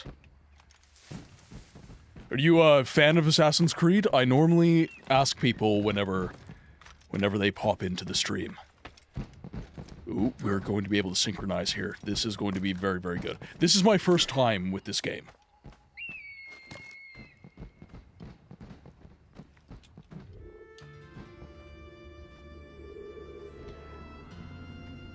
So, Tarnished, what would you say is your favorite Assassin's Creed game? So, just as context, this is my first ever Assassin's Creed experience. This was a community-voted game, and Assassin's Creed Rogue was chosen specifically because it is one of the less loved games in the franchise. I am a games history and games preservation creator. I try to make content that is more geared rhetorically to the preservation of video games, and that almost always leads me to games that are a little bit more on the obscure side.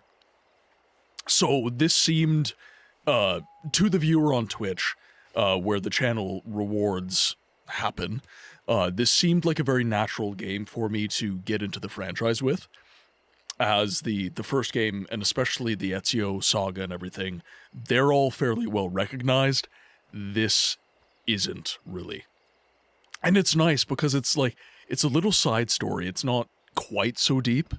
So it's very, very neat. And this is an era of history that I actually specialized in when I was going for my post-secondary degree.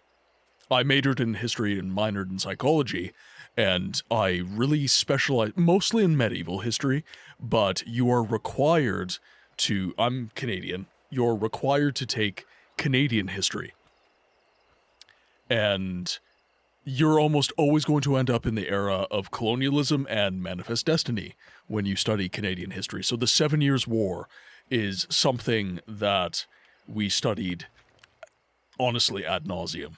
We studied this a lot, but it's taking me back in a way that I'm finding quite enjoyable. Okay, so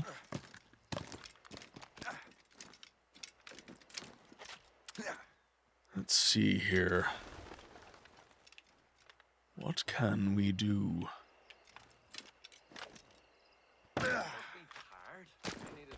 I need to get to Washington first. Then I'll worry about the artifacts. Okay, so we can head over. We can head over this way. But I'd be curious to know what your favorite Assassin's Creed game is. I'm assuming it's going to be one of the Ezio games, honestly. That seems to be... Those seem to be the games in the franchise that people really, really love.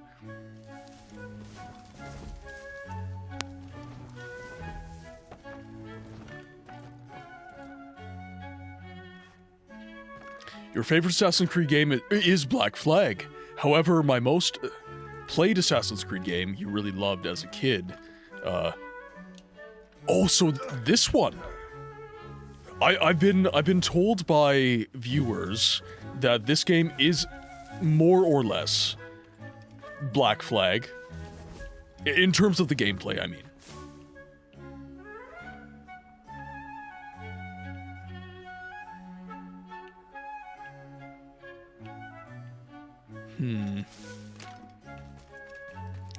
Wonder... Okay, perfect. There we go.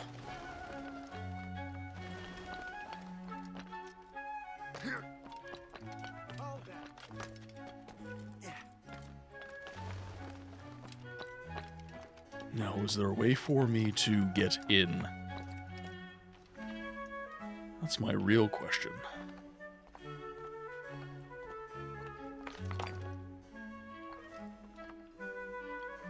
Interesting. So what?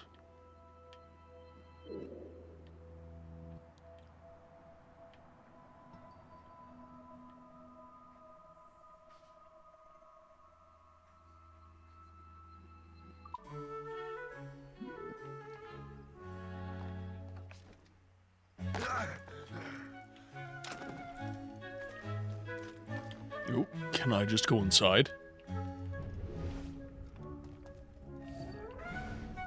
Oh, what do we got? Brother.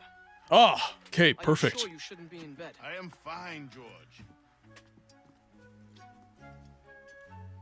Be a good host for my sake. Go to the wine cellar and get something special for our guests. I will. Gentlemen?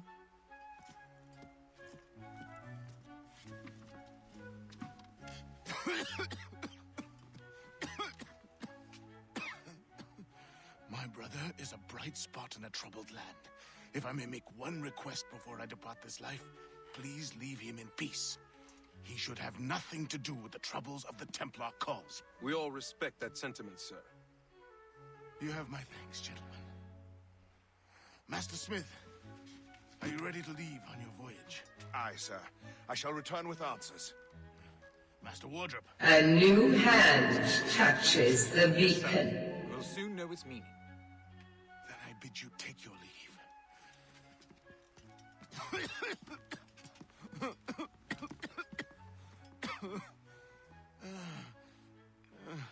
So he's quite ill. Okay, so Tarnish, to answer your question, yes, I stream on YouTube and Twitch. I stream on both. Murder a dying man. Oh shit. Ah, no. Shit.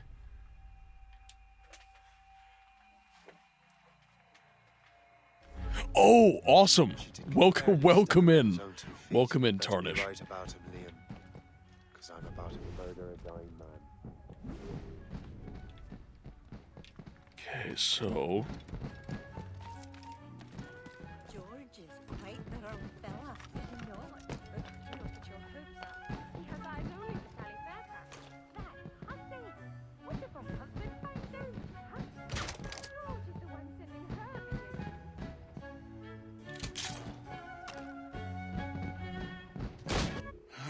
You are too late, assassin. It's never too late to ruin Templar plans, Master Washington.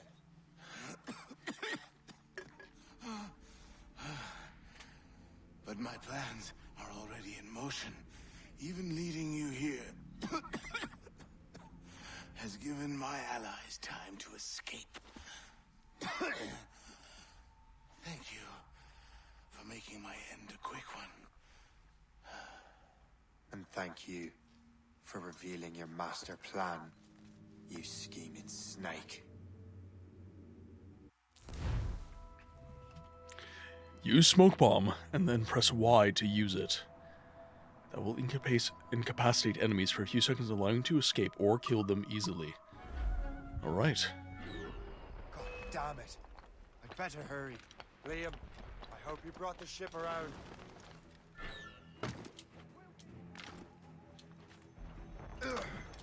Oh, let's get out of here. Let's go. Move, move, move. Shit. Are they shooting cannon at me? Those bastards. Oh, there we go.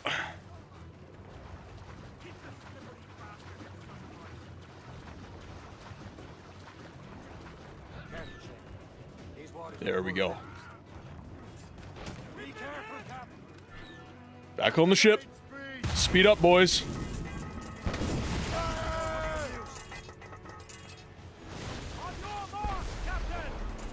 Do I have to just run? I reckon I do it just have to run. We're taking loads of damage here.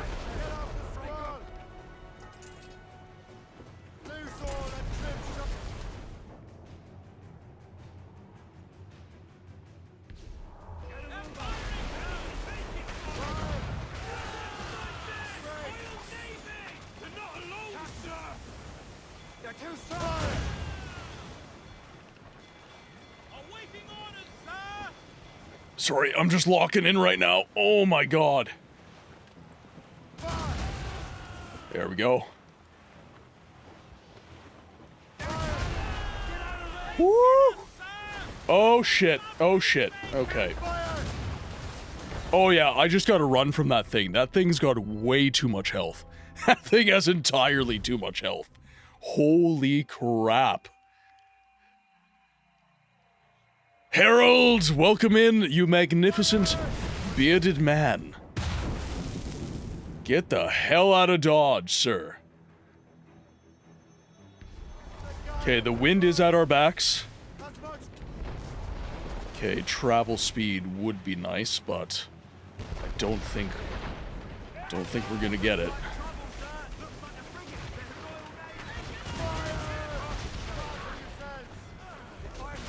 Woo! Alright. What are we dealing with? That was actually a really smart way of killing him. I used to do something similar. I used to set him frenzied and let his friends kill him. I just didn't feel like I had to do that.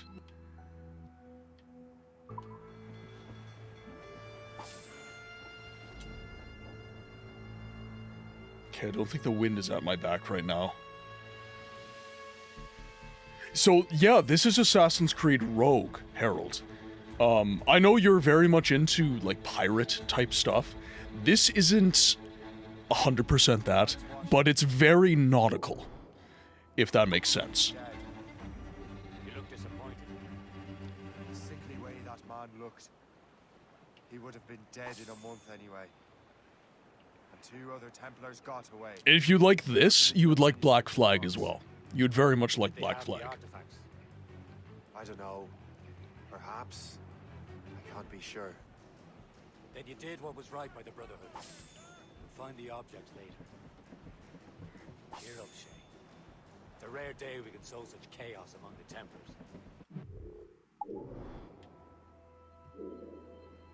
Okay, that's not much money. That is money, though.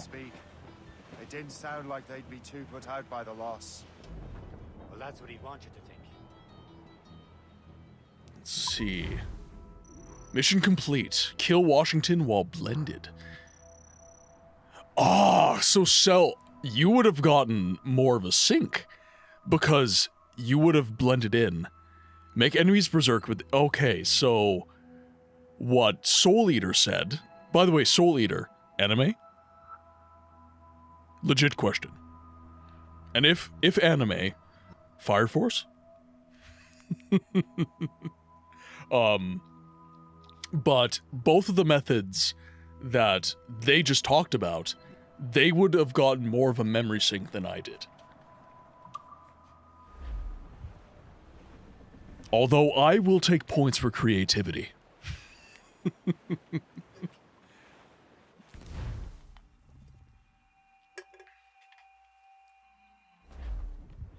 The memory appears to be fragmented. How much time has passed? A few months, I think. That virus is cutting off our access to complete memories. They're readable, but messy. The 7 Years' War will soon break out in the colonies. Focus on assassin interference. We'll do our best. Won't we, numbskull? Interesting. So grim about the homestead now that Miss Abigail and little Connor have passed. Aye. I've seen Achilles crying. Why shouldn't he? It's just that he doesn't look sad. He looks furious. It's unsettling. He's struggling. Okay, let's get into the battle here. I want some of this action. Le Chasseur has a lead on the box. To meet him and Chevalier in St. John's.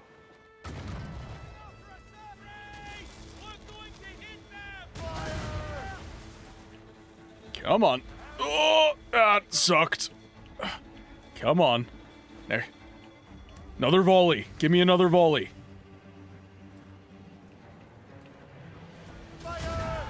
Perfect. Just set him on fire, then I'll hop on. Oh shit, shit. Oh, yeah, that's a land hoe, all right.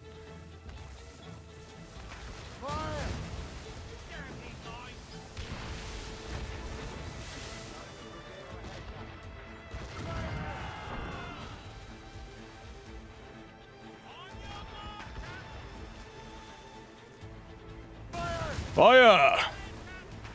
Oh shit. Oh, we are not doing very well. We are not doing very well.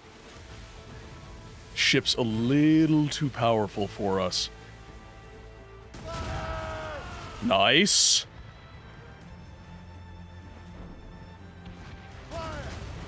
Nice. Okay, this is... Oh shit, oh shit, oh shit. Oh ho ho!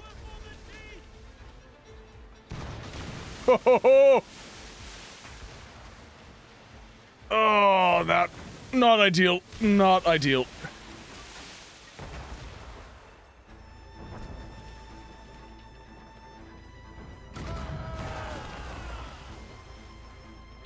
Oh shit. Oh. Yeah. That's gonna take our ship down.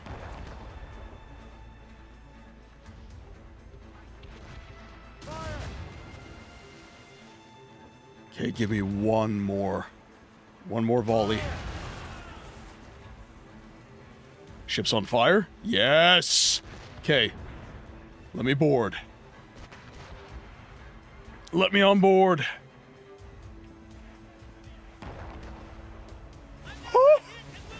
Ah, damn. Everyone keeps asking about Fire Force and Soul Eater just because of I actually combined all the power of my 2 brain cells to come out with that name. Because you're actually a Souls player. And if you're asking about the anime... No, I was just asking. I was just asking. Why shouldn't he? It's just that he doesn't look sad. Because it is a... Well, obviously, you know it's an anime. But... I'm not like a huge fan of Soul Eater or anything. I saw Soul Eater as your name. So, you're a Souls player though. I'd be very curious to know what your favored Souls experience is. Okay, so these guys are going to be very powerful. Okay, so we've got a little schooner. Said whoever had the artifacts could access sites of great power. What does he mean? I'm not sure I understand it myself, Shay. I had a long talk with Adewale about power. He believes the box can be activated to, well, project words or images. Like a magic lantern.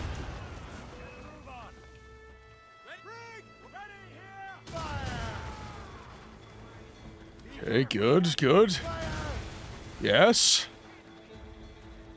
Yeah, this is going... It's going much better for me this time around. Still not great for me, though.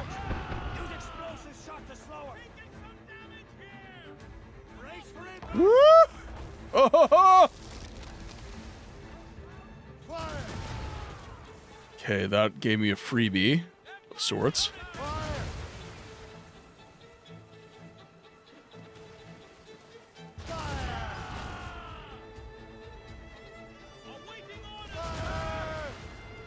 Okay, we're actually getting a lot of good shots off here.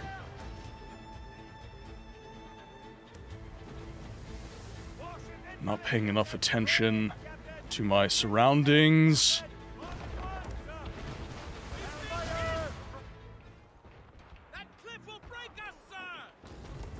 Yeep. Easy. Easy, boys. Easy.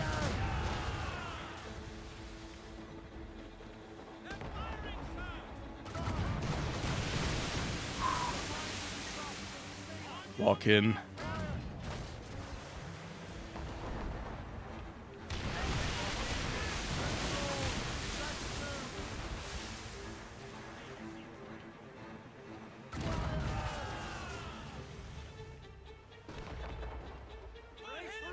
Ram it! Board him!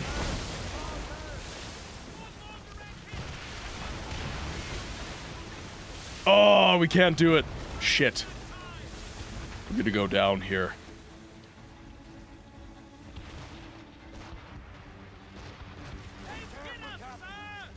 We're gonna go down again. We should just avoid the fight.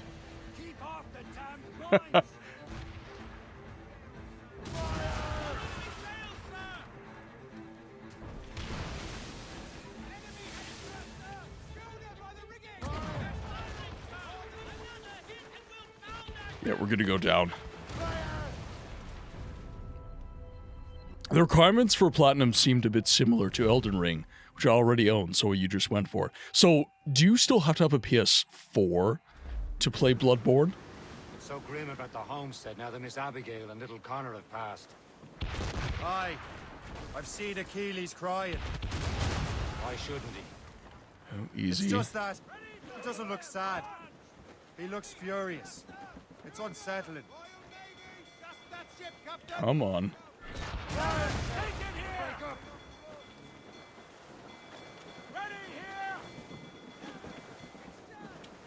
Bloody cowards! Use explosive shot to slow her!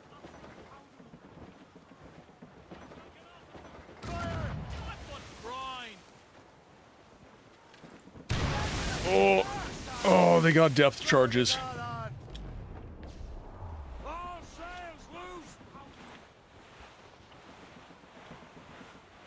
This is really engaged. He's struggling with the loss. There we go. I know, but it's been months. Oh, avoid the cliffs. But search for this blasted manuscript and box. Le Chasseur has a lead on the box. To meet him and Chevalier in St. John's. Chevalier too? Okay, let's board these guys. When Achilles said whoever had the artifacts could access sites of great power, what did he mean? I'm not sure I understand it myself, Shem. I had a long talk with that. Okay, boarding. Let's go, boys. Deactivated to get words, remedy.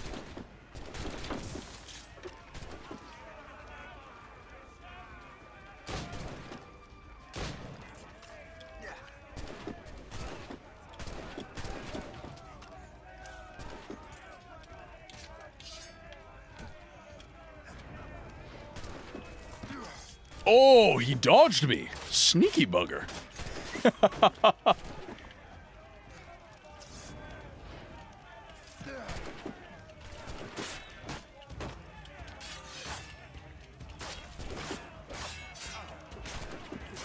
Oh. You know, when the combat's good, it's really good. Nailed it. Okay, I'm getting better. I'm getting better. How am I supposed to eat this pizza without my drink? Thank you, sir. I'm gonna salvage the ship. I want all the filthy lucre. I want all the gold you can give me. So, I have played many Souls games, but I've never actually beaten one. Lantern? What do you mean?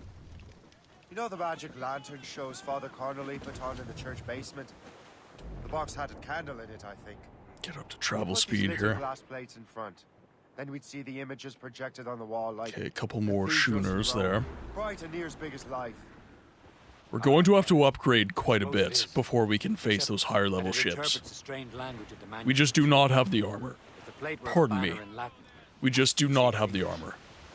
How is that possible? I think that we have enough metal and stuff. We just might never need truly gold. understand Like, how any we of the need pieces of Eden work. pounds sterling. Where in the world has the most beautiful girls? Dark Souls 1.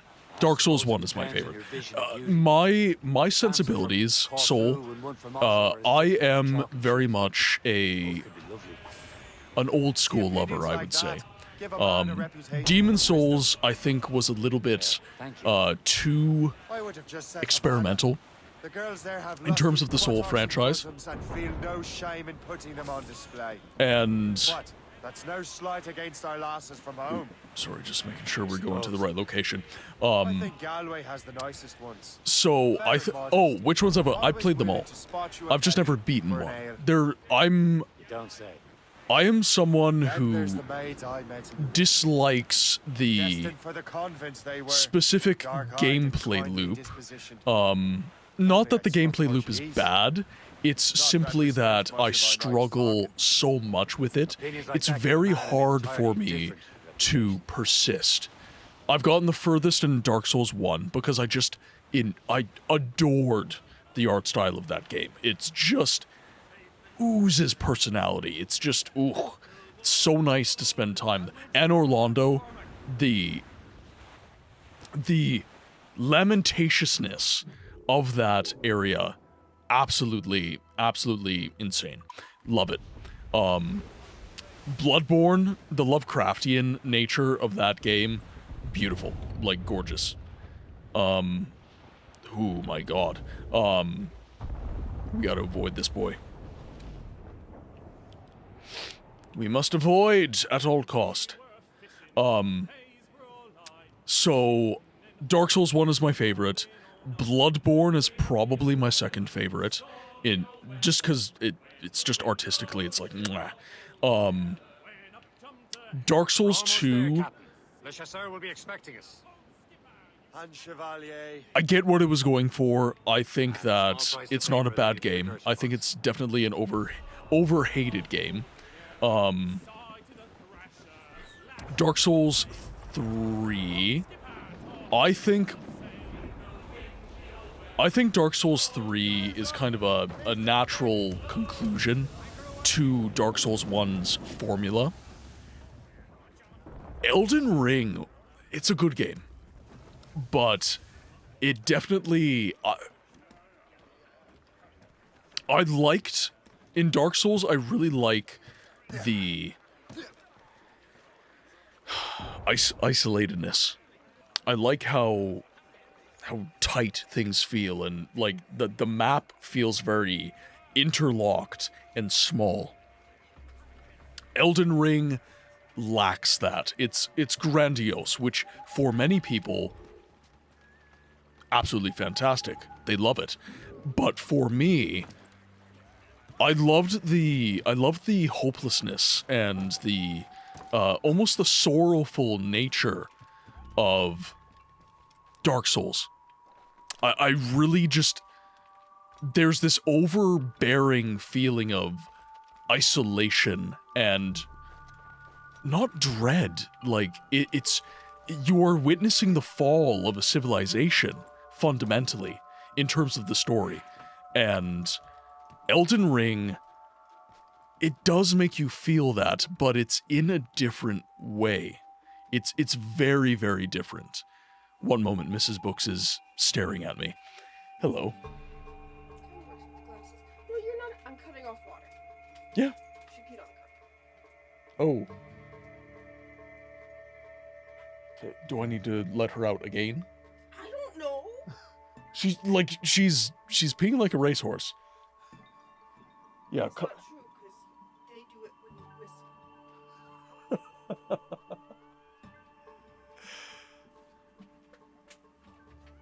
Sorry, the pup is on meds right now. Tuna! Welcome in, Raiders.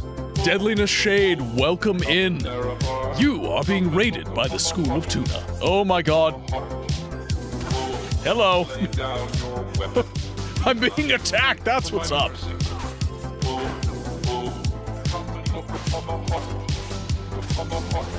I was focusing on the raid and I was not focusing on stealth. Now I'm being attacked. It's okay, I think we're winning. Intoxicating innocence. I'm a god. How can you kill a god? Shame on you, sweet Nerevar. Ho ho ho! We win. Fury, welcome in. Welcome in, Raiders. Tuna, Raiders, welcome to the game library where we give a voice to the voiceless games. My name is Martin. I'm a variety streamer that has a channel focused on games history and the preservation of that history through experience. Today, I'm playing my first ever Assassin's Creed title, Assassin's Creed Rogue, which, from my understanding, is one of the lesser loved games within the franchise, but I'm still having a very good time with it. And, as a happy accident, it is based in a point in history that I actually specialized in during my post-secondary education. So I'm having a very, very fun first ever Assassin's Creed. I've never in my life played an Assassin's Creed game. I have somehow just managed to avoid it. It's not genuinely even playing it, and I'm having a good time. It's not my normal kind of game. Please, please, please play Assassin's Creed 2. You will love these. It's, it's interesting. It's not my normal kind of game, but that's kind of why I love the community, because you guys always recommend games that take me out of my comfort zone, and I end up appreciating things for a lot of different reasons. Now, I need to check you were playing some First Light. How are you liking it? It looks excellent. A new hand It looks touches absolutely the beacon. excellent. Ez, welcome in. Sorry, Miss Books is staring at me again. Yes, hello. A new hand touches the beacon. I can do that. Thank you so much for the follows. Gaming and Bourbon. Thank you very much, my friends. It's badass, so cinema. The thing is, the Hitman games, again, genuinely not an experience that I've ever resonated with. But when I look at First Light, for some reason, like, the mechanics, I feel like they're not that different. But for some reason, when I'm looking at it within the context of James Bond, I'm just like, yes. But with Hitman, I'm kind of like, it's not a no, but it's not like, yes, if that makes sense. You never played Hitman either, but I'm really enjoying. Yeah, so maybe go back and play the Hitman games. And I'm sure I'm eventually going to start playing the Hitman games, and I'm going to end up playing some First Light. Bond does look charismatic in this game, and a lot of people are advocating for this actor who is playing Bond in this game to actually reprise the role in live action. They like it that much, which is very, very interesting to me. And as a lover of Bond in cinema, I'm very, very interested to experience this just from the perspective of the actor and seeing what he's doing that is obsessing people so much right now. I was actually one of the people who wasn't in absolute hatred of the idea of Idris Elba. He was one English actor that was posited for Bond after Daniel Craig was saying that, he wanted to exit the role. My problem with Elba was that he's a little bit younger than Craig, actually possibly much younger than Craig. I don't know this, but he's kind of in that same demographia, and the thing I like about First Light, and it looks like Bourbon's agreeing with me, a young Bond is very, very interesting, especially now with a lot of the story that we got from like Quantum of Solace and stuff about what 007 actually represents. You played some of Hitman 2, and I really see why these mechanics would fit James. It's just like a glove, man. It's like a glove. It's insane how good this looks. And actually, I've not put on my music for you guys. I will put on some background music since we're spending a little bit more time. At least the greater picture story you will love. Yeah, so I'm getting the sense, and again, the Assassin's Creed game that I'm playing right now, Rogue, it is a point in history that I studied extensively during my post-secondary education.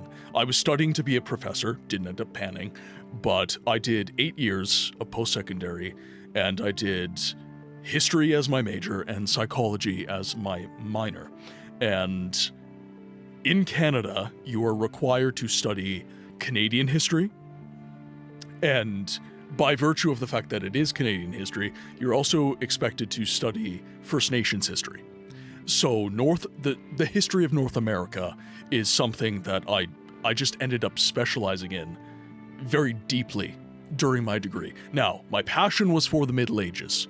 I loved medieval Europe, I loved medieval Japan, especially medieval Japan, like, love Japan, but this is kind of a homage. Rogue is kind of an homage to that, which has been very nice. Now, I will say this. I've never purchased any of these. These are all hand-me-downs, but I do own the original game. I own 2. I own 3. And I own Brotherhood and Revelations, which I believe were the last games in Ezio's storyline. What's interesting about Rogue is it kind of feels like a culmination between... You love the architecture of Japan? Yeah, it's absolutely gorgeous. The Shinto shrines and the Edo castles and stuff, absolutely gorgeous. Yeah, so Rogue seems like a mix between 3 and 4 is what it seems like to me now, from what I understand of the stories, which is 3 being kind of a North American-based story, and then 4 being based on piracy in the Caribbean.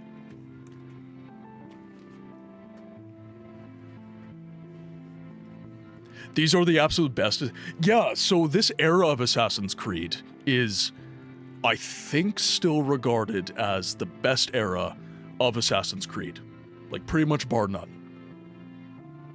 So, I know there's lots of people that do love kind of the new RPG style of Assassin's Creed, but this is a far more cinematic storytelling, and it's a far more historic storytelling, which I am really, really enjoying. I'm really enjoying the... now, insofar as the accuracy, that remains to be seen. I'm not really expecting accuracy, if I'm being completely honest, but if I do see something that's really inaccurate, I might have some bones to pick with the game, as I do like my history, but... Yeah, so... And that's the thing, right? Evolution is kind of natural within video games. Franchises are never going to remain in the exact same place for all of time, but it is... Now that I've seen this and experienced this, I would say that I prefer the kind of cinematic storytelling that this type of Assassin's Creed is presenting me, rather than the more like RPG kind of witchery Assassin's Creed. I much prefer this because it's telling me the story rather than making me the story. Like, RPGs are great. I absolutely hate RPGs, guys. I detest them. They are the worst kinds of games. I never play any RPGs ever. No, these don't exist. These aren't real. I love RPGs, but not everything has to be an RPG. There are some games where just tell me the story. Just give me the tale and let me just enjoy it. Guy definitely hates Siege of Avalon, I know that. This is a reminder of my hatred. That's what this is. That's what all this is. This is a reminder of the worst games of all time. I need to see it so that I can be reminded of the absolute seething rage and hatred for these games that I carry within my heart. totally don't love Morrowind either. No, terrible game. Terrible game. The more RPG-based Assassin's Creed games err towards the Age of Mythology, things are a lot more fantastical in them than the first half of the series. You recently played Valhalla, and you really disliked the gameplay and the story. Just wasn't it, considering it's called... Yeah, and I think that is what I kind of balk with as someone who hasn't played the games, right? I haven't experienced these stories, so I'm sitting there and I'm going, okay, Assassin's Creed. Why am I fighting Fenrir? Right? Like, why am I even seeing this? Now, I get it. There's lore. It's in there. But I don't understand why that needed to be there. Why? Just because you've tied it into the story doesn't mean it fits, right? There's lots of stuff that has been kind of injected into franchises that never should have been, right? I can make anything work in fiction. Doesn't mean I should. There's a point where you stop serving the story. And we've actually had very interesting conversations on the channel about, you know, when a story should end. You know, finding that clean cutoff point and just going, okay, we're done. You know, for the Terminator franchise, Terminator 2, perfect endpoint, I would argue. The Matrix didn't need sequels. Single movie would have been perfect. You know, Star Wars. Love it or hate it, I think that the sequel trilogy, it missed a lot of marks that honestly were very easy kills. I think Disney should have leaned into the expanded universe and not tried to make their own stuff. The retcon of the EU was a very, very difficult pill for me to swallow because they had so many good stories. You could have just literally made a Kyle Katarn movie. You could have just done Dark Forces, and it would have been like absolute chef's kiss of a movie. Would have been fantastic. I really love ancient mythology in general. Can you at least admit we needed Leprechaun back to the... Yes. Absolutely. And I stopped laughing because that's serious. That was seriously needed. Absolutely. I love it. Absolutely love it. Okay, I'm gonna actually have some water now.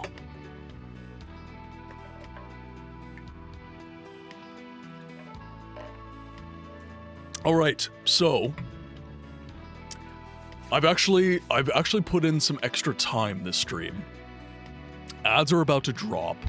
My pupper is a little bit sick and she's on meds, and the meds are making her pee. Apparently she's had 2 accidents, so I'm just going to take this chance to do a BRB.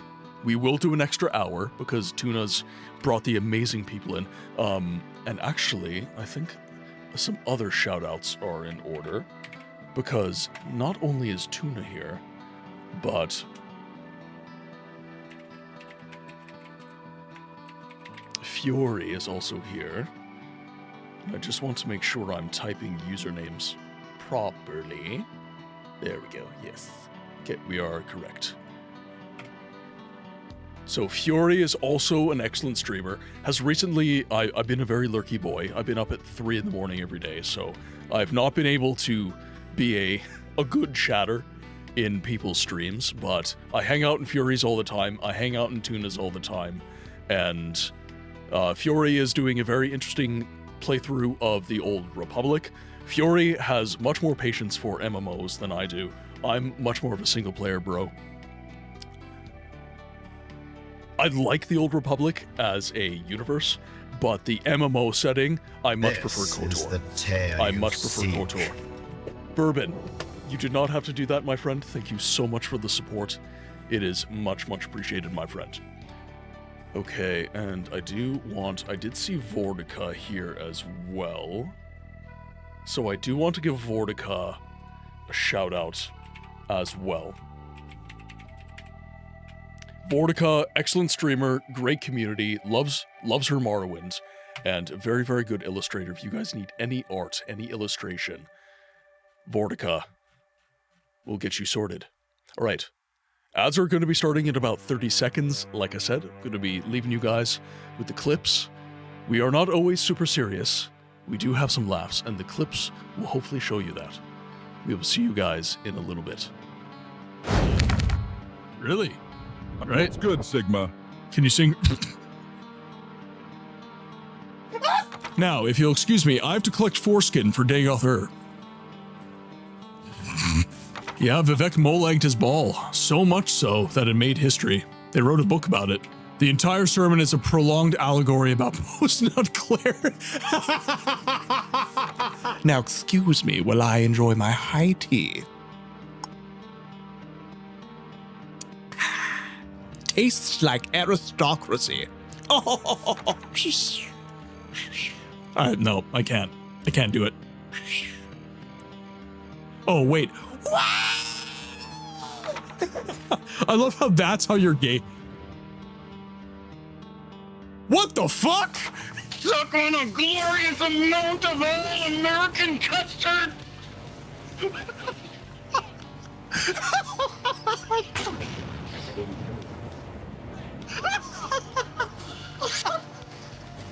Yeah, goddammit! These fuck-ass Nords Nerevar, they're injecting the kids with skooma to change their natural Dunmer skin color. Are you telling me someone willingly slept with Amron? That motherfucker has been trying to find his rusty iron sword since the Second Era. Last words, a guy with a beautiful voice. He makes me melt. Ooh-woo. Ooh-woo. You're really gonna struggle getting down the mountain otherwise. So we're gonna help you, okay? Okay, are you ready? Ooh, they knocked the wind out of my balls.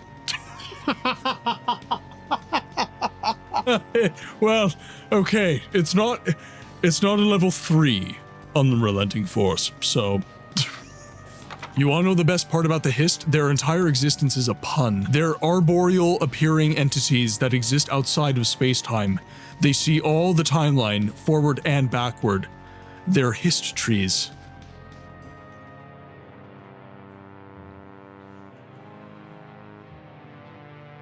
God damn it. You want more? You just saw your buddies get killed, man. Did he grabbed my arrow. I've been looking for you. Got something I'm supposed to deliver. Your hands only. Dagoth's drawing?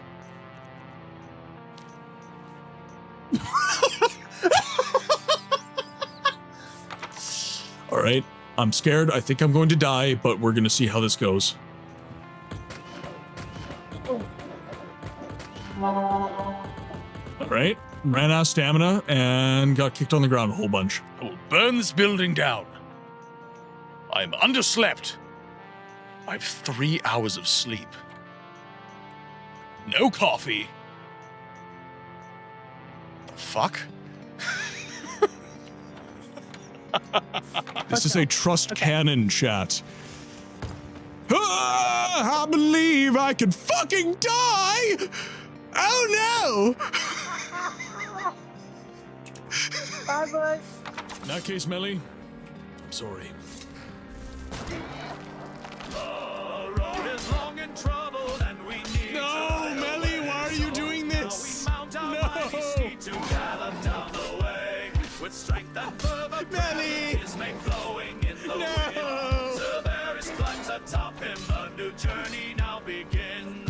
Yambatse Cranberry, the greatest horse you'll ever see, galloping with speed and might. Now sing along with great delight. Yambatse Cranberry, clippity, cloppity, clip. Yambatse Cranberry leads us on this trip. Oh, God.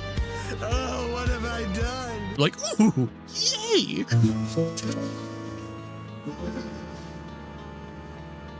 No. Oh, what the hell? We've slain. Welcome back from ads, everyone. Thank you so much for hanging out with me for my first Assassin's Creed experience. It's much appreciated.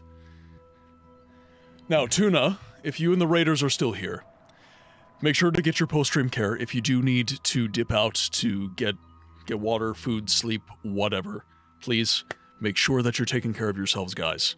Make sure that you are taking care of yourselves. You come first.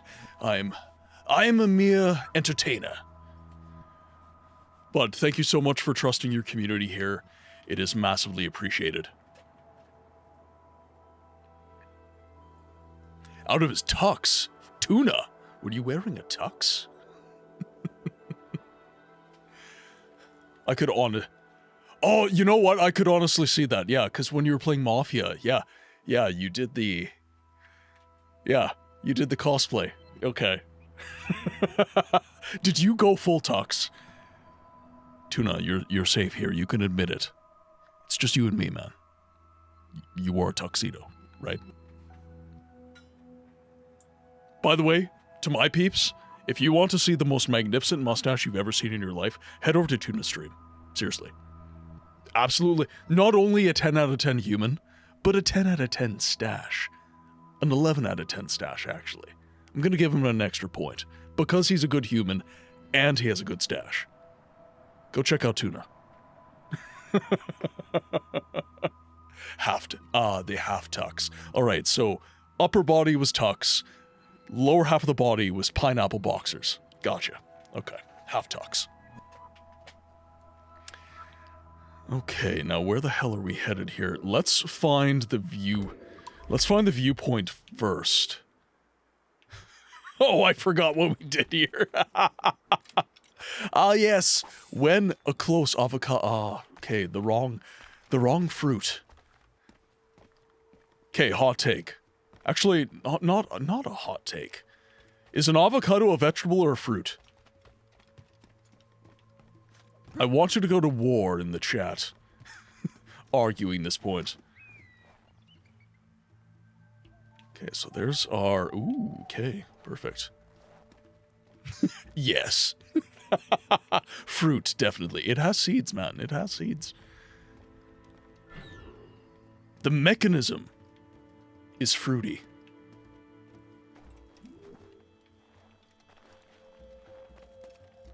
Ooh, okay, perfect. Soul, are you telling me, God's honest truth, you've never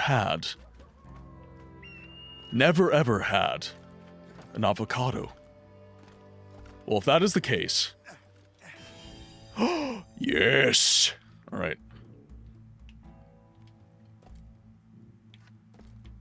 Well, you need to change that, because avocado is... Actually not a fan. I love an avocado. But it has to be with something. So, like, if I'm having a rice bowl with some... Well, normally I would have tuna. Actually. Not false tuna, real tuna. But I rice bowl, like, avocado, cucumber, tuna, and then I do like a sriracha or a wasabi mayo. It's good shit. Don't worry, I'm not gonna eat you, tuna. It's okay. You're safe. You're safe because you're false tuna. You're not real tuna. I don't want false tuna. Now, fake crab, imitation crab, that's different. Imitation crab. If someone comes in with the imitation crab username, they are fucked. Because I eat imitation crab all the time. No. Oh, shit. No. Okay. No, we're good. We're good. We're fine. It's fine. Tuna, run! Sorry, you're AFK. Just noticed you all good, Vortica. All good. And actually, now that you've reminded me, you have reminded me. Harold was also here. And I'm pretty sure I'm spelling his name correctly. There we go. Perfect. Harold is a mental health professional and a fantastic beard. Tuna, what I said about Tuna's stash, that is Harold's beard. It's just like, it does things to you emotionally. It takes you on a journey. Go give our friend Harold a follow. But, I do warn you, you think I'm a bad yap. I yap with the best of them. Harold puts me to shame. The greatest yapper this world has ever seen. And the human embodiment of ADHD. 10 out of 10.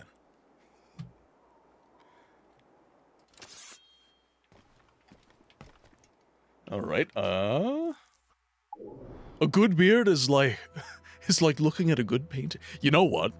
That is one way in which I've been blessed. I look like a baby without this thing on. Like I just look, I think I look weird. I don't know. If you'd like to see me without a beard, you can join the Discord, ! Discord in the chat, and there is a section in there that is, it is not a phase mom, and that has pictures of beardless books from my emo boy phase. Have I ever done a stash? No, Mrs. Books would leave me. I think she would actually leave. She would just take one look at me, and she would just... she'd just leave. She's just... No. We've all been there, guys. We've all been there. Oh yeah, I was an emo boy. Yeah. Unapologetically, I was an emo boy. Actually, you know what? I will, just for you guys, I will pull the Discord up, and I will show you. Let's open it up. We've got raiders here. We're having a party. Let's just show everyone my deepest, darkest secrets.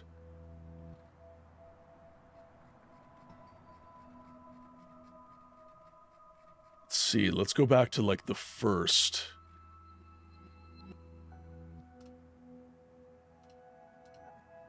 Yeah, there we go. There we go. Alright, so this is me, circa, I want to say 2013 or 14. I went to see Bullet for My Valentine and Blackville Brides play a show. So that's me with Moose from Bullet for My Valentine. I also got a picture with Jay, a fellow skater. I dabbled. I was never good at it, but I did dabble.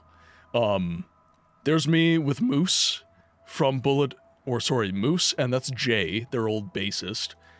That's me playing some guitar and some bass from back in the day. I was more of a music guy, so this is where everybody shares their different photos.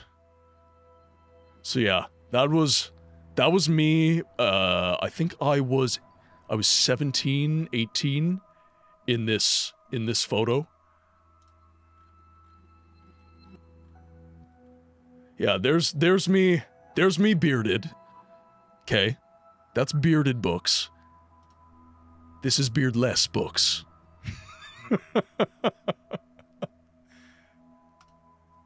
That was a while ago yet, too. I think I was 20, I think it was like 21 in that picture. Yeah, no, I'm keeping the beard, guys. I'm keeping the goddamn beard. You cannot make me get rid of my facial hair. I am not doing it. I'm not doing it. This is about the longest my hair has ever been. Got the little ringlets going on there. And I think this was me... Oh god, how old was I in this? I think I was 13. I think that is 13-year-old me. Yeah.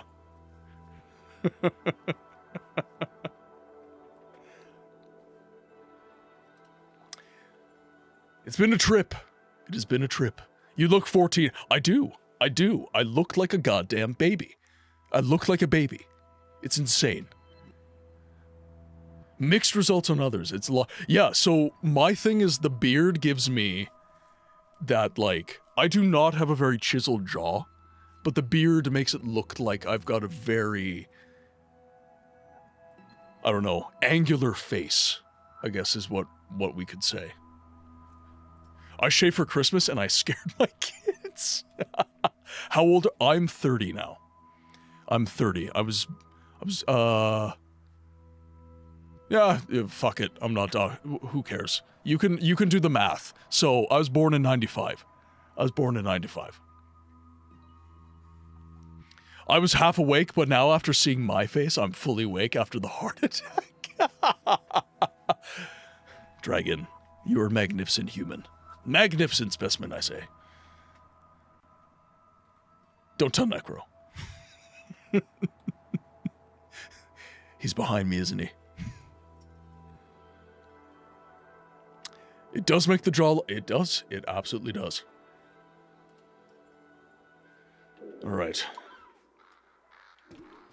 So I think that... Yeah, I'm turning 31 this year. Okay, so we got some more prosperity, which will help us with our chests. So let's go grab that quickly as well.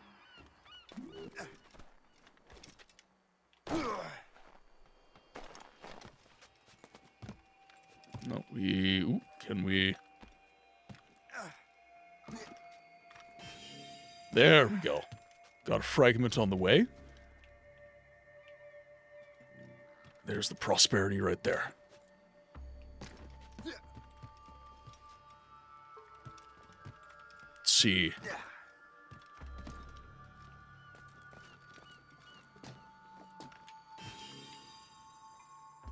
Oh, we have a shanty. Give me the shanty. Come here, shanty.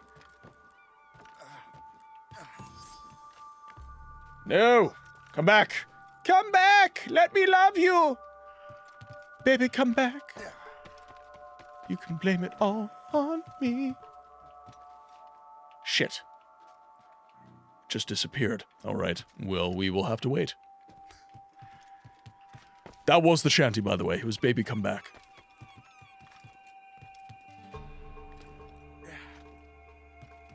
All right. Let's, I guess, pop over here and we can start the mission.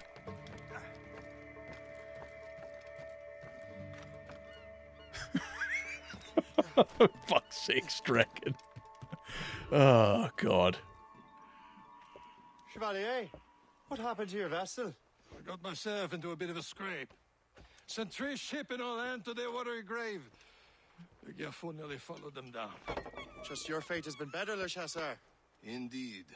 My sources inform me that Samuel Smith has searched far and wide, looking for answers on how to make that strange box work. He just returned from Europe. Where's he now? Refitting his schooner. If you hurry, you can catch him there. Oh, remember those blueprints? Well, I had an engineer build that marvelous weapon for your ship. Master Puckle's gun fires more shots than an artillery brigade and twice as fast. Oh, yes, the Puckle gun. Many thanks. Anything for my hooded friends. Yeah, so that's just going to be like a really, really good mortar, basically.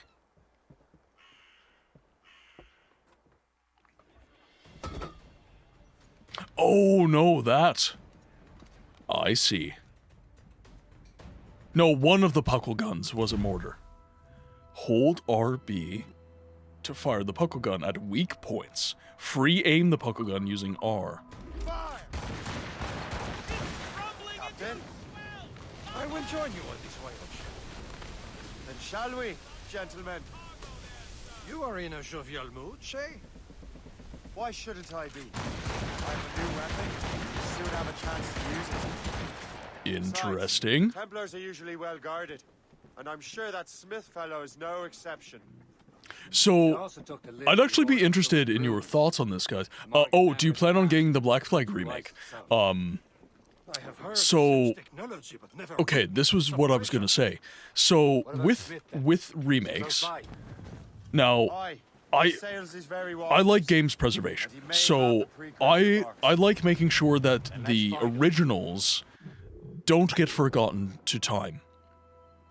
And I think that is always a marginal risk when revisionist media gets made. And that is a remake is a revision of an original title.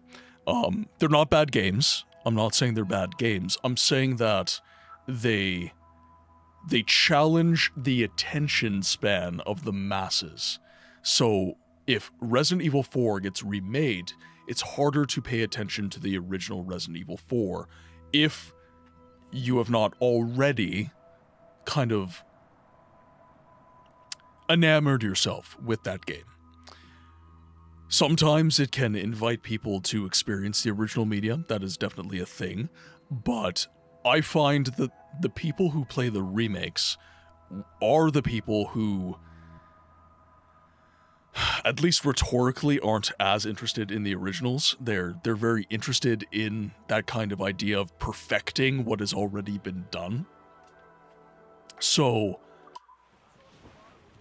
within a remake, I just ask people to be wary of these things. Okay, so we got some okay, we can take these guys. We can take these guys easy. But gotta make sure that we don't.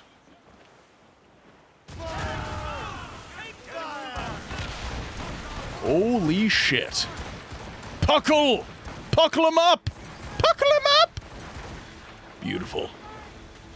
Absolutely beautiful. Oh god. Oh baby.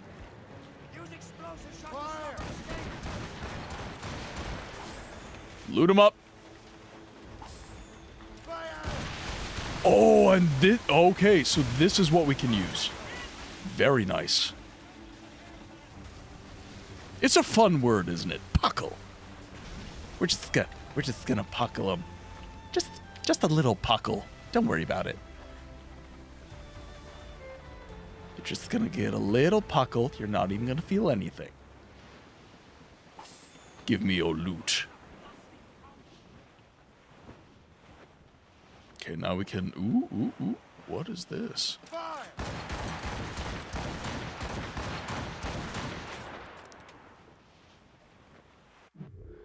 There needs to be enough meat of the original to make the to make it a heightened and refine the experience, in my opinion.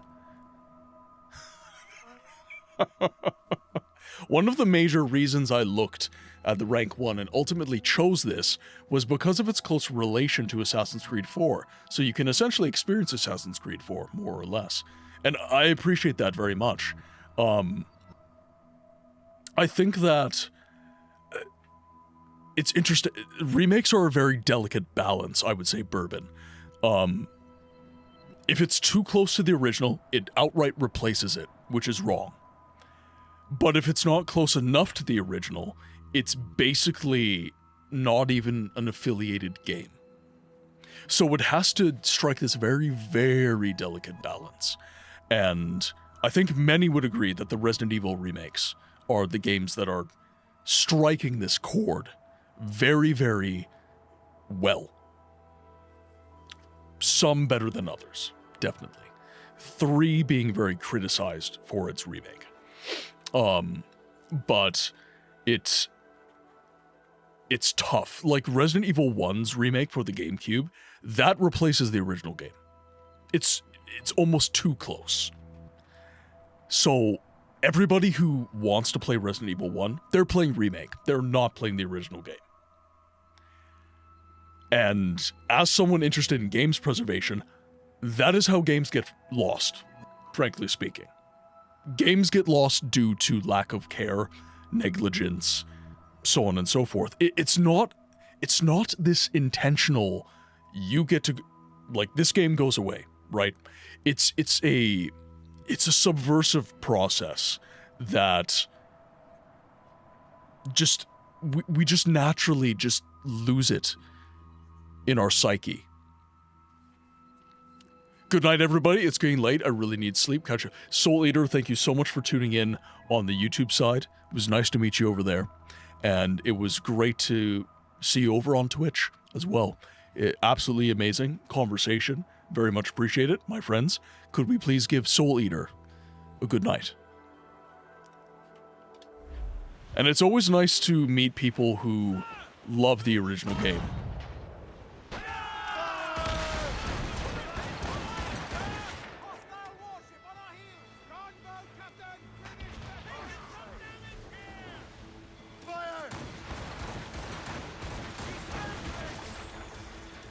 Holy crap, these are ferociously damaging.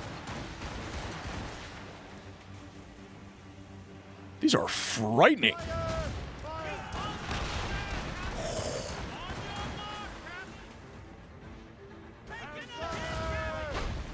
Oh yeah.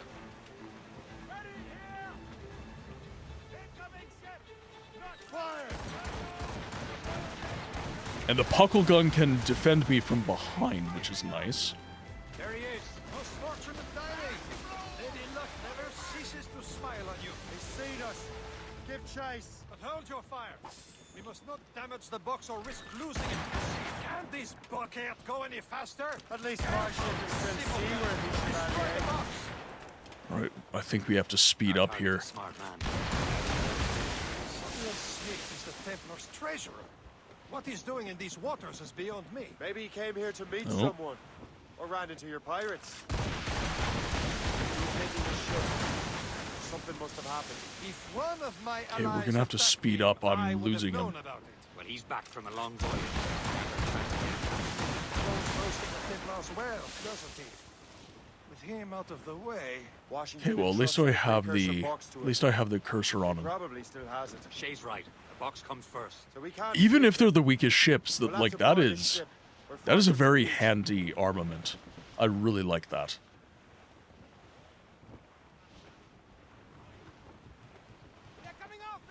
Look, Captain. He's cutting through the ice. It seems you're not the only one equipped with such a ram, Shay. Let us hope ours fares just as well. Easy, follow the trail.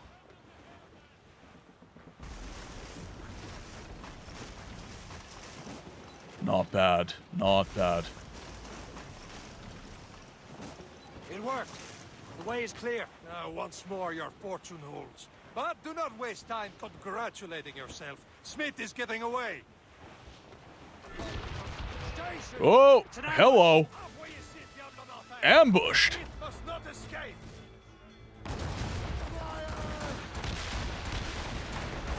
Whoa. I failed to brace. Oh, are we fighting? Oh, we got boarded.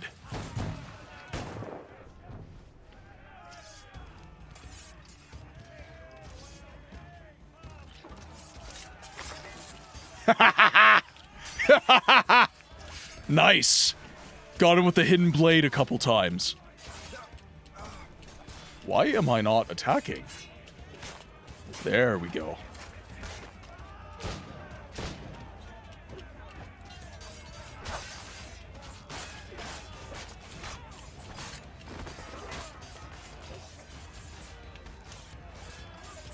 It's just randomly squatting.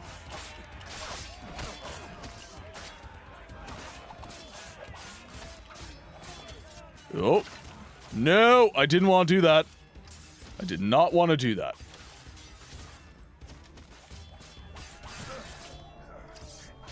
That sucks. There we go.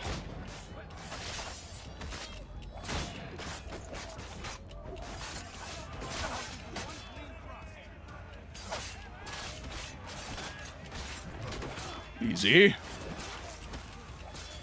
There we go.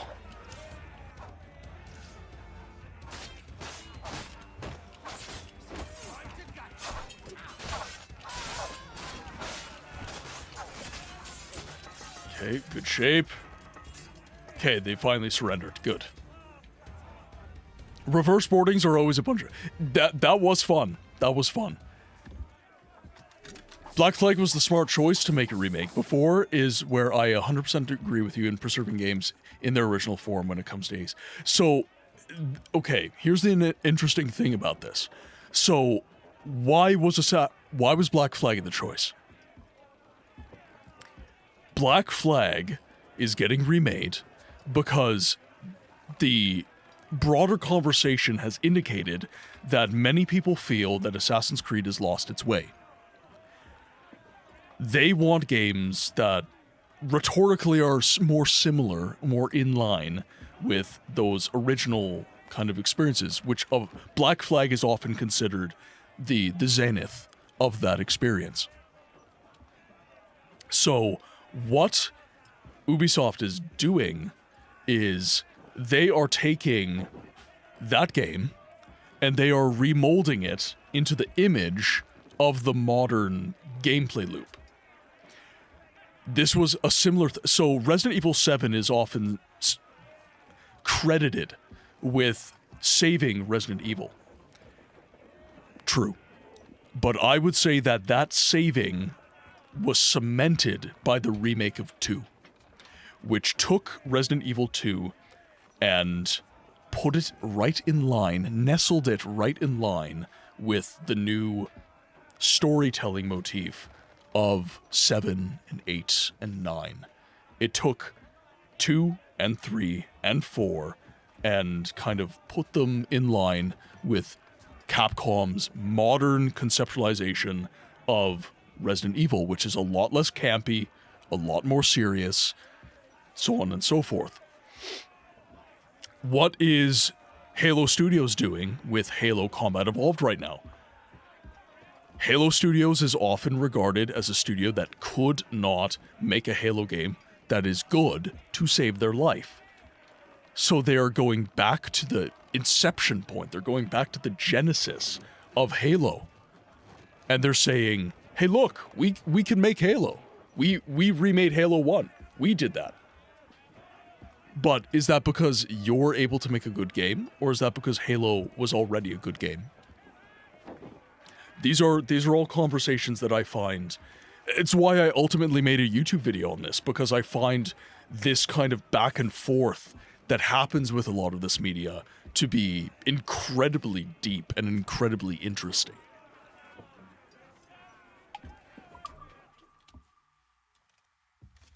Give me your filthy lucre. I don't need repairs. I need money.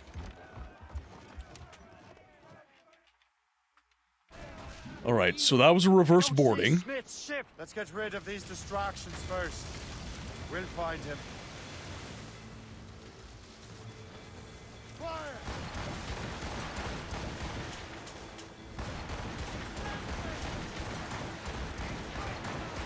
The puckle gun is enough to take these guys down. There we go. There's Smith. He's moving again. But where? I'm glad to disappoint him. Oh, he's right there. Still within reach. Alright. I will leave the rest of the loot.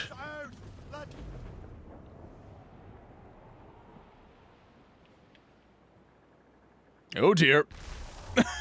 That was unfortunate.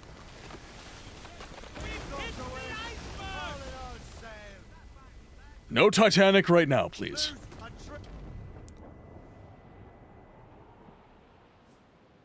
There we go. Now we can get up to travel speed, we can catch them.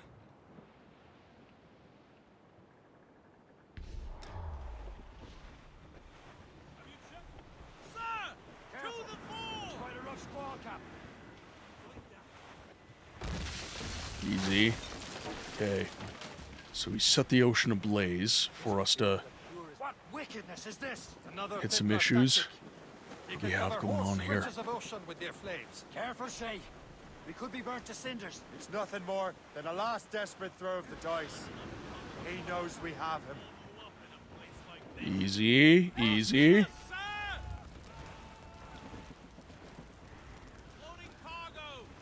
Take it easy.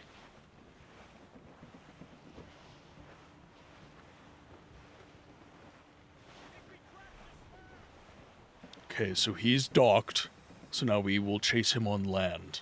Now we know where he was headed. The bastard has an encampment here. Follow him on land. Do not even think of firing the ship's weapons near that Whoops. precious box. I'll take care of this. Please dock me.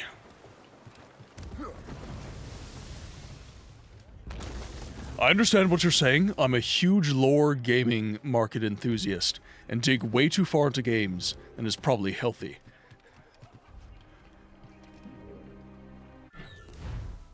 A rope dart. Rope darts are equipped with a lethal grappling knife. Press Y. Ah, nice.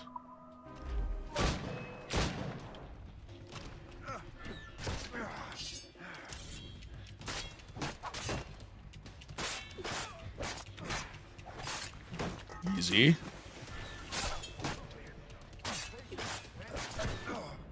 Oh, they had a sniper.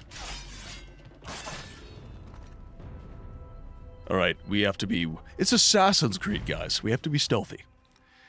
No, Bourbon, that's what I'm all about here. So, like I said, I focus on... The games facilitate conversation.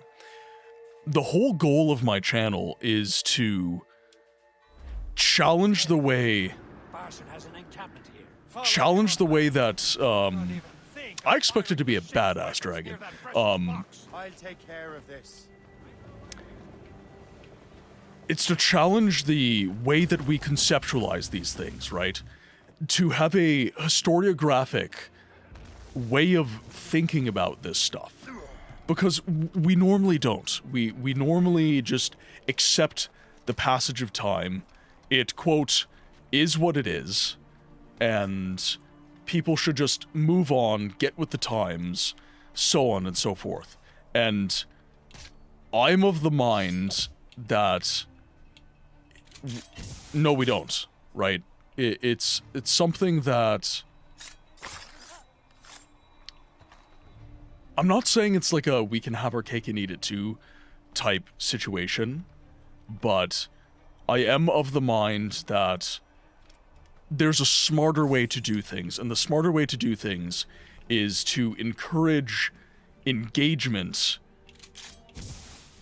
with the original media, with the original games.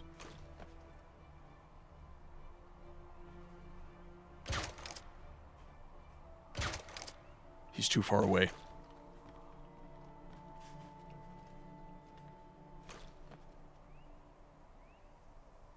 Yeah, he's much too far away.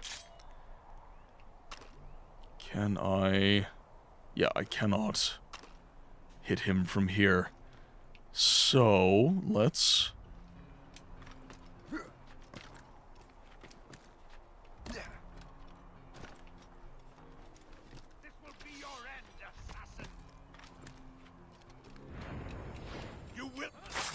Ha-ha!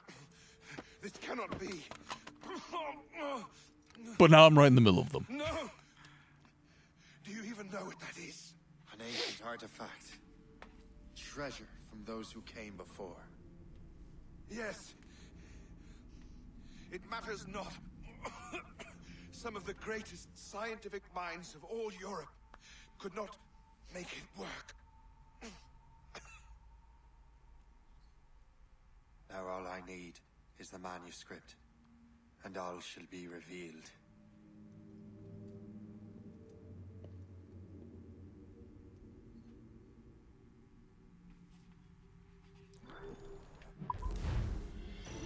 It makes it seem like such a clean break, and it's kind of not.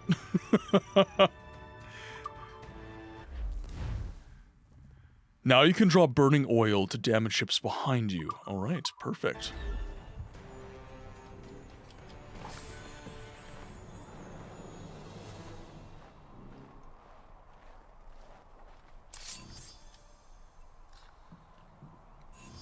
Perfect. Okay, so we took all that ammo. Pretty good.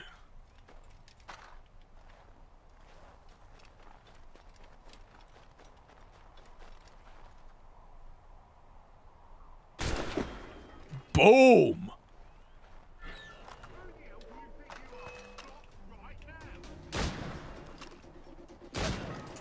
Oh!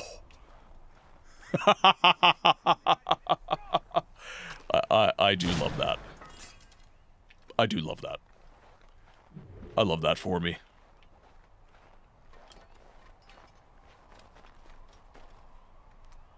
now we get some bullets. So I like Fallout. I mean, I grew up on it and went back to Fallout 1 after over 2 decades, and honestly had so much fun experiencing it in its raw form that it made me realize how far they've strayed. This is the thing, right? History informs the present. And this is why I advocate for video games history. So, I don't know if you know this, Bourbon, but 87% of all video games ever made, that is all video games ever made, are either poorly preserved or not preserved at all. So, what does this mean? This means that, essentially, if people want to make revisions of this media, they can do it, and they can do whatever the hell they want, and we're just going to kind of take it, right? With Fallout, Bethesda has actually strayed quite far from the font, the original source of this franchise. And it's not necessarily a good or a bad thing. I'm not making a moralism about this, but what I'm saying is that it happened. And as people who enjoy this media, we should educate ourselves on this. We should know about this at least. And a lot of people don't. A lot of people are just like, look, don't look a gift horse in the mouth. Just understand that things have changed and just take it. Just take it. And I don't think that we have to accept that. I don't. I think that there is a nuanced conversation that we can have when interacting with this kind of stuff. Okay, so we have the artifact. So what do we need now? Not that.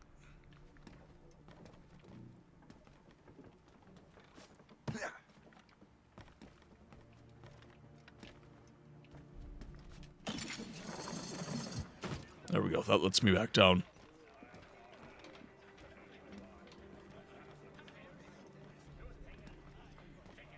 Well, and this is the thing, right? Like, Bethesda is considered to be this great writing studio. And I think at one point they were. I think at one point Bethesda was that. But I think that if you look at them kind of historiographically, I think that there is a lot pointing in the direction of Bethesda's kind of lost their way quite a bit. And I think that we need to be able to recognize that. I made a video on my, well, everywhere. It's on my YouTube, it's on my Instagram, TikTok, everything. But why are we getting Scrolls likes all of a sudden? Like, Bethesda hasn't released a game in the mainline Elder Scrolls series in, like 15 years, right? So why is it that we kind of politely waited and didn't make a Scrolls-like for all of that time? It's not because the impetus wasn't there, but it was because we love the Elder Scrolls so much that we've kind of created this ideal that Bethesda is to be respected, and that what they make is to be respected. But now, Bethesda has shown that they're not necessarily interested in giving us new Elder Scrolls, new media. So now we're kind of to the point where it's like, okay, you're not going to make an Elder Scrolls game that I want to play? Fine. We're going to make it ourselves. And now we're seeing Fatekeeper, and we're seeing Lantern of the Laughless Saint, and we're seeing Dread Delusion, so on and so forth. All fantastic games, all very Elder Scrolls-y. But I will say this.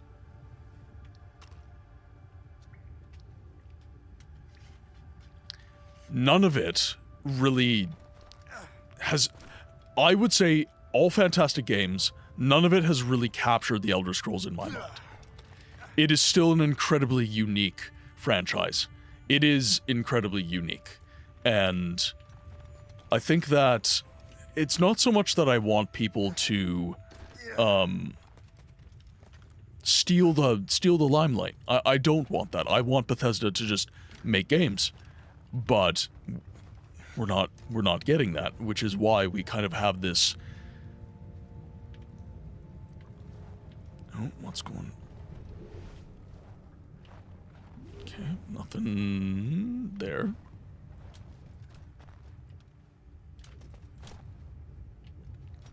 Can't do that either. Okay, I've reached the pillar. Native totems. Decipher the hidden code behind these native totems to uncover ancient artifacts. Align all the lines with the arrows on each of the pillars.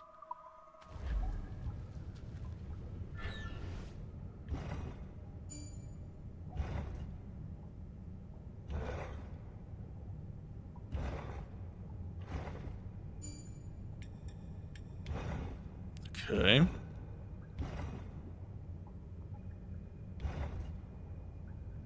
There we are.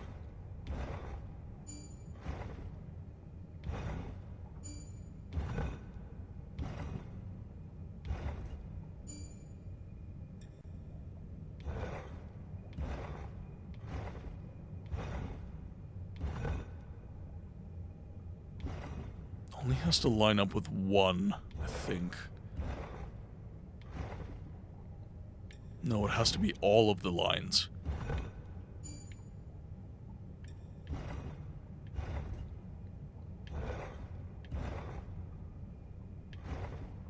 Interesting. Okay.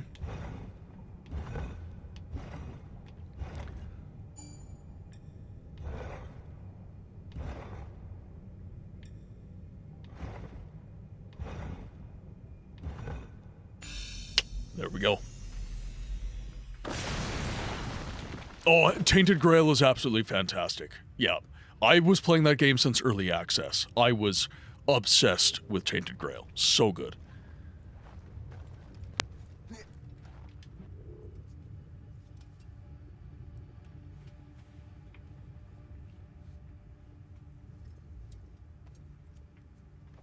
Oh, there's a specific armor that I can get. That's awesome.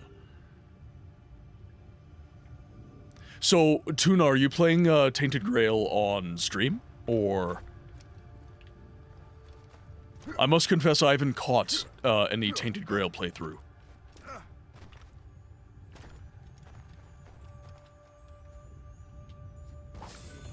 Oh, okay, you're playing off stream. I play Tainted Grail off stream as well. Like I said... Now, this has kind of changed. This is probably the newest game that I've ever played on stream.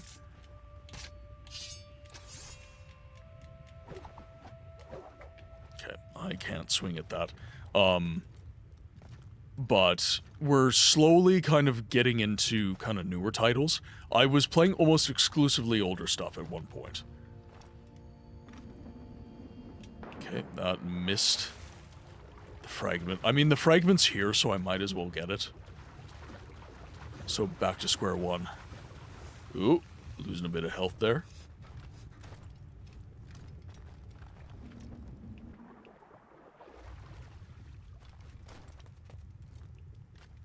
Easy.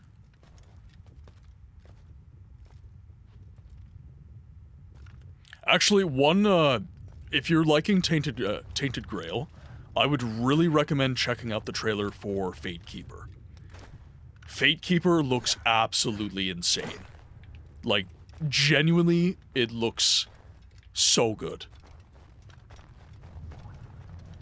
Oh, you already wishlist. Like, I saw the combat and I was like, bruh. That was like the first trailer for... But, I will say this, a good trailer is not a good game. Avowed looked really good. And Avowed ultimately ended up being kind of a... it's not a terrible game, but it ended up being very... meh, for lack of a better term. It just wasn't what I was expecting. Especially with Pillars of Eternity. being the universe that was kind of backing it up. I was expecting a lot more deep RP and stuff, and that was just not what we got at all. I tried streaming Fallout 1, but I could not get it zoomed in enough for people to really enjoy it. So go to Nexus Mods. So Nexus Mods will, I had the same problem when I played Arcanum of Steamworks and Magic Obscura. And a lot of these games are just not designed to be ran on 1080 by 1920 by 1080, right? So it's important that we cause these games to put their best foot forward. But at the same time, I'm not an advocate for modding the shit out of a game and expecting other people to do that, right? That's kind of a massive problem. It's like, oh, this game looks so good. What do you have to do? And it's like, oh, it's easy. Just download 50 mods and the game looks like this. It's like, then the game doesn't look like that, is what you're telling me.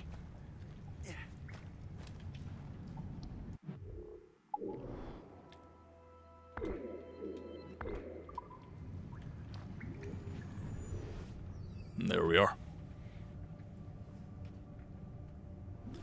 Alright, now, with that done, does the game autosave? Actually, well, I'm close enough to my ship, so I might as well just make my way back. Because I'm fairly certain that my game will autosave when I get back to my ship. No, not that. Maybe that way?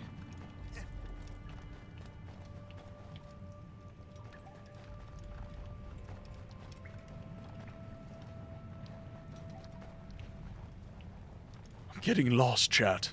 I don't know where I am. I'm scared. Okay, so we can head this way.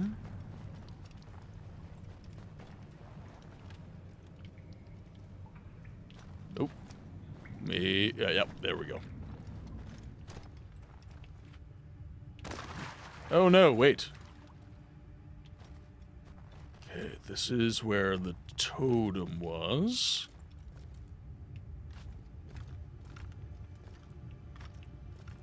I always play games in their raw, unfiltered forms before introducing law. Yeah, I'm the same way.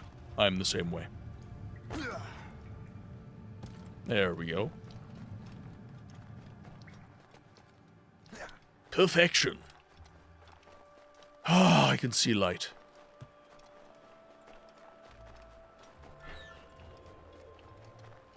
I gotta say, this has been a lot of fun.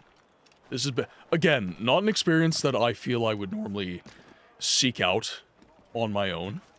But that's kind of the beauty of the channel, is you guys share these experiences with me. And I've opened myself up to things that I don't think I would have in a million years kind of sought out on my own.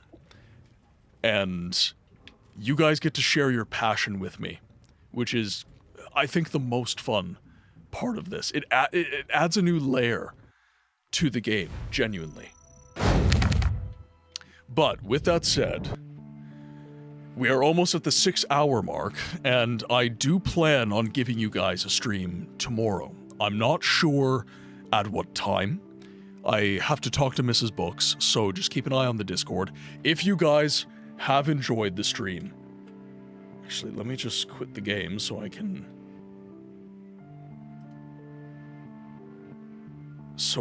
get my monitor back.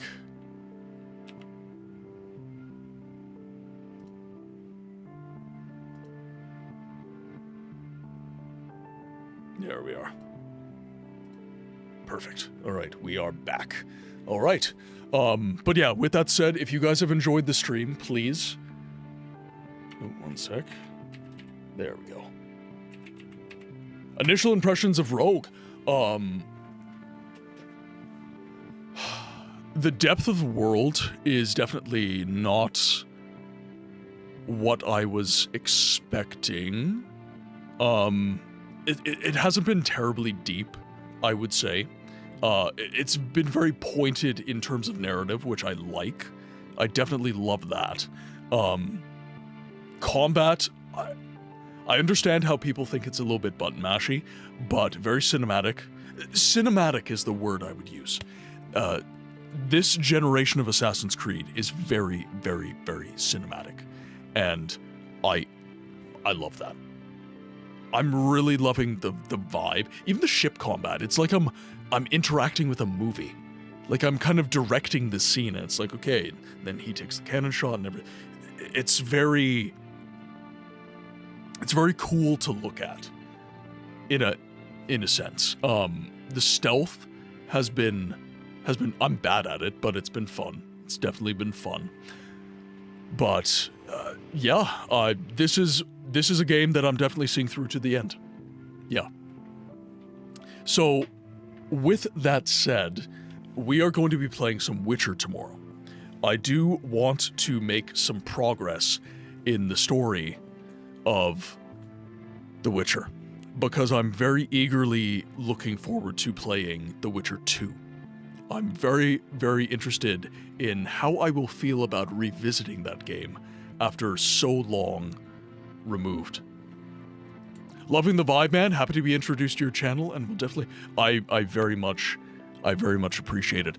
I'm looking to, so to Dragon's point, I am looking to get into more of the, I've been doing opinion pieces on YouTube for the most part, which, you know, I have opinions, so okay.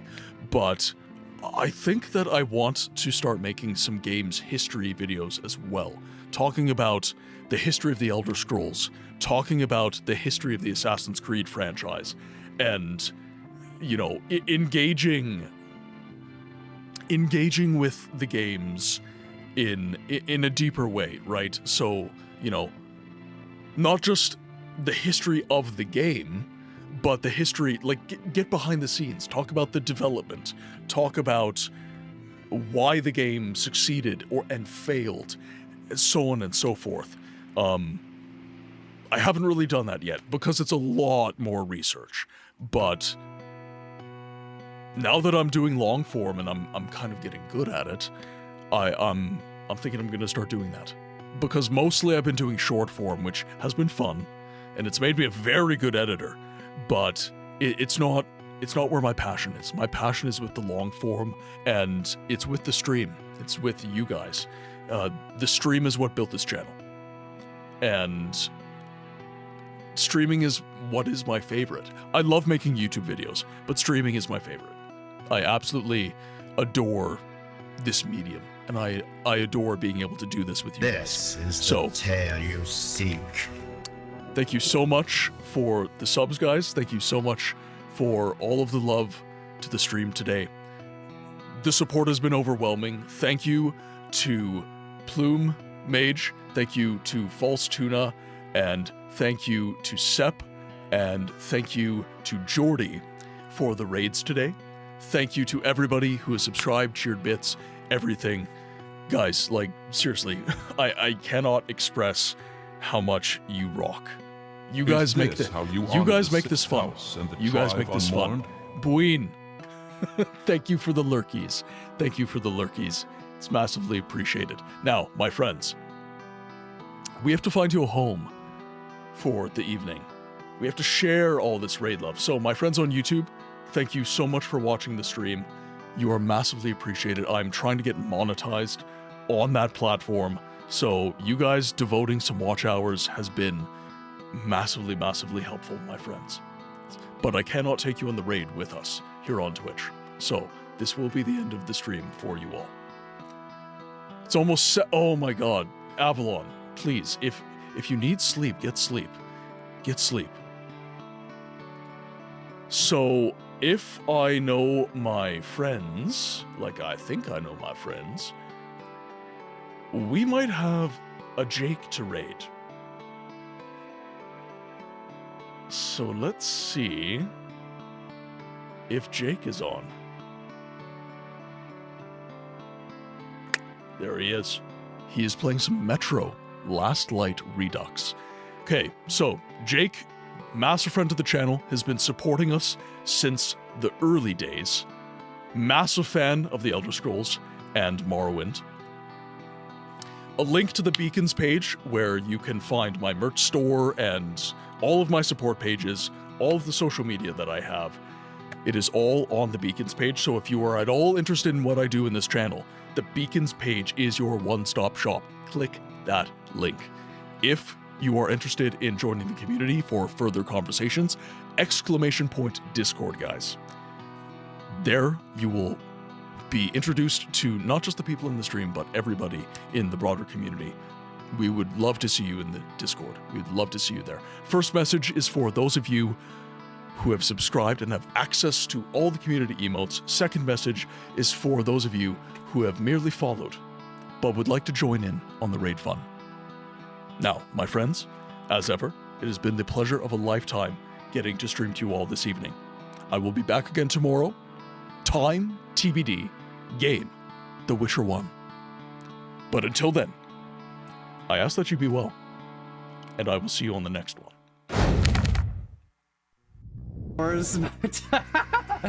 Oh, this is ridiculous.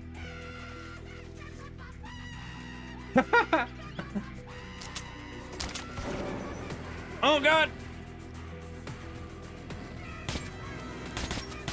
Can I shoot this?